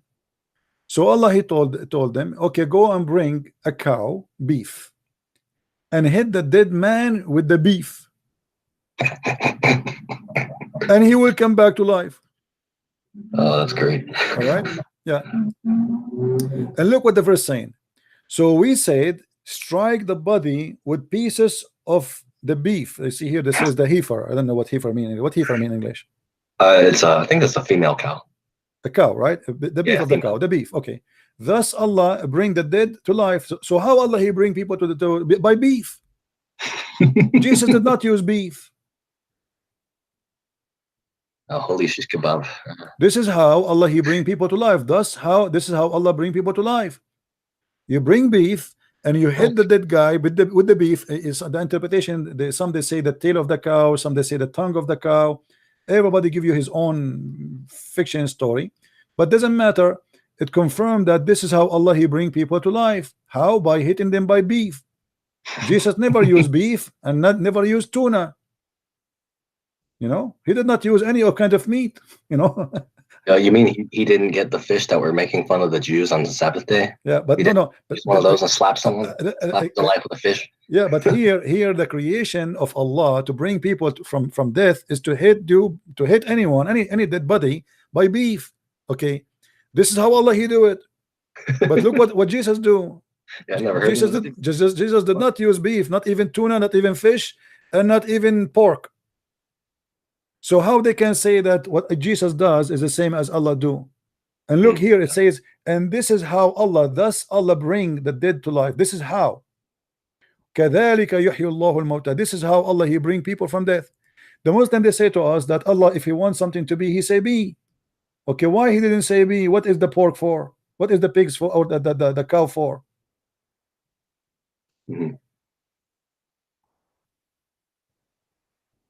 So Jesus doesn't even need the tools that Allah uses. No, he said to the man who cannot walk. Yeah. You know, that's it. He put some mud. He put some mud. You know how Jesus made eyes for the man, the blind man. He put some mud, right? He spit on it in the mud, and he put in his eyes. Isn't it? This is how God he created Adam by water and dust. Yeah. You know, see, that's it. That makes sense. Yeah. All right, my friend. Anything else? Yeah, actually, I just remembered. It's two things. The first one is about the word azar, like when you said like Muhammad heard the Aramaic but didn't understand it, so he thought it was a name. The second thing is about interlinear, but I was hoping that the azar is a quick one. Like, where can I find a reference? Because I can't find the online Aramaic dictionary that I can. I know I can figure out how to use. Maybe I should make a video about it, because this is something. That'd be great. Yeah, this is something I learned long time ago, and it's for sure. It's accurate. That azar is it mean kind of foolish or silly or stupid. Right. Yeah, and I'm sure we can find the dictionary and we can check it out. Okay. But you see, the problem is. Me myself, I do not. Maybe I will ask someone who speak Aramaic so he can type the words for me exactly, so we can find it. Because you can search, you know, like dictionary word one to other language, which mean if I put, maybe it work. I would try maybe if I can search in English, because I need to get the exact word, you know, to show you what it is. But this is what the people who speak Aramaic they agree that azar. It means like silly or stupid or ignorance, you know. And this is what it's about. Yeah, I think I would. Yeah, thank you in advance for that, because I think that'd be really good to send up people that trying to explain that. So the last thing is about interlinear. So have you heard about the interlinear Bibles? Like in the New Testament, it's originally Greek, right? So it will have the Greek, and then the pronunciation, and then the literal English word under it. So the English doesn't necessarily make sense because it's just exactly what the Greek is trying to say. I know that on like Quran.com, it has a similar thing, but I don't trust it, right? Because it's Sahih International. It's 3 American women translated it. And there's no translation. My friend, let me tell you. As long not even a single Muslim accept the Muslim translation for the Quran, it's mean there's no Quran yet. Oh yeah. No single Muslim accept the Quran translation. Yeah, because then it's a lie. Okay. Every verse there's, because the translation always try to hide the stupidity. Right. Okay. It's not meant to translate really. Like as an example, chapter 4, verse number 34, where it says beat them. So it say they add lightly, and they add first, and they add second, and they are third, you know, but it doesn't say any of that in the Quran, you know. Yeah, because it said both, right? Both means it's no. two. It says adrubuhunna, scourge them. So the translation always meant to fabricate and to take things out of the words, and supposedly trying to give you. I agree that translation always should bring the meaning, not literally the word, because sometimes you see different culture, they have, like, you know, as an example, not long time ago, if you say that somebody, he said he's a gay, does not mean he is a homo. It mean he's happy. Yeah. Right. So if I translate the word gay to what it's meant today, that would be stupid. Right. Right. So what most of Muslims they do, first of all, they do not know, they are disconnected with the Arabic language, and they have no idea what is the Quran is about, and they do not know Aramaic, because most of the Quran originally are Aramaic. As an example, when we say the word shahr, all the Muslims, if I search right now the word shahr in the Quran, you will see all the Muslims translate the word shahr as moon. All right. Oh, sorry, as month. But the fact the word shahr does not mean month, it means a moon, which is equal to a month, because the people at the old days, they use the moon to measure the lunar time. calendar, right? So this is why you will see here that in chapter 2 verse 185, the Muslims they translate whoever witness in this month. It doesn't say that, it says whoever witnessed the moon. But the Muslim translated as month. See? Yeah, it's funny because the month of Ramadan, but the word month, even in Hebrew, by the way, shahr mean month, mean moon. Oh, okay, yeah, I see. So shahr is an Aramaic word, which is the source of the Hebrew and the Arabic. It's mean moon, but the Muslims are translating it as month. But this is not right. The word shahr mean moon. This is why it says فَمَنْ شَهِدَ مِنْكُمُ الشَّهْرَ. Whoever of you eyesighted, you have to eyesight. You cannot cite the time, right? You know, you can cite an object, but you cannot cite the time. All right. So they give you false translation, either based on their ignorance or, you know, in purpose. I don't know what to say, you know, but it says it clearly that whoever witness of you, you see, the month of Ramadan revealed in darkness is to mankind a clear proof, etc. Certain, and whoever of you present, it doesn't say that. What present? It have to be eyesight. Let's change the translator. Let us see how many translator here we have. Let us see. Shakir. Yeah, still saying the same. Shakir. Look like the translation is not changing. I don't know. Is it changing really? I don't see any different. Yeah, let us see. Because I saw one translation is coming with the like a close meaning of that. Let us see. We'll try Shakir. This is who.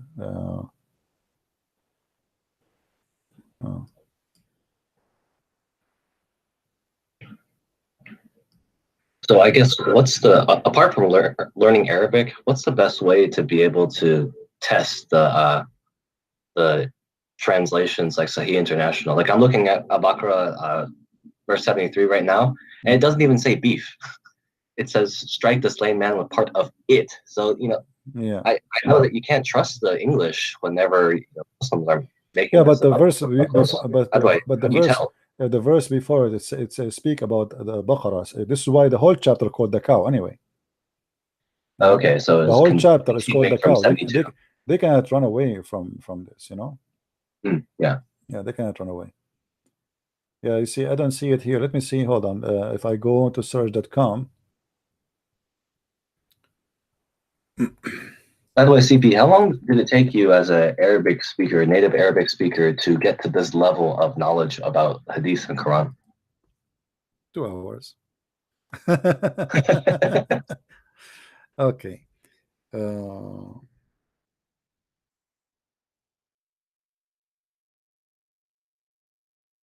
right. This is a chapter 2. Let us see this website, because I think here we can have other translation. Here we have Shakir Muhsin. Let us see Muhsin. 185. The problem, this website, each time you try to reach into verse, you have to scroll down all the way. Okay. Yeah. I think it's Look, this guy, he got it right. I don't know if you can see it.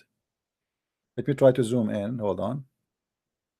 Which one is this? Do you see here? This is a chapter of 2, verse 185, the translation of Shakir. Look what it says. Shakir. In the beginning, he said the month of Ramadan, which means here he got it wrong. Then when he arrived, he says, so whoever of you sight the crescent of the first night of the month of Ramadan. The month has a crescent. How you can sight? Month had a shape. See, he's trying to make it look nicer, but he's being stupid. So whoever of you sight, you cannot sight the time. Shahida, whoever of you sight. Do you sight the time? No. So what do you sight? Whoever of you sight the moon, the crescent moon. Do you see it?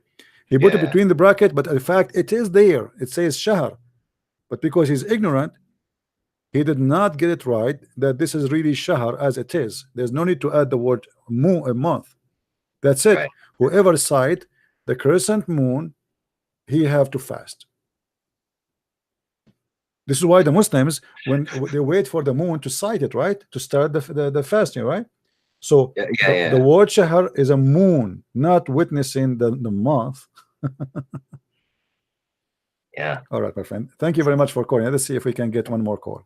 Thanks, man. By the way, I hope your eyes are feeling better. Oh, they are better right now. I can see through, actually. I can see what are you wearing.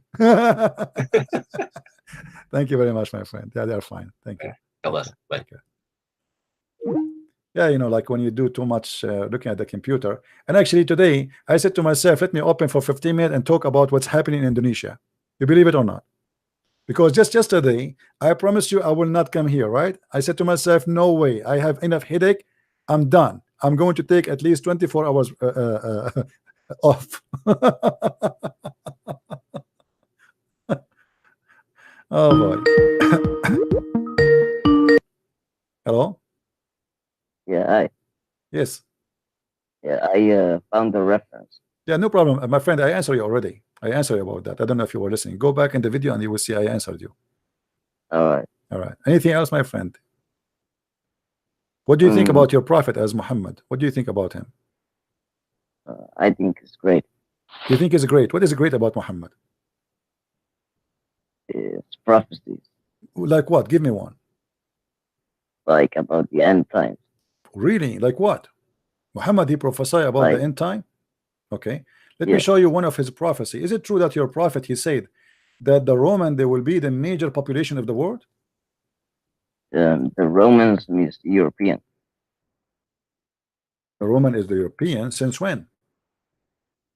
That's just another word. Okay. But my friend, the European number is really not increasing, is decreasing. So even that is a lie. And the Roman are not the European, because the Roman are the Roman. The Roman are the Roman. Not all the European are Roman. That is not smart of you to say. So how your prophet says that the Roman, they will be the majority of mankind? Yeah, he means by that most people would be Europeans. Most of people in the world will become European? Yeah. Really? Yes. Okay. You see, my friend, you are not being honest, and I don't respect that, because nobody agree with you, because the Roman are people who they are Roman, and European are not Roman. Same time to say that all the world became European, that is very stupid of you to say. And you have to agree. Back then they do you really believe that the Roman they became the majority of mankind? Yes. How that will happen? What happened to the Chinese? What happened to the Asian? What happened to African? What happened?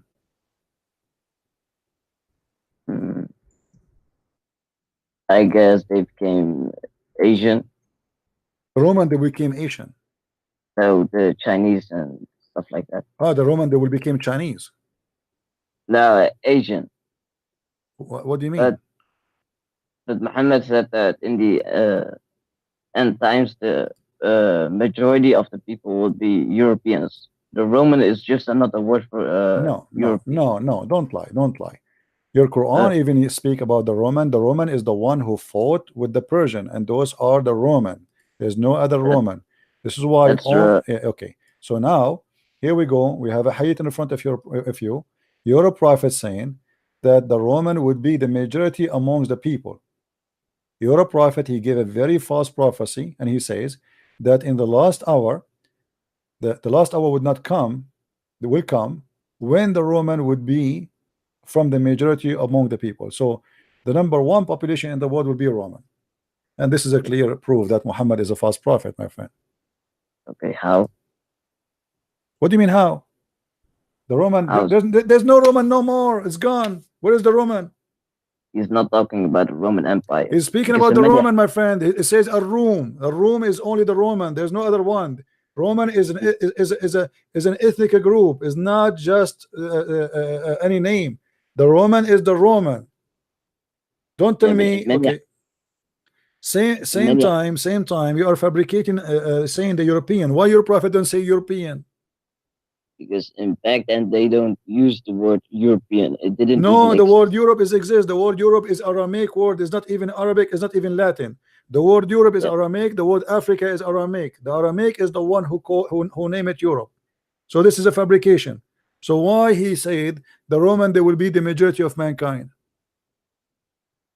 Can you show me reference that they used the word Roman? That they used the word European back then? It's called Europe. It's called Europe. They don't call them European because there's nothing is called European. Europe is the continent. There's nothing is called European. Europe is the same as Africa. Africa is the continent. So there is many ethnic inside that. Now we say African to speak about who from which territory or continent. But there is a state, there is ethnic, and there is language. So the Roman, they speak the Roman language. The Roman, they are Roman people. And Muhammad is speaking about the Roman who they were fighting with the Persian. When we say the Persian, what we mean? Iran people. Okay. When we say the Roman, what we mean? The Roman. The people of Rome. Where is Rome located? Where is Rome located right now? I will help you. Rome is located in Brazil. No? Yes, I agree. Guys, Rome exists in Brazil. Well, I'm so glad that you are very educated, and I learned a lot from you, my friend. Thank you for calling me. All right, take care. Rome is in Brazil. He agree.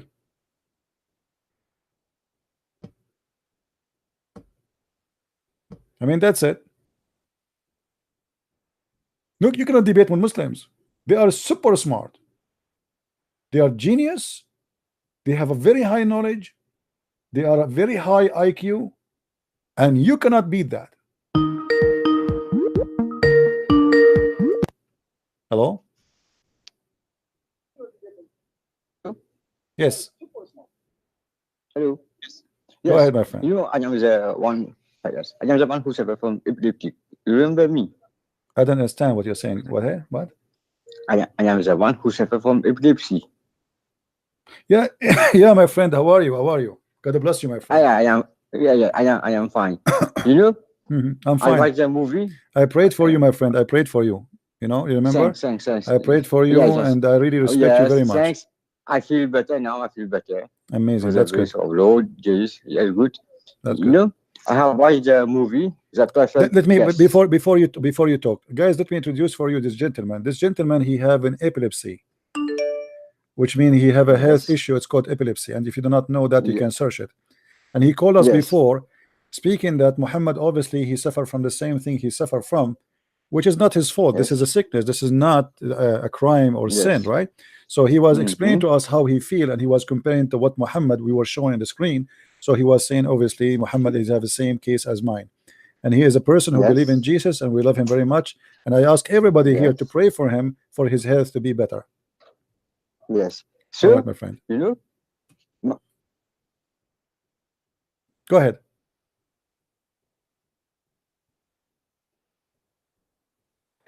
I lost you. I lost you. Say again. I'm losing your voice, my friend. Sadly, I'm not hearing anything from you.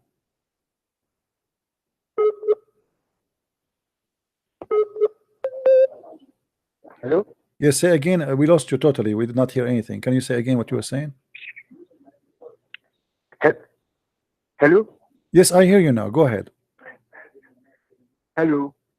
I look like Yes. you don't hear me. Mohammed suffered from another mental disease. Mohammed? Yeah?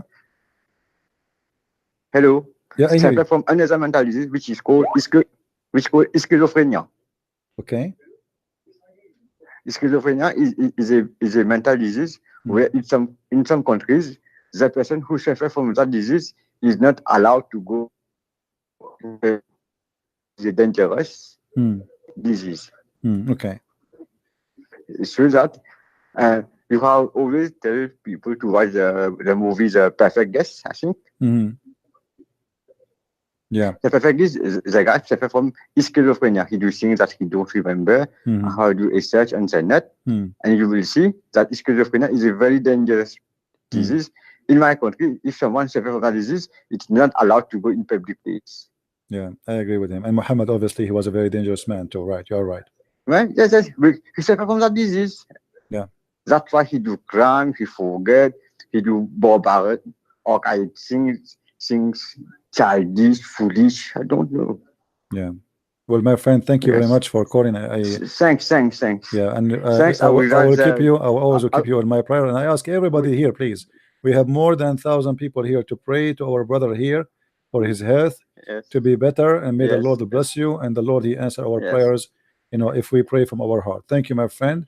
Yes, thanks. May the Lord Thanks bless very you. much. Take care. Thanks. Take care. Okay, I will write the disease in the chat. Yeah. We got you. They understood you. They understood you. Thank you very much. Thank you. Okay. Thanks. Yeah. You see, sometime, like here, our brother, he have this illness, but look how smart he is, and look at the difference between him and the previous caller. That supposedly the one who called before him is the healthy one, but he was saying all stupid things. And our brother here is the one who is suffering from illness, and look how smart he is.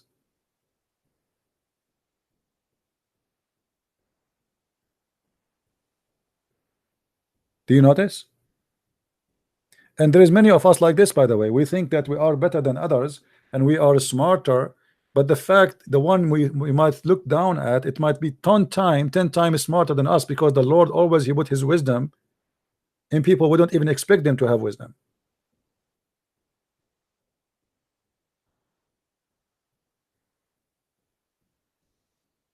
The Lord, my friend, he blessed you.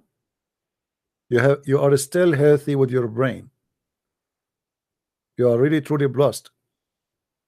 Yes, you have an illness, but you have a functional brain. And there's many people who have a functional brain, but their brain has never been used. Good for you, my friend. Anyway, guys, I think we had enough for today. I know there's 1,000 people here. I'm not going to take more calls because this is English, as you know. Sorry. Unless you are a Muslim. Is there a Muslim trying to call?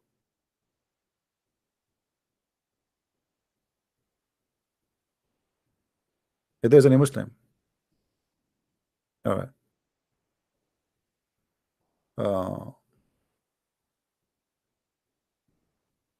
Let me see. There's somebody.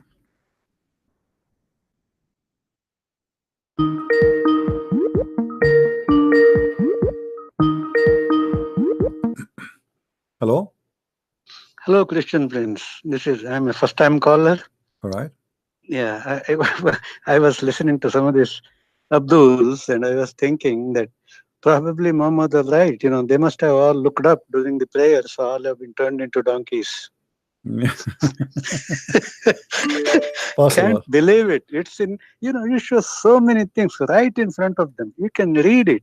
But the guy just, I don't know what it is. I don't know what it is, Yeah, that's why maybe we you say can tell me. we have to have a lot of patience in what we do. You know, it's, I really appreciate you. I would have gone crazy by now. You know, and within 2 you know, and the weeks. funny, you believe it or not, Christian, they say to me, you need to be more patient, Christian Prince.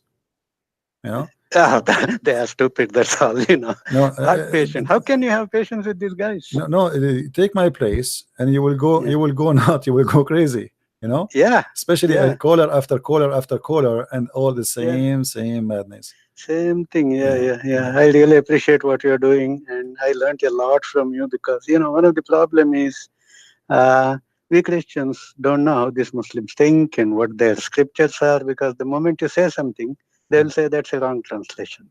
Yeah. What do? We don't know Arabic. You know, I don't know Arabic. Yeah. All right, my friend. Yeah. There's somebody trying to call. Let me take his call. Okay, thank you. All right, Thank maybe, you. Okay, bye. Maybe last call. Let us see this gentleman here.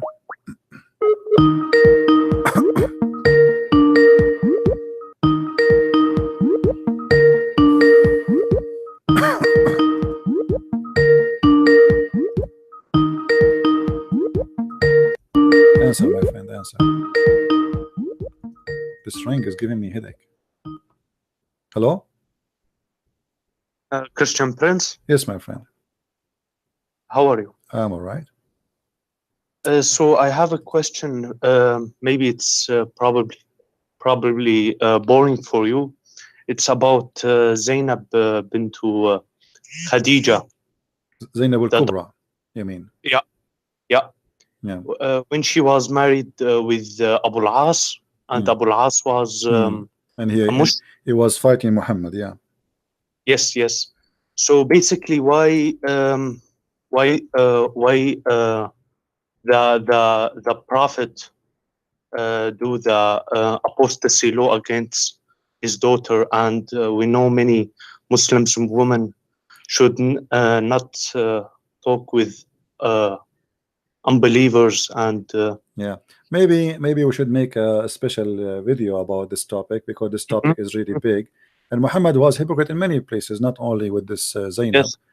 Always like the same as with the Aisha. You know, when the witnesses you can bring people into stoning to death if they are married by 2 witnesses. Muhammad, he fabricated a new law and he said it's 4 witnesses. You know. Yes. So that contradicts itself to the Surah Al-Tathir, when the Surah Al-Tathir say inna akhrajna rijsa ahl al-bayt, and so what thing. Yeah. So but basically, the reason usually I don't talk about those topics, because most of the resource, always I avoid resource which is in Arabic, because the viewers here, all of them, they are people who speak English. Of course. And this topic is good for those who speak Arabic, because they can read right away. I could not find any place actually in English where it's speaking about Zainab al-Kubra, so I can show on the screen, you know. And and actually the Muslims always they hide this story about Zainab. They don't even talk about her, you know. Because obviously his daughter, and yet she don't believe in him. The same as his uncle don't believe in him, you know. Muhammad, when the uncle of Muhammad was dying, Muhammad, he was saying, just say shahada, please say shahada. The guy, he didn't want to say it. The question is, why the uncle who was supposed to love Muhammad very much, he didn't want to say shahada? Because he knew he's a false prophet. Such a scam, man. So thank you for your good job, Christian Prince, and praise the Lord from Germany. Thank you, my friend. God bless. Take care. Bye-bye. Take care. Bye-bye. All right, we have a brother. His name is Yilmaz. He is saying he is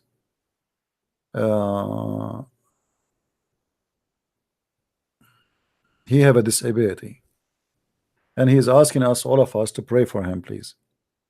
His name is Yilmaz, and he have a disability, and he's asking for our prayer. My friend, I will pray for you from my heart. And you know,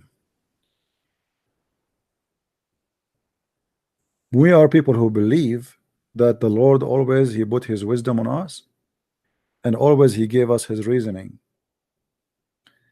And sometime, you know, I spoke to a woman who accepted the Messiah, and she's a Muslim. And the reason she accepted the Messiah, maybe it's strange, maybe it's really hard to believe. She got cancer.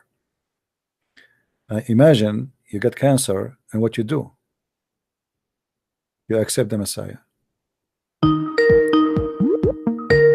We will stop Skype for now because, you know, let us finish this. So sometime even illness can be a blessing for us, can bring us more close to God, and can find us the right path, because life and death, all of us, we are going to die. It doesn't matter how. Death is one. How, it doesn't matter. But if my life as healthy will send me to hellfire, I prefer to be 100 times more sick from being that healthy. So here we go, a woman who she recognized the Lord after she have a cancer.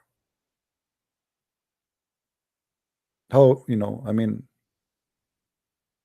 and she said it clearly. She said to me that because of that she decided to, you know, she did not find a person to be with when she died except the Messiah. So maybe if she never have a cancer, she will never be with the Messiah, and she will never believe in him. So even sometime illness and diseases can be a blessing for us. Think about where you will end, not only about today. Today there's people, they go to the nightclub. Here we go. You know, every day, every weekend, every Friday, every Saturday, I am with you. But in the same time, there's people who are wearing no clothes, going to the nightclub, drinking, jumping like crazy. What is making me stay here? I am a single man.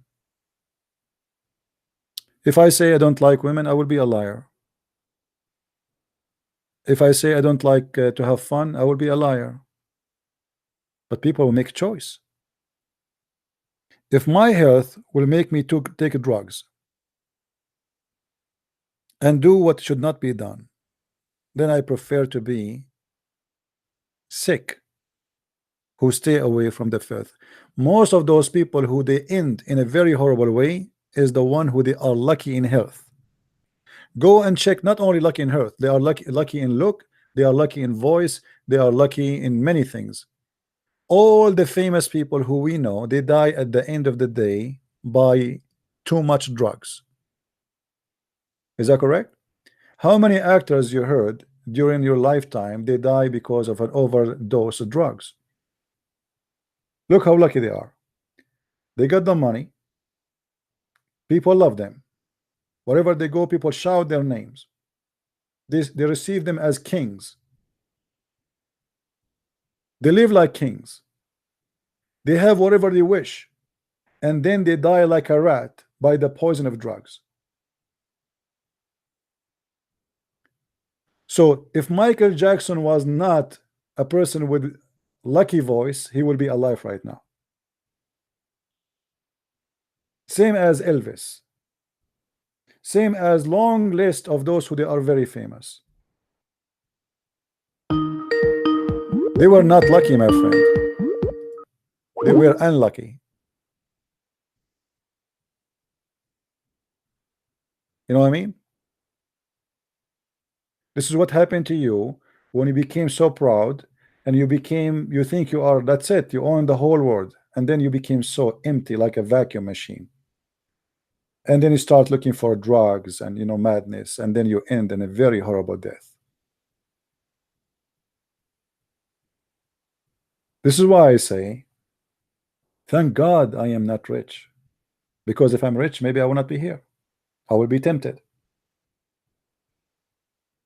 Money change people. If I can go and have a very beautiful villa in the front of the beach, and I can do whatever I want, I can fly everywhere, I might not be able to stay here because I will be really tempted. Right? Thank you, my friend from Nigeria. We love you all. Always a human being is foolish. The second you became so proud about your health and your strength is going to be taken from you.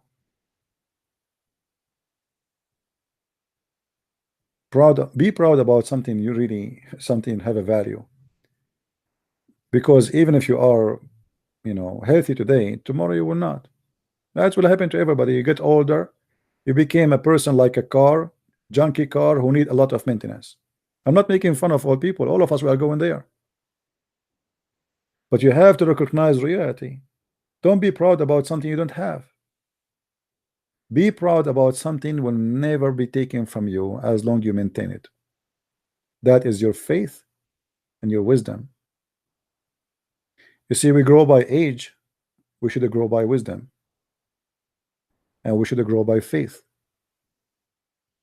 You see, a person, when I went to Asia, you will see a guy, he is 80 years old, and he is walking with the girl, she is like 17 years old.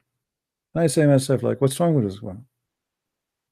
You didn't have enough of women all your life. Now you are coming. Do you think really this woman, she is walking with you because she like you? She's a poor woman. She needs some money. How silly are you? How stupid are you? The same as a human being, a man, a growing man, who is supposed he is educated. He make a good salary in the West, etc. And then he go to those countries and he go and he sleep with a prostitute. How silly are you? How stupid are you? How insulting you are to yourself. You accept that a woman, she will not sleep with you unless you pay her. This is how bad it is. You know what I mean, guys? To sleep with a prostitute, it means you are so bad to the point even prostitute, she will not sleep with you unless you pay her. This is how scumbag you are. You know what I mean? This is the reality. You are so bad to the point even a prostitute, she will not lay down with you in the bed unless you pay her. That means you are the whore, not her. You are the stupid, not her. For you are insulting yourself. And sadly, in our society, they call always the woman the whore, but the fact the man is a whore. The man who sleep with the women in return of payment, as Muhammad taught the Muslims to do mut'ah, he is a whore too. Whore cannot be a whore if there's no partner. And the partner of a whore is a whore.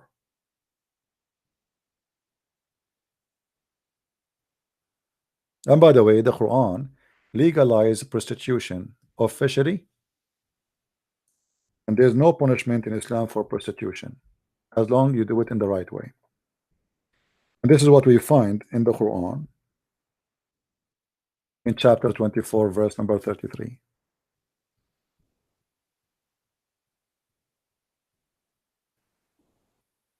All right. Anyway, our time is up. Again, please pray for those who require a prayer from us. Remember them. And we pray for all and everybody who have health issues. But our prayer always should be focusing in one thing more than the health. The health of your mind. A person who loses mind, he lost a lot. I don't mind, to lose, you don't know how we will die. I might die by normal death, I might die by car accident, I might get killed, or I might die by cancer. Death is death. But there's one painful death I don't want, is the death of my soul and my brain. Because if my soul die, my brain is dead. It's not the brain, it is your soul who die. That means your brain, obviously, you are being stupid to the point your brain is not functioning and you decide to go to hell. So I want to say thank you for being here. May the Lord bless you. If I can go back on live tomorrow on air, I will go. If not, we see you maybe the day after. Subscribe, please. Don't forget to tell your friends, download the videos and share it around. Christ is Lord and Islam is false. And there's no better name than his name. That is the Messiah, the Christ, the King of Kings, our Savior, the perfect name, who said, I am the Alpha, I am the Omega, I am the first, I am the end. I am who I am. Not a person who provide us with promises of vagina and penises. That is a pimp, and our God is holy. Thank you very much, and see you soon again. Bye-bye.